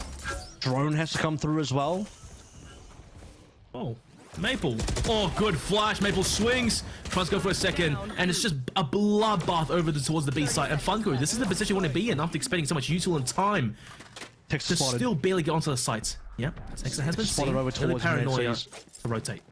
Yeah, they're trying to go for this pinch, right? Maybe they'll even allow this plant to come on through. A completely missing player is actually Andy on the north side of the map. He's in spawn. 10 seconds left to go. Andy needs to get there right now. 10 seconds left. Oh, take nice prediction there. Texas swings, and Major goes massive. Now Vronsky. Oh, time. Do they have it? The plants? Okay, yeah, it was close, but Vronsky finally does go down. Look, you know, for Fun Crew, I think they were giving a lot of respect for Order in that round. Just so much time spent clearing all these angles, being so precise about every single possibility. But at the end, it almost came back to bite them. They were also waiting for Andy to activate on the northern side of the map where Defender spawn is. That took a while to happen. It was actually Order that pulled the trigger first. I mean, you talked about it. It was Disco's flash. Maple go for the swing. 1-to-1 trade, or rather 2-for-2 trade to both sides. Texas tried to go for a flank as well, unsuccessfully spotted by the trademark. Fun Crew had a lot to deal with because they were trying to push over onto B, deal with the Texas flank, and wait for Andy. It comes down to the final few seconds to make it happen. The smoke barely comes up in time. What? Not enough time to save Yakuza though. Maple still gets the frag. And this guy probably poised to win that duel any day of the week. But look, right now, Funker, they're so split up individually. They have to survive. Texler just runs right through his smoke, eats his teammates his own flash, and still gets the kill. IDW. Okay, but tunnel vision a little bit here, but then he can trust his teammates to hold the angle down. And, well, look, it's all down to Andy by himself. 1v5. He's behind the enemy lines, but I think Order, they'll piece together the puzzle. How does he get there? I haven't been paying attention to Andy, but he's back exactly where he was previously. Through a kitchen, I think. He's walked his way through. Either that or it's mid somehow. Bit of a kitchen raider. There's the barrel. Done. Okay. All right, Andy. Looking to still do some damage. Now, he's a player that you don't want to underestimate in these situations. Don't give him these 1v1s, because more often than not, he will surprise you and win these. And Order, there's the comms. They're buddying up now. Which is why RDW wasn't going to take that risk there. They just want to collapse on him as much as possible. Texter dying there is a bit unfortunate, considering that he knew where Andy was the entire time. But what's happening in that particular round is Fun Crew, I mean, their entire squad melts away before Andy even gets a chance to activate his lurk. Yeah. And because that's the second time he's done that, I don't know how many more times he's going to get away with it. Probably not anymore. If you're Order, you're definitely going to be watching out for Andy moving through over towards fence again. Operate online for Ronsky to cover over towards A. There's one more thing in which why it maybe say, this might not be Order's final composition over towards Icebox, because usually it's good to have at least a chamber or killjoy, right? To hold down the angles in which you cannot have a person there for. So if it makes more sense now IDW to be playing chamber, just that single trademark can be making all the difference, preventing the Andy flank. But now Order decided to read into it a little bit more, so they have to dedicate people to hold the angle. Yeah, they got nothing there, and we're out of the Sage must pick on Icebox era with the changes towards the B site, which means you're not even going to have, the wall being dropped down over towards the tunnel. So a lot missing in terms of the composition of Order, allowing Andy time and time again to sneak on through. But Andy's not going to go for it anyway, as I sort of mentioned. It'd probably be too much to do it 3 times in a row. RDW under pressure has to run, which will give a bit of an opening for the rest of Fun Crew to at least try and take yellow control. Viper Spit online, and RDW could be in a good position to strike here, but however, he doesn't want to swing the angle just yet. He has to choose his timing carefully. There's no one there to support him. No flashes, no util. Look at how it comes out. There's that TP. That's Texter. Yep, good info for his teammate. RDW looks the wrong way though, and Andy just gets the freest kill of his life. Maple, Hunter's Fury getting thrown out just to do some damage, and that's the mad rotation. They've sold the fake almost, and Texter only one having an inkling of what's happened. But Dake, there you go, the Viper Spit. The plants should happen here, but Texter could be in here for a few kills. Oh no, he's gonna miss the time. If he had the time on easy, that would have been the round done. His time is so low, he goes in anyway. Oh wow. And he'll take down easy, but the plan already got confirmed. Ronsky as well, and to Dake, that's gonna lift the Viper's Pit completely off. 3 versus 1. Oh man, it almost was there. Gun here. But Fun Crew, they might have lost the pit, but they still got the round. Double digits as well. Order probably didn't expect themselves to be in this situation. Now the turntables, eh? Yeah, there's Fun Crew's map pick, and Flesh is on one for sure. 21 and 9. Another tour de force round, and it will come through this round for sure. You saw, by the way, the adaptations and the sort of They are so dead. In we go. How Andy is basically forced Order to respect the fact that a kitchen push slash flank could happen any time. Order committed 2 members there, and now Order 4 stacking over towards B.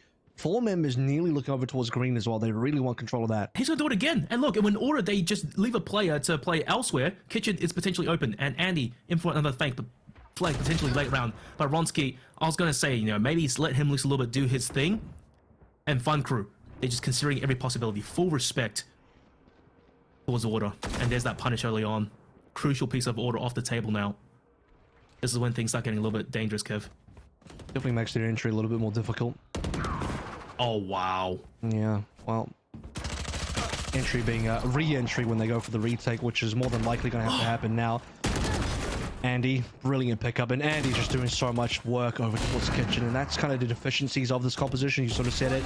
You can't cover kitchen unless you have planting a player there, and when you don't have a player there, Andy gets control. This time he gets control and just gets those frags in there. RDW on his lonesome. It's not going to happen. He'll have to go for some damage. Andy, there, still gets that kill. Look, man, because I think it's really rare to see a double smoker set up on Icebox, which is usually a much more claustrophobic map, and Viper, despite her nerfs, can honestly do the job. This cannot be the composition Order has. I cannot stress this enough. They just need an extra piece of util to just help them out. Otherwise, some places are just left almost defenseless, and Andy, he can just do it this round, do it the next round, just alternate. It really depends on Andy's read as well, because he's had a really good read like 3 times now where he kind of felt like Kitchen was going to be there, and it was. But they also have been rounds where Order committed 2 players around mid, including one in Kitchen. So, and this is one of those rounds where Tex is right there. He's watching already. He's going to have to be very careful. He's probably going to rotate in towards Kitchen. There he is, because they're scared. They have to respect Kitchen. So they're 1 player down on other parts of the map. They still got 3 on B though. Look at this, they're clearing every single angle as a team. Ronski with the first engagement goes down like a sack of bricks. RDW, he's sharper than Sheriff. Yeah, he tried his best, but Andy, okay, getting caught on a reload here. So many bullets in the mag. Ultimate, this is a bit extreme, but Yakuza does get shut down though. It's a bit of a lineup. Texter, what an absolute god. Still holding on for dear life. Flush should be rated to win this any day of the week. And now Maple left in a dire situation and soon to be flanked upon as well. Has to do something quickly. This is an eco, by the way, for Order. It's down to a 2 versus 1. If Maple has the timing and the angle, potentially. Dake has no idea he's there. Oh no! 1v1 now. That's a gun dropped down for Maple. He can't grab it though, unfortunately. He's going to have to wait. 30 seconds left. And Fwishes has also waited too long. He could have gone for the early plant knowing Maple's exact positioning, but now Maple's kind of on the loose and in the wild. 20 seconds left. No chance to get a rotation over towards A anymore. He has to commit over towards B, but he's actually clearing first. The problem is, he has just no idea, and he's going to have to go to the plant. 10 seconds, he must plant. Okay, at least that angle's not too bad. Shock darts though, that's early damage. Flushes critical HP, Bitch might just die here. Oh no, Kev! You foresaw it. He took too much time. Just a bit paranoid. Where could Maple possibly strike from? And Maple didn't even have the blaze shoot. Didn't need a gun. No. Shock darts, and that's it. Flushes got planted anywhere. I think he's probably the perfect player to be in that position because of the Sova agent specifically. He can go for the contest on that plant without even showing his face. He doesn't have to go for the swing. He can simply play for the darts. The fact that he's even got that much util remaining at this stage in the game is wild. Didn't spend any of it early on. Humongous clutch, and as a reminder, that was an eco from Order. 5 pistols, 5 upgraded pistols, but 5 pistols nonetheless. That could be a potential momentum shift as well, because Fun Crew, right, they are experiencing a bit of a tech pause right now. They should take this time and just discuss what went on in that round. And Fletcher's, he's been playing an absolute burner on Icebox. Andy as well towards the late game. But the thing is, sometimes overthinking can be the death of him. The simplest option sometimes may honestly be the best, but Order, they salvage the economy, and potentially, this is the turning point. So this is a technical pause coming through from Order. We have a disconnect on, I think it was Disco that was out, so we'll have to wait and see what happens there. 11-8. And it was looking pretty dire for Order on, well, definitely this half. Well, I mean, it was 3-3. It was pretty even. But Fun Crew maintaining their lead means if you're going even with them, Fun Crew eventually just win this map. So Order needed something big, and there's very few things you can do bigger than winning an eco like that. Oh yeah. Mentally, economy. Okay, back into the game now. Tech pause over. Disco, welcome back. Who, by the way, has been having a bit of a quiet game. His util, I mean, sure, it's been here and there, but not as impactful as you would like to see. Well, 10 assists, actually. That is the counter argument to me, so I take it back slightly. But still, himself, not as present, being more of a mid shield at times with the ulti being popped. Fun Crew change up the pace. Looking to go a little bit aggressive, but almost shut down. And Texter, he's alone along Ronski, who's good for that first pick. That's a spike as well. Spike down. But Texter maybe caught with his pants down. Oh, Ronski doesn't even care. What is that wide swing? Texter's gone, and Ronski looking for more. Damn near lands that shot, but finally Maple. Oh no, sorry, it was Dake who took him down. But Order's already here. The rotation has arrived. And the spike in unfavorable position, but hang on, Yakuza, that's sharp. He manages to escape to safety almost, but how the flank was already there. Dake, 1v2, and he's behind the enemy lines. Cosplaying Andy. This could be it, but I think Order might want to buddy up. Well, there's no spike, so right now Dake has a big job to do. No. some excellent timing for Dake. Knife? No, you don't go for that. Oh, He actually has both an RDW and Disco with both looking the wrong way, and Dake somehow comes from behind an assassin in the night. 2 kills. That's why you don't go for the knife, because that second player is just around the corner. That's true. I feel like I jinxed it as well, you know. I was saying Order should buddy up. They did. And that was the death of them. Goodness gracious me. What an absolute stroke of fortune as well. But in all seriousness, good discipline on Dake. But at the same time, Order kind of played into his hands. Crazy timing there. I think Order would have been super surprised by Dake, aka Major's positioning, and how he got behind. And again, this is another one of those problems where Kitchen was mostly open. Andy, he got a kill, but he also died. Dake managed to go through. Gets defense. This Fury now. Teleport from Texter, still spotted, and he goes down. Maple. Counter Hunter's Fury. My turn, he says. Destroy some util. Last one. Gets nothing out of it. But however, the flank is potentially a little bit early. Going for a pinch retake, but there's a Viper Spit. It could potentially win condition. Ron's trying to juggle these bullets. And misses a rare shot. Flush is getting the better of him. Maple, feet might be exposed. Spike to be planted. Maple goes down. The last two players on flank in unfavorable position. I think we're going to Haven. This is going to be 13, 8, 5 players up. 2 remaining coming through from Order. Both on Guardian. No ultimate, obviously. No armor, just the lion armor for the both of them. At least you got full utility on Disco. With RDW down, though, it's all but over. Disco will try and get something done, but there are plenty of members alive.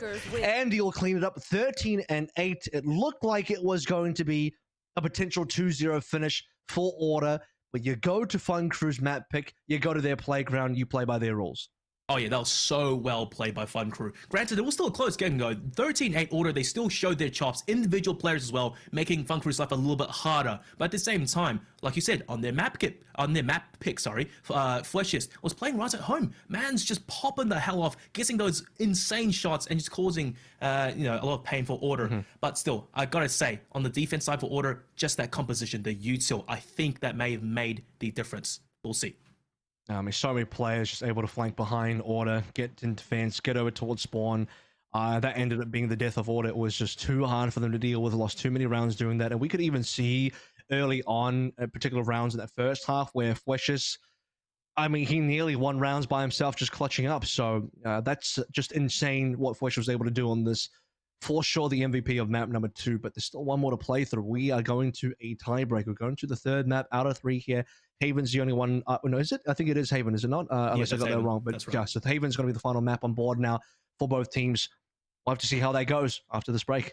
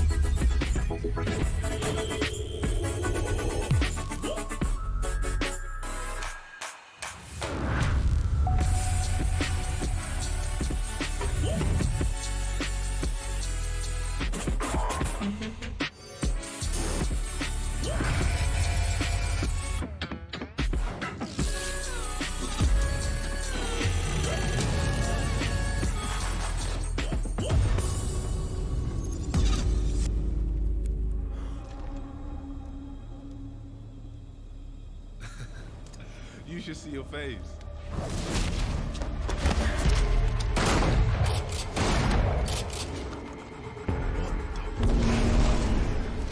Come on.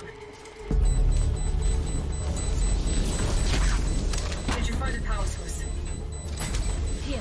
Let's go, let's go. But that! Not enough power! It needs to be superheated. Get that hit.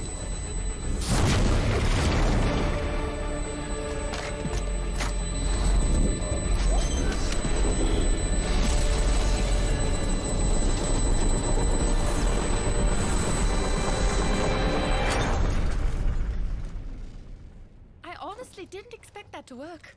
Really? So, maybe give us a heads up next time? Side secure. We're coming home. That the big man? Tell him I need answers this time. What is your problem? We crushed it! Phoenix gotta look in the mirror. How come they look like us? And what do they want our Radiant at for? I'll talk to Brimstone. It's time we filled you in.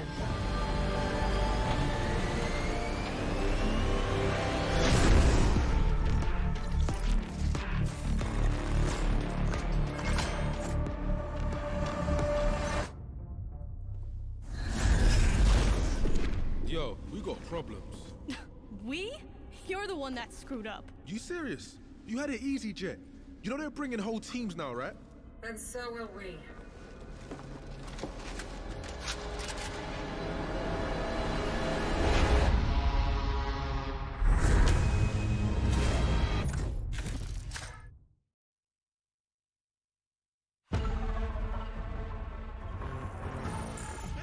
Yeah, boom! You line them up, I burn them down. Really, I could do this all day. Congratulations. You were undefeated at target practice. Oh, target practice? KO, are you shading the king? You're not the king. You have the same score as the rest of us. How about a game where the bot shoots back? I'll bring the fire in any game you want. Please, be my guest. Okay, any other game?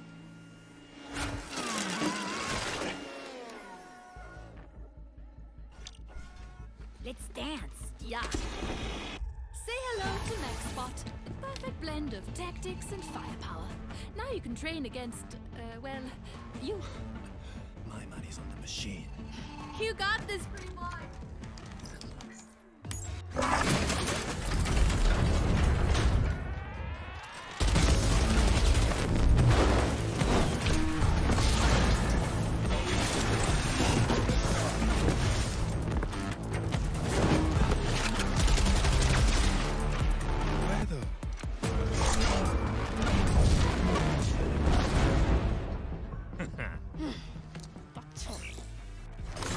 Lucky for you, I buy these by the dozen. Out of my way, Your Majesty. Somebody call the doctor.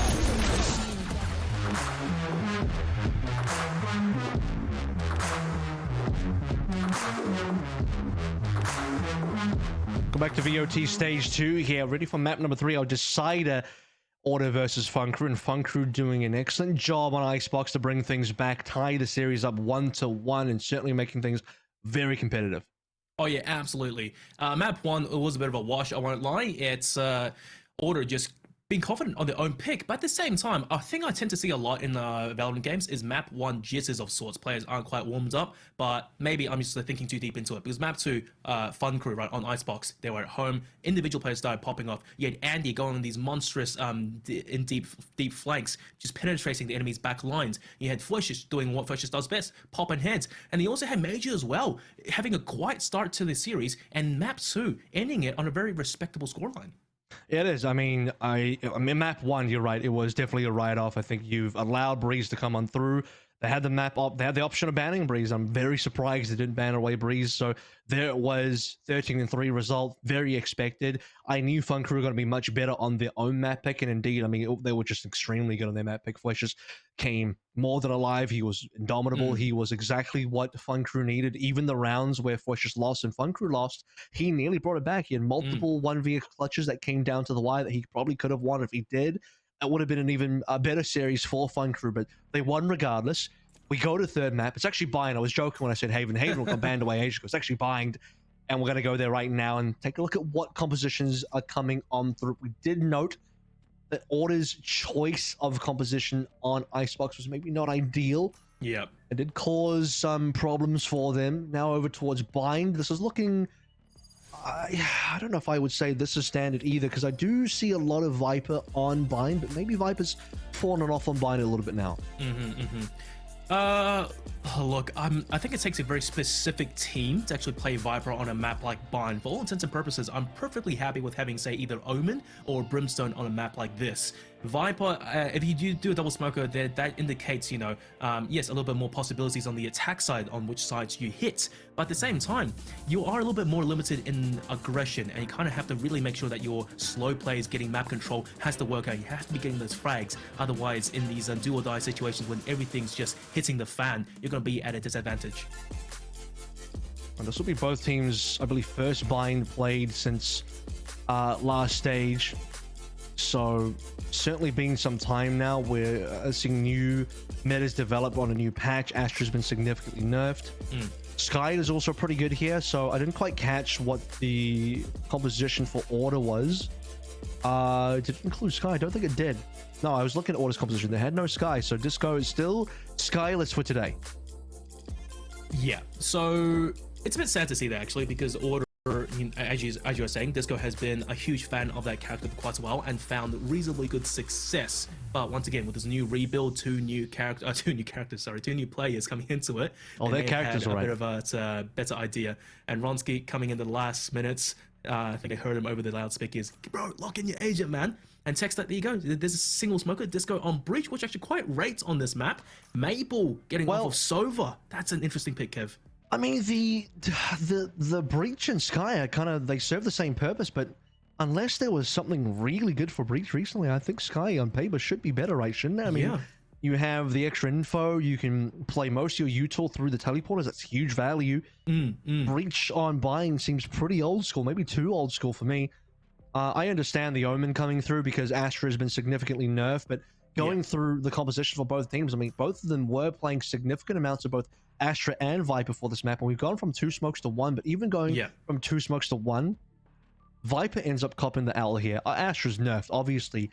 Omen coming through is pretty big. Brim's been locked on the opposite end. Double chambers, as you'd expect. You mentioned the no Sova for Order, and that is interesting because now they both don't have a Sky or a Sova, so they just lack a lot of info in this composition, indeed. Oh, at least they have the Boombot. It's something at least, and they have personnel. So hopefully, you know, that can make the difference. But as for Fun Crew, much more stock standard, except for Andy on the Neon pick on Bind, which, Kev, you know, you have some very interesting thoughts about that. But hey, look, I like to think that it has started to rub off on you a little bit. Yeah, we had to restart the lobby because Andy forgot to lock in Neon. He's like, no, that's right, I wanted to play the Neon. So here we go. He come back in. Gotta play the Neon. Double duelist coming through. No Jet for the side of Fun Crew. This is that old bonkers strat, right? With nice hacks on the Neon. That's right. Ray standard. They have the Sova, very standard. Yeah, I don't know. To me, I think there's probably a little bit more of a stable composition on the side of Fun Crew, and actually Brim goes alright on Bind because it's a smaller map. I think you can cover more area with your iPad, so for sure it's definitely not. I don't think Omen is necessarily the go-to pick for it. You can definitely put the Brim in. That being said, Omen covering lanes with Paranoia is pretty sick. I think the lack of info for a team like Order on this map is going to be, you know, it's got to be difficult. It's got to be problematic. Yeah. At the same time, though, there's always that talk about, like, oh, Raze is the duelist on Bind. You shouldn't have anyone else. But meanwhile, look at Order. Ronsky, you've never seen him play anything else, and I'm still a firm believer. If you're comfortable, just play the damn agent. Double duelist, let's see how it fares out. But Order, this is a very aggressive start to the round, and Easy might just cop a fat L here to his head. Nope, they get the info, and Order just going to play a standard crossfire RDW in a prime position to rotate out, I think. How sick was that read coming through for Fun Crew, though? They actually expected that maybe Order going to walk down. Ronsky's going to allow the trademark to even be triggered, and I don't think that Andy realizes Ronsky's about to go for a swing. They don't see each other. Oh my god. Ronsky, he has to feel something. He smells a demon there. And Texter, my god. Just cosplaying Andy right now. Bro, Andy, you're joking! Prime positioning and Fun Crew, they go 1-for-1. RDW has got massive here. Uncharacteristically missing these shots now. Has a shorty out, and he's gonna send it in. RDW good for one. The punishment gets caught on the reload. Order. There's that flank from Texter. Good for one, but has to factor in this corner as well. And he's been aware of a counter flank. When Texter has to activate sooner or rather than later here, I confirm the plan is definitely going to be over towards A. 3 alive, low HP for Easy. The molly comes through, he'll beat the timing. Texter is through. Texter can definitely get the stun because they don't know he's there. He's got a util out there, and that is awful timing. He's been spotted, he takes a shot. But this 1v2 has got to be rough now. Yakuza first up to the plate. They'll hit that home run. That was almost unexpected there, wasn't it? Order, the aggression actually coming back to bite them in the ass. Especially that showers push. I swear to God, Ronsky saw something. And then at the very end, you see them both just diving into the corner, not clearing the angle, and it was just an absolute bloodbath. He did not see Andy. That's the play he didn't see. But he knew that Whistle was there because of the trademark coming on through here. The footsteps, they wanted to do something towards showers, get some showers controls. Perfectly understandable. But Andy tucking away so deep, he's on a pistol, so he's hiding his barrel. Nothing showed, nothing given away. He's able to get it done, and Andy might get it done again. No, he actually fails. He gets a headshot, but he can't get any more than that, or to go for a teleporter pinch, and it's beautiful. They might win the round off that. 4v2 is definitely possible, but bear in mind, some of those players are low, and I don't think they have armor. No, it's just straight flesh. And Fun Crew, okay, going just a little bit extra discipline here, passing instead for themselves over towards defend the spawn. Yak is first play on engagement. Poised to go huge, and we can talk about the breach impact in this round a bit later. Oh, this molly's easy. Yeah, buys a little bit more time with it. And Yakis, I guess, the hell out of dodge. RDW going for a late flank. And they're very sure everyone's going to be coming through into hookah, so the big utility has been expended here. I'm a little concerned that it's all gone. You talked about all these remaining players in order having no armor. It's all flesh, and now Fun Crew are going to get their pound of flesh indeed. RDW, the final one up. Tap the spike. That's pretty big info for the side of Fun Crew. He'll get a shot through this. Yakuza brings it down to a 1 versus 1. Time is running out. Easy on top. He runs out of ammo. What's going on? RDW can't get the defuse though, so he still is not going to be able to win the round, but he will take down everybody with him. There was a moment there in the smoke in which the headhunter almost got a collateral. But yeah, look, you know, that was a super expensive round for Fun Crew, and coming into this round, I think they kind of have to save this. You don't want to be full buying Asshole versus Order. I mean, they weren't going to be buying anyway. I don't think they'll have some minimal buys in there. Crazy that Fun Crew have to basically eco after winning a round, but it is what it is, considering they just had nobody alive. What an unreal buy situation for being 2 rounds up currently.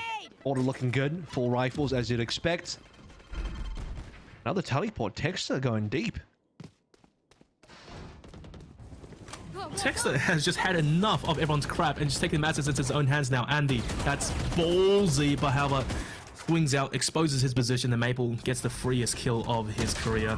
Oh my God, what a shot onto his flushes as well. The smoke just not in time. And Maple, what the hell's this guy doing? He's fully embodying the role of a duelist, just leaping in there and Order a flawless round. Fun Crew just getting completely dismantled.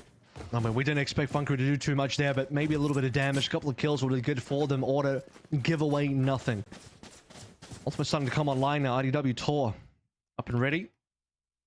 Finally, everyone's got full armor there as well. Order were 1 off from that, and Texter's early, I guess, teleport play gave them some good info that, I mean, the area outside of showers was pretty clean. That was fine for them in the A lobby. So the focus was over towards B. Maple collecting 2 on short, instant teleporting, and an insane string of frags. Well, stock standard, aggression over towards showers, just maintain the angle, but this is beautiful. Look at that little set play. Oh, easy, just dead to right down. Ronsky even swings as well, but Fun Crew starting to adapt just a little bit to the antics of Order. These teams already clashing head-to-head early on. Easy wanted the orb, he wanted the ult points, he's got that, and then some. Great set play coming through from Order for the punish. You already saw the stun coming out from Disco, so they knew they had the setup. 4 versus 4 though, the response is good. They still have their entry, but they don't have their smokes. This is the difficult part for Fun Crew, where they're gonna have to find an entry in a way that does not involve smokes. So Andy, with the fast lane, it's pretty much just gonna be their only real way to entry without getting fragged straight away. Well, don't count Yakuza out just yet. There's a nade to isolate a few angles. Disco just threads the needle, finds one, damn near tries to get the second, and Andy, there you go, the fast lane, getting into a really aggressive position. Maple just a bit late on catch a couple of players, spots out the bandana, and Yakuza of the wide swing. Texter, 1v3. I mean, he's known to win these, but even this might be just a bit beyond him. The TP's a safety. Oh, the read is onto Flesh. Yes, he's made it a 1v1. Andy, you can run the box. Andy cannot get the headshot. Texter, oh my goodness. That is vintage form. Texter doesn't even know this. He'll see it in the replay. He'll find out when he watches this round again, and I hope he does. Because that paranoia over into elbow actually scares Fleshes off the angle, makes him teleport. Because he teleports over towards hookah, Texter gets a double on both players in hookah. There was only one. And maybe, you know, Fleshes could have still held his position, then swung afterwards, and he would have been fine. He would have had the backstab on Texter. Because Texter threw out a paranoia, which ended up just being a read. He had no idea that Fleshes was there. He ended up giving himself the opportunity to get a 3 kill, and he got all 3. Nah, fam. All calculated. He was running the math. He came up with the golden solution. Well, he knew he could have been swung, so he was making sure he doesn't get swung, but... My word. He didn't know Fleshes was going to TP. Oh, Andy, a bit greedy there, trying to pick up the ult as well. Maybe just to fake it out. But regardless, looking to send it in. Hang on, ultimates are plenty everywhere. Andy, out onto the side bar. Oh, no. Loses the duel against Maple in that distance. It's a bit risky, isn't it? Yakuza looking for a refrag, but it's a bit of a precarious position. And Texter confident in the duel, and he will lose his life.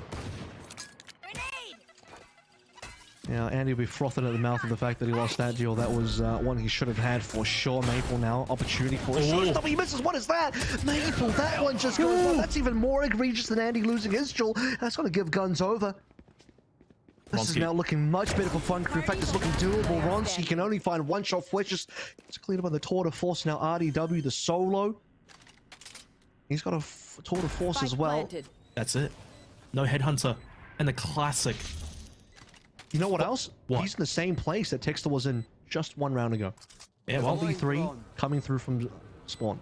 It's his turn now. RDW. Let's see what you've got. But Fun Crew, giving him no room to work with as well. There's the early out drone and 3 players just all huddled up over towards Octagon. But then again, it could be a bit of a shooting range. Okay, there's the first shot, and RDW, yeah, he's gonna call the save. Yeah, oh, he picked up the op as well. Okay, that's not too bad. Yeah, so I think that was mainly the goal. He knew the operator was in the cubby, the cutout where Ronsky died. Sets up a trademark. Picks it up, dodges the shot from Fletches, TP's out. Gets a good gun for it. That's actually a pretty safe and also a good economical play. That, especially on a defense, where you can get this operator into Ronsky, where otherwise there's no way you would have been able to afford it again. That's very important. You know, I don't actually think the operator is going to be in Ronsky's hands regardless. Okay, perhaps maybe the 1-2 not rifle, because RDW, he's plenty proficient on that gun as well. Or either or, you know, day and night. Yeah. Well, you know, pretty similar there in terms of your output. Maybe... Oh, actually, no, you're right. It actually doesn't really matter for this team. It just depends on what site you want it to be on, but even Ronsky can rotate from either way. So... they're gonna walk down B long. This is actually where I kind of wish Ronsky did have it, because you could walk down B long more successfully with this. He's been just eating all sorts of util, isn't he? Texter with the aggressive TP just goes down. Kev, this is so uncharacteristic of Order to be this aggressive and then just getting shut down and punished. Now, no defensive smokes. I mean, it would have worked if Ronsky just didn't get shut down in long, because he was trying to beat the timing on a bunch of different utility. If he didn't get stunned and he could swing, he's making space for Texter. Because he has to back out, Texter's still committing to the ultimate there. Texter gets kind of 1v3'd and doesn't get a lot done. Texter really needed Ronsky or another player to be able to take attention away, but the utility coming through for Fun Crew off the rip was just very well placed and a good read from them. Now, I might be jumping the gun a little bit and saying this, but I think maybe in this situations, the comms weren't clear. That Texter, he had plenty of time, I think, to cancel the TP as well. Just maybe thinking a little bit externally. Ronsky going for a repeat. Oh, Fletches, look at that jiggle. It's masterful. Disco now, it's his turn. Just goes down. Fletches carrying momentum through. And Maple, all right, a similar situation as in the past, just going for this wide swing. Easy is there to back up his mates, and Maple just wins these duels, but Flesh just unfortunately can trade. That's all down to RDW. The operator save again? Surely not. Well, there hasn't been a plant just yet, so it's really early for a save. He can't quite go for it, or at least there's an opportunity to play for as long as the plant hasn't come on through. He's not quite committing to either of these angles. And after a little bit of poking and prodding, yeah, thinks better of it, and I think if you're Funker, you're probably also going to respect it. That is a really unfortunate trademark for RDW to run into, and because his positioning is revealed, Funker actually might think about going for it, or at least RDW considers that he's probably getting chased. But it's going to be the handshake, both things respecting each other, and everyone's going to get away with their life.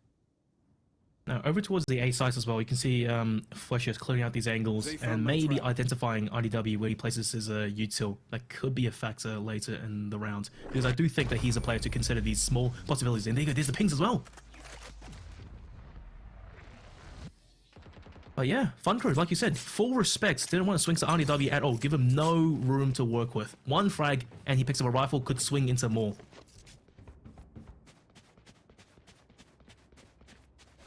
The goal is certainly to keep the operator in hand. Expensive gun that they haven't found a lot of value out of. They made the play happen over towards B. Failed spectacularly. Tried to hold Hookah. Flesh just outplays them perfectly. Here come the Blaze now for Ronsky, so he's obviously not going to be operating again. RDW trying to hold angles towards Shower, backed up by a nade. Didn't he just get the orb and just... Oh, no, he didn't.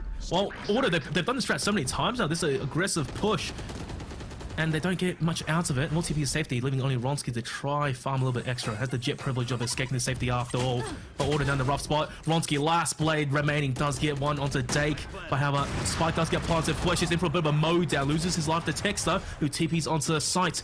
Fun crew. That's a good trade back. However, things are getting a little bit juicy now. Tip for attack trades as all down to Yakuza. Gets flushed out the angle. And what the hell is even going on? Yakuza kills Ronsky with the blast pack. And then Disco uses util to get that final kill. Order, despite being on the weaker buy, the aggression, the chaos into this round just flipped everything on its head.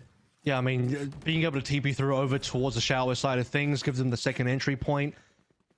Texter might die for it, but allows everybody else to come on through, so a lot of carnage as we go for the defuse. 3 alive, though, is very decent. Not only do Order finally get back on the board here, but having economy in hand as well, where they're not just saving one player, they're actually competing for the round, winning the round. Multiple guns still up. Something to chip away at the money for Fun Crew now, who only lead by 1 round after so long. I can't believe it's only been 7 rounds. It feels like these rounds have been very slow. Oh, yeah. On the flip side, I am starting to kind of rate the Neon pick. It's just that stun, you know. It flies so fast and it covers so much ground. Just like that early B long push, right? Ronsky probably wasn't expecting it, but those stuns cover so much positioning. Even if you shoot it a little bit early or deep, you'll basically cover most of the angle. And RDW, there's that swing, that instant TP to safety. Alright, but he's the lone player over towards B. That's the play I've been waiting for. You know, I was talking about the fact that you can run this operator down B long. I thought it was going to happen a couple rounds back when Ronsky was running down long, but he did it with a rifle, got punished. To be fair, he probably would have been punished with the operator too, but would have been safer to peek. Oh, Maple. And the swing, and there's that util from his teammates just to flush him out the angle at Ronsky. There we go. That's the activation you wanted to see. Now leaving Yakuza 1v4. Now, I'm not saying that's undoable. He's a full kiss of util, but once the spike goes down, he's going to get collapsed upon from multiple entry pathways. You know, he just wants to be able to plant from now. They'll actually dodge the paranoia, which is pretty huge. It actually might have been a misplaced paranoia, considering Texter was maybe thinking the spike was going to go somewhere else. In any case, they covered all their angles. They smoked off the elbow as well. I don't know where Yakuza is. He probably shouldn't ult here. There's just far too many players to get through. He has to somehow isolate angles. No way. Get one for free. No, he got punished though towards the end.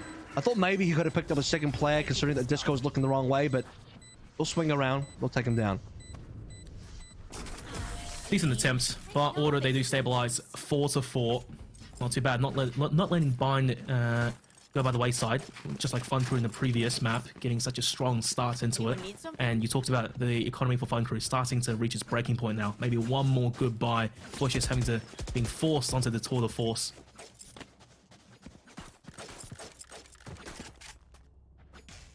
Sure, he's happy to do so. 7-5 though, a bit quieter compared to where we were on Icebox. Still early days though, 8 rounds in, even stuff. Operator in the hands of RDW, same one that they've held on to for quite a while. I mean, this one operator has been staying alive for quite a long time. Notices at least the boombot rolling its way up B ramp, so respects the positioning, takes the spots one but can't punish. Oh, here comes a send, I believe. Andy to lead the charge. He slows down for a second, and RDW doesn't even know that Andy's this close onto site just yet. If Texas doesn't swing, they'll have no clue he's this aggressive. But however, Headhunter gets popped out. You don't want to be challenging RDW because he's poised the windows. Disco with the util just to back up his teammate, but just madness on the side right now. RDW, one bullet in the mag. Literally has to go for a massive shot here. Disco, the cavalry has arrived. Yakuza are looking back ways, and now it's all down to Maple. Oh, sorry, it's all down to Flushes in a clutch situation again. I do think he can do this though. He's a focus of util. He's got no spike. Again, this is the biggest problem, is he can't actually go up at all. RDW will spot him. And the sniper duel will go the way of Audit. And RDW, Flushes would have to get so much done. He would have to win that duel versus RDW first and foremost. And as long as Maple stays alive, I think Maple could even just commit the showstopper just to guarantee the round. So a difficult position to be in. And a great hold and a great defense by Audit to not even allow the plant to come on through. And there's so many players looking over towards B halls, that sort of spawn side of the map. Disco dropping in great utility. RDW staying alive. I mean, he was low HP, low ammo. Oh yeah. He can go down. 11 HP at the risk of going down either. And Andy, oh man, he tried his best there. Ronsky playing a bit of an off angle, catching him off guard. The tracking is just perfect. Dake just leaps in there. He dry peeks with util. I got. Hey man, sometimes brain off instincts take over. He probably thought Ronsky dropped off the angle. Yeah, it's true. But he didn't. And he died because of that, so. Ronsky will never respect that. Because he is Jet after all. He can still rotate to safety should the need arise. One enemy remaining. Flawless. Oh, wow. So aggressive right now. They've tried it a few times. A few rounds didn't quite work out, but now Order is starting to really find their groove. And these pushes, especially from Texas, just abusing that TP, is starting to pay off. I'll tell you what, I mean, you look 4 rounds back. You're 4-2 if you find crew. Scoreline's looking reasonable. You're not running away with the game just yet, but you're definitely in command. You're definitely in control. Yeah. You've successfully punished Order multiple times. You forced RDW to go for a save twice in a row, which feels awful. And now you fast forward to now. The last 4 rounds have been very in control by Order. They survive with a lot of players. And he wants to jump on it. He'll beat the timing of the boom pop, will just eat the bullets to the face from Ronsky. And Ronsky gets another double as an opening. It's just happened again. Sexto, the exact same play. Yakuza falling to RDW. Look, I'm starting to think that aggressive play into showers with the neon, the sprint, it's getting a bit egregious because Order is starting to counter it now with the util. RDW, yeah, locks it down. A flawless round. Flawless. Yep. Safe economy. Barely any damage to the armor. If you look at Ronsky's kind of, if you look at his decision making right now, he is definitely playing with confidence over towards showers and just backing himself and understanding that we're going to read these kind of rushes coming through from Andy and anybody else. And instead of backing off the angle, we're going to stay on the angle. And Andy's just going to walk into the crosshair, which he did. Because Andy tries to beat the timing of the utility, tries to slide in for a cheeky kill. Ronsky just doesn't back off. And it's the same thing that we saw 2 rounds back now over towards short, where... Who was it? It was Dake who thought that maybe Ronsky would fall off the angle, but he doesn't. He's holding it because he's confident. That's right. At the same time, though, I'll pick your brain about something else in just a moment, because the lack of flashes for Fun Crew and that neon pick may be the difference maker here. Imagine having a single sky flash to just lead the way. Might have made all the difference. Yeah, stun works too. If you can hit the relay bolt, that's probably fine. I definitely see your point here. It is bonkers. Sky would be the normal pick of where you'd have that sort of neon position. Ooh. And they're getting farms by an aggressive RDW pushing into showers on the other side of the map. Fun Crew, that's a player down. That's one of the 2 duelists. And Maple, okay, just sending it down range. 2 players. That's a lot of damage on the flesh. Yes, he will finish the job though. And Dakin caught some util out. Still finishes the job. And Easy not being cleared. punishes Ronsky. Disco, the lone player on site for the time being, and it's easy now. 1v3. He gets stun locked, and he's spraying through. They're going to give him the respect and let him live for the time being, knowing that he has to face a 1v3 with 20 seconds on the clock. I think maybe Disco felt like he was being pushed to something. He can't actually use that Rolling Thunder for any real value in terms of pushing up and getting that kill, but time being run out here, RDW will actually miss a shot, interestingly enough. 10 seconds left. He's still slowed down. I don't think he can really plant. He's going to have to go for it anyway. Last round and a half, might as well. Well, yeah, because he can't get all the 3 kills, so I guess he has to go for the plant. Like I said, last round of the half, it was all going quite well for Fun Crew in our opening 6. Our closing 6 of the first half, it's only order 6-0 in the back end of that. That is a momentum lock. And I think towards the end there, you saw those aggressive pushes coming out from Order, just like the one they did on the pistol round, I believe. Or maybe it's the second or third, when they just started to collapse through that TP over towards Showers. It started to work off better and better and better as it started to counter the aggression of Fun Crew over towards the angle.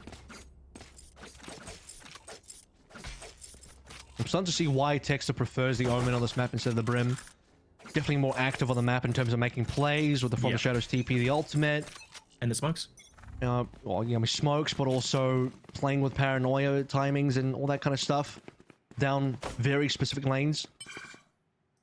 Ronsky struggled with this kind of Showers positioning on that opening pistol. We'll still remember Andy's incredible kind of timing. Just what I even see, lurk, timing, lurk, both at the same time, just hiding in the showers and working out perfectly.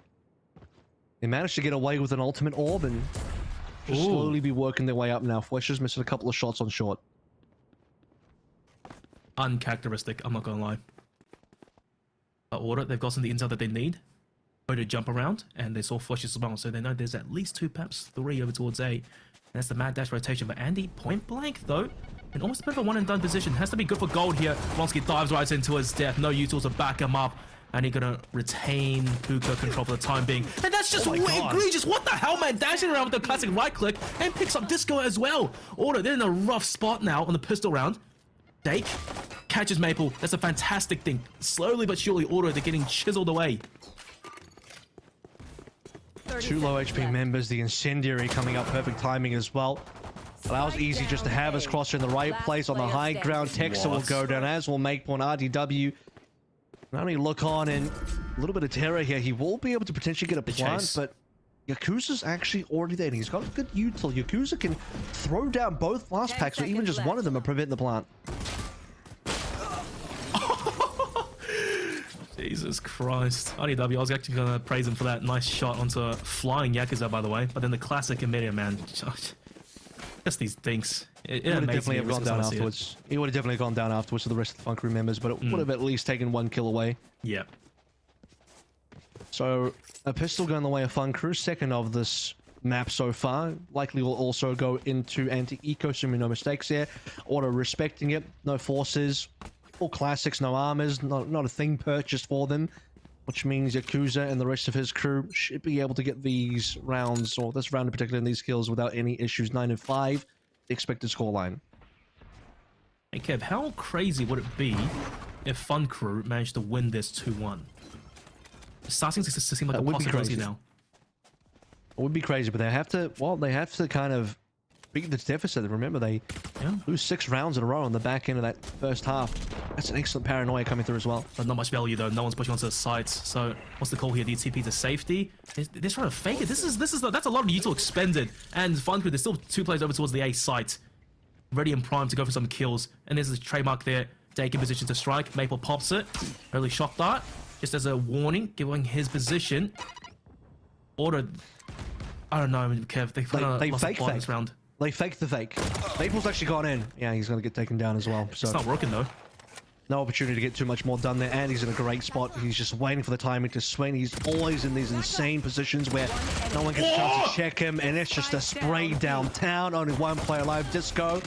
Not going to last too much longer. Yakuza wants it, and he'll get it. Yep, that's right. Can't let Andy have all the glory, you know. Yakuza got to maintain his top spot on the leaderboard. That's 6-8, Kev. They're closing that gap. And this is the crucial round. Fun Crew, somehow if they take this once again with these crazy positions, Order on trouble. We expected them to win that last round. The Yeah, pistol is the more probably a pressing thing for Order to be concerned about. The fact that they both drop both pistols here, and both pistols convert to 4 rounds for the side of Fun Crew, which is the big reason why Order aren't leading more than just the 2 rounds. Still only just the Frenzy online for Easy though, so he didn't actually get to upgrade onto an SMG. Or rather, he went down, didn't he? Never mind. Yeah, they're sending it. And the Phantom Power as well, just sprints around the corner, spraying more than enough bullets to counter for inaccuracy. Well, pretty clean round. Yeah, so Easy didn't get to buy this round. That's fine. He probably don't want to buy anyway because you need to save the money. And they just get cleaned up. Great Order. Able to prevent the aggression from Fun Crew walking down short. They punish it. They walk up. They get the free plant. 2 members on the retake now that can't really achieve too much here, especially with Texter kind of watching the angle. In fact, he's got more help than that. Fletchers will at least connect onto 1. Maple will be denied the ace. Aside from that, it's pretty damn clean. In fact, Maple's gotten so many kills, he's already got a showstopper. Yep. That little bit of a buffet at the start of that round helped him a lot. Now, this is the round I think Order probably will set it up to just leap into a site, just clear some space. Ideally get a kill, but hasn't been finding the best of value with that ultimate, I'm not gonna lie. Maple's missed a couple of these. Yeah, I'll be honest with you. He has certainly missed a couple of showstoppers now. And not in the way where, like, well, he wasn't going to hit it anyway and he's just cleared space. No, he's just kind of straight up missed them, which is a bit sad. Most of the time, he still managed to get the kills anyway, so...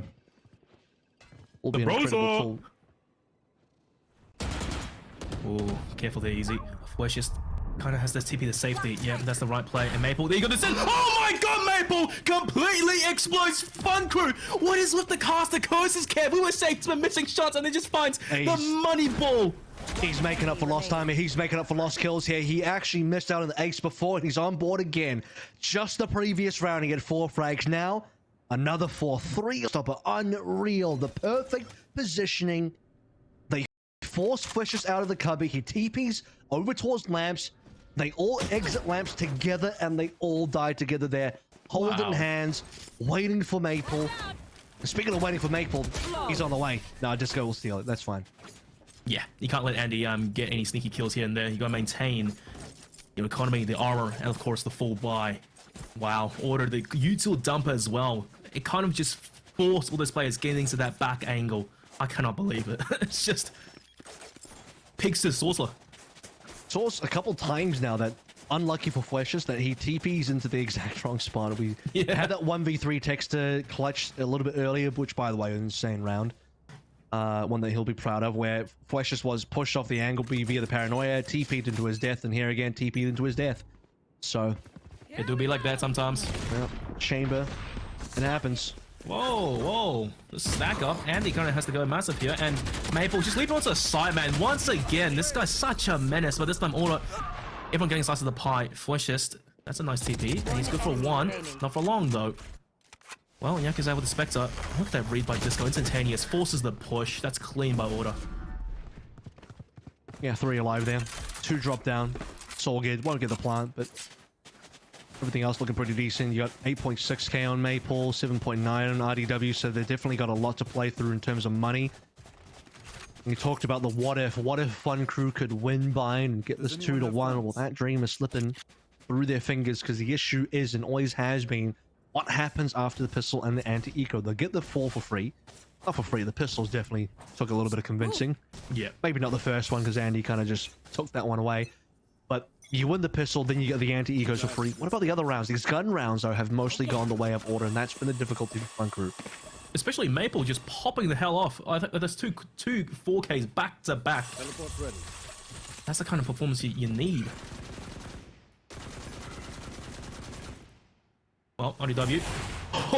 You believe he hit if he hit that, that would have been unbelievable. Hey man, he's known to hit those first opening frags. Honestly, God. That'd be a water win. That'd be Avril shot of the day. Poking and prodding. And he has to find gold here. Oh dearie me. Position revealed, and then now the no chamber has an op. Not the ideal gun you want on that agent. You don't quite have that get out of jail free card like Jet in chamber. Off your feet! Okay. Rolling Thunder, watch connect with nobody, and Andy gets Disco on the way in. He should be dead. Yeah, there he is, indeed. The Rolling Thunder doesn't give them a lot, but I think it lets them into sight with a little bit of confidence, knowing that the Rolling Thunder did clear certain angles. Yakuza still hanging out. Maple, just the one so far. 2 versus 2 now. 2 versus 1. Yakuza versus a couple. And the plant's already come on through. He has to clear everything. He's gonna get a half defuse? Texas. Okay, yeah. He got a half, but I think Yakuza tunnel vision a little bit over towards Hookah. That was weird. Yakuza could have gone for the half and then play the angle. Yeah. Here's the thing. One player can definitely check you. They could even double peek you on that. So you have to be a little bit careful in a 1v1. Maybe you have the balls to go for that play, because the guy might not peek you and he'll assume you were just tapping. Oh, yeah. 1 versus 2, I think it's a lot more likely you are going to get checked. And at the same time, he didn't even consider long to a possibility at all, which is quite odd. Maybe in the heat of the moment, you know, he thought it was 1v1. Hey, bygones be bygones. Match point now. Stun. And he sends it down. What? Oh, stun battle. It's a stun battle. Textor will get it. And this is the match point, by the way, for the entire series. Could be the final round. 6-round differential. Fun crew down a member also. It doesn't get any easier. The smokes will drop. And Order will respect it. Flashes with the kill as well. That's going to even things up. This crossfire over towards B has to be monumental. They can Yakuza. They need the value in Order. They're obviously waiting for the 20 seconds to expire. Oh, Yakuza pops the ultimates. Tags that Maple low, but can't quite get the kill. Now he could get punished here. Needs help from Dake. And no, he still gets kill into Texter. That's big. But he will finally get exposed from the angle. Now the rotations are here though, and Order might be forced into a TP play just to escape from B. But they are committing. Dake is in the angle. Dake, the spray transfer for 2. That's all down to Disco. He can win these. He's known to do it, but it's very limited util. 20 seconds for the fault line as well. Confirm the plant. It's the start. 2 players alive. I believe one of them is on no HP. Fwish just doesn't even care. This tour de force is finding value today. And they'll get the guns off the back of that. Another round ball. Easy's literally on 1, by the way. Insane. Doesn't go down. What a pick from Fwish to end this round. Now dropping the gap to only 5, but it is still quite a lot to get through to even try and send us to an OT. And economy as well. They need to focus on breaking that for Order. Those 4 rounds back to back, and mostly, well, I won't say flawless, but quite a few players standing. It doesn't help the situation for Fun Crew. I mean, 2 of them were the Maple 4Ks, right? So those were nearly flawless rounds, if not flawless indeed. One of them was definitely not flawless because Maple was on 4, then he died, and another player picked it up. And then I think the second of those might have been a flawless. Memory serves correct. So this will be the RDW Tour de Force round. 2 good defensive ultimates though. Ease with the overall strike could give a lot of value here, especially on a retake scenario. Oh boy. Maple, give us another massive ultimate, please. Now that I've said it, he's gonna miss his ulti. 3 kills and 4 ults though, that's not bad. Wow. If that ends up being the case. Okay, now, Fun Crew, they're winning these individual deals in Order. Not too sure what's going on. They're just going one by one. I can understand the swing by IDW, but Bronski being sent on a solo mission. Not quite finding what he wanted. Now, this stun doesn't matter onto Andy. I take it back, it does. Maple's just a bit too fast. Pops the ulti. Has to clear the right angle, though. Looks the wrong way. Still fires it off, and he's somehow living to fight another day. 2v2 now. Despite to get planted, Yakuza, 0 respect. Sees Texter and Disco once again in a clutch situation. 1-to-1, just has to find the right angles, and Flushes will take him down. There's life in them yet, Kev. 2 versus 1, Flushes versus Disco again, and Flushes will get the cleanup. To be fair, that was a round that Fun Crew definitely were deserving of winning because they had those opening couple of frags. It was traded 1 time, but it's cool. You took Ronsky down over towards A. DW, I believe as well, was also dead over towards B long. Maple missing his showstopper, although to be fair, he had no idea where to look. He was just trying to at least clear the site, which he did do so. Yeah. The fact that he fired the showstopper towards Cubby, but Easy lived on 20 HP is incredible to me. So, took 130, but not more than that. Man, it should not be alive. I'll be honest. The curse has struck, and I said it. I jinxed it, Kev. I'm telling you, there's power in these words.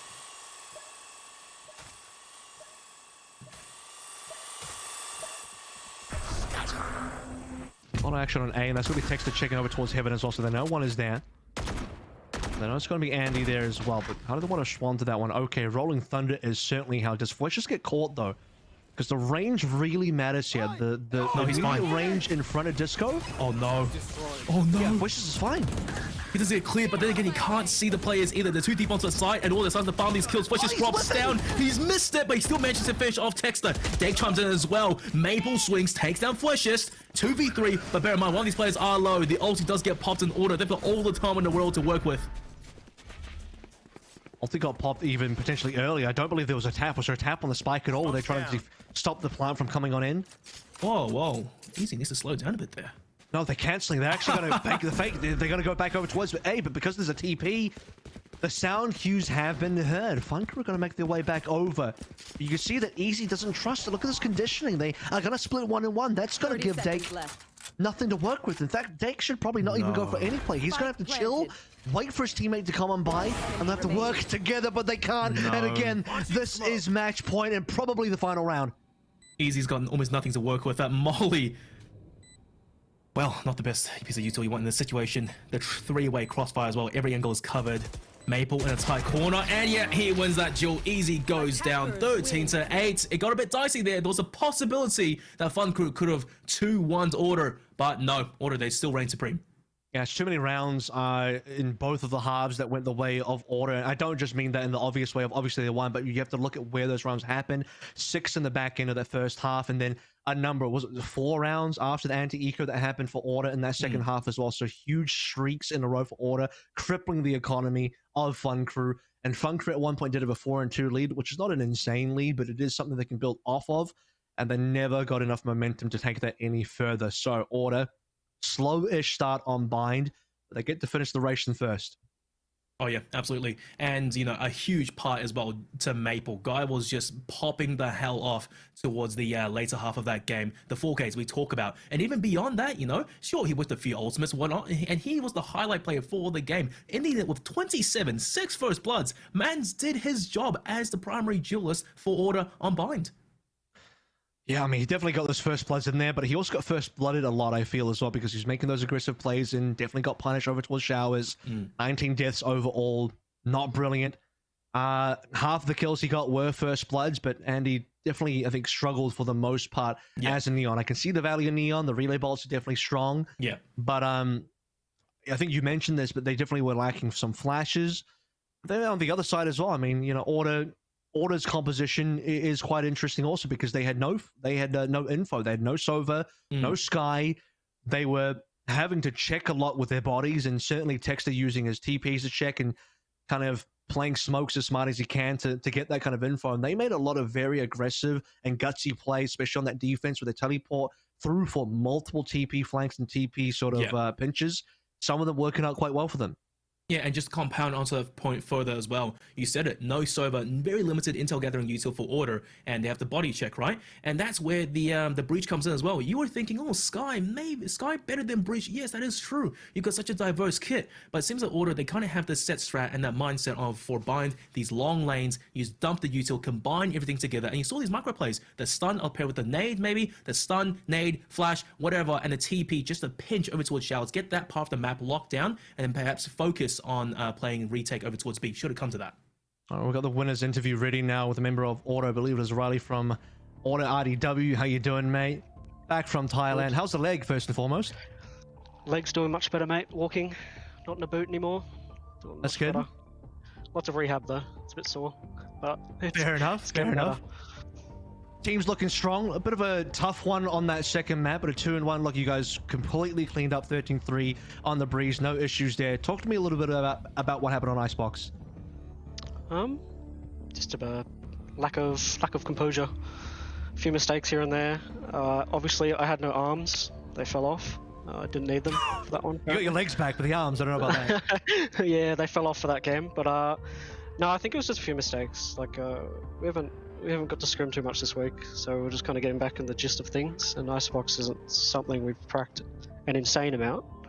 But yeah, it's just getting the jitters out, I think, in a lot of ways. But yeah, we're just testing some new stuff and all that sort of stuff. I don't have too much to say about it. Freshest was a bit of a demon on that map too, and Andy, they hit some good shots. So yeah. Yeah, absolutely. Well, you know, ever since you came back from APAC, you received this offer from Order as well, and potentially right now, from what you're seeing, Order looking very strong, and the next team to go back to APAC, is that something you're looking forward to? Absolutely, of course. It's what everyone wants, and we're working very hard to get there. It's just because we have the talent on the team, we're not slacking or, you know, not putting in the work. We're putting in even more to guarantee it. That's our goal. That's all we want. You guys are still kind of running a few different kind of compositions out there. It seems like, I don't know if the roles are completely set in yet. We had some questions about how you would fit in the team, because you're basically Tuck's replacement, and he did play the Viper. Now, you brought up the Viper on one of the maps, but you're definitely far more well known for the Chamber. So how's that kind of landing for the team right now? Because Disco was playing a lot of Sky, but now, you know, tonight he didn't bring up the Sky even one time. So what's happening with the roles in the team so far? It's still fairly similar. It's I'd say yes, I do play Tux's role on a fair few maps, like the Icebox, for instance. I played the Viper or things like that. I think we're all pretty versatile. Like, we're happy to play anything. We're kind of happy to switch around things whenever we want. But yeah, no, Cam's very good at care. He's very comfortable on it. But for me, Chamber's obviously my best agent. That's where I fit. Viper's still a bit of a readjustment for me, because it's so anti-chamber. I don't have an AWP. I don't have a TP. No free guns are. Yeah, there's no deagle every round, unfortunately. But no, it's just a bit of a readjustment. It can be a bit difficult switching on those two different play styles pretty quickly, because Breeze obviously I'm very aggro, whereas on Icebox I just couldn't get it going at the beginning, so I think it kind of held me back for the whole game. I think I got a bit stuck there, but it is what it is. I'll get there. Perfectly understandable. Now, Riley, just one last thing as well. Going into Stage 2, there's a couple of new teams, much more reformed. Is there anyone specific that you are looking forward to playing again? Honestly, everyone. Because I think, honestly, every roster's changed in a lot of ways. And they all look like good fun, diverse. But, no one in particular, I guess. I guess Bobo, because I have a few players from Bonkers and Noz. They're just the boys. I want to verse them. It's always good fun to verse your mates. So, yeah, probably Bobo. Out of anyone. All right, well, again, congratulations on the 2-1 start here. Obviously, favorites for the entire stage. That was RDW from Order, and Order versus Bobo, probably one of the matchups to look forward to as we progress through. Let's go ahead and take a look at our results from the day, starting out with Group A. Order winning their matchup, Fun Crew losing theirs. 2-1 ended up being a lot more exciting and a lot closer than we expected, and certainly more entertaining than the first match. Oh yeah, absolutely. You know, after that steamroll that we saw on Breeze, we were like, okay, maybe Fun Crew, maybe they're not quite ready to face up against Order just yet. But hey, look, as RDW was saying, over towards Icebox, they were still experimenting a little bit. So, you know, maybe I am on the money to something here. But once again, Fun Crew's map pick, and it's good to see they can still perform. Let's take a look at Group B now and how things shook up after our opening match there as well. Catgirls versus Honey Badgers. Catgirls definitely taking control and asserting their dominance. Honey Badgers still with a few things to figure out. Yeah, look, Catgirls and Honey Badgers, I think that game was a bit more of a diff there. I expected Honey Badgers to put a bit more of a fight, but unfortunately, it was just a bit of a pressure as well. And those 5 kind of players that they would never expect to be on the roster together, plus that first game jizzes, supposedly, with Plix's Yoru, I think really sealed the deal. And only 1 out of 6 days of groups so far. I mean, we got our opening 2 matches done and dusted. We've seen half the teams now, still half the teams yet to be seen, and we'll continue the action tomorrow as we head over to 2 more matches, I think, with the remaining teams as well. It's Rain versus Bobo, followed by Mind Freak versus Bonkers.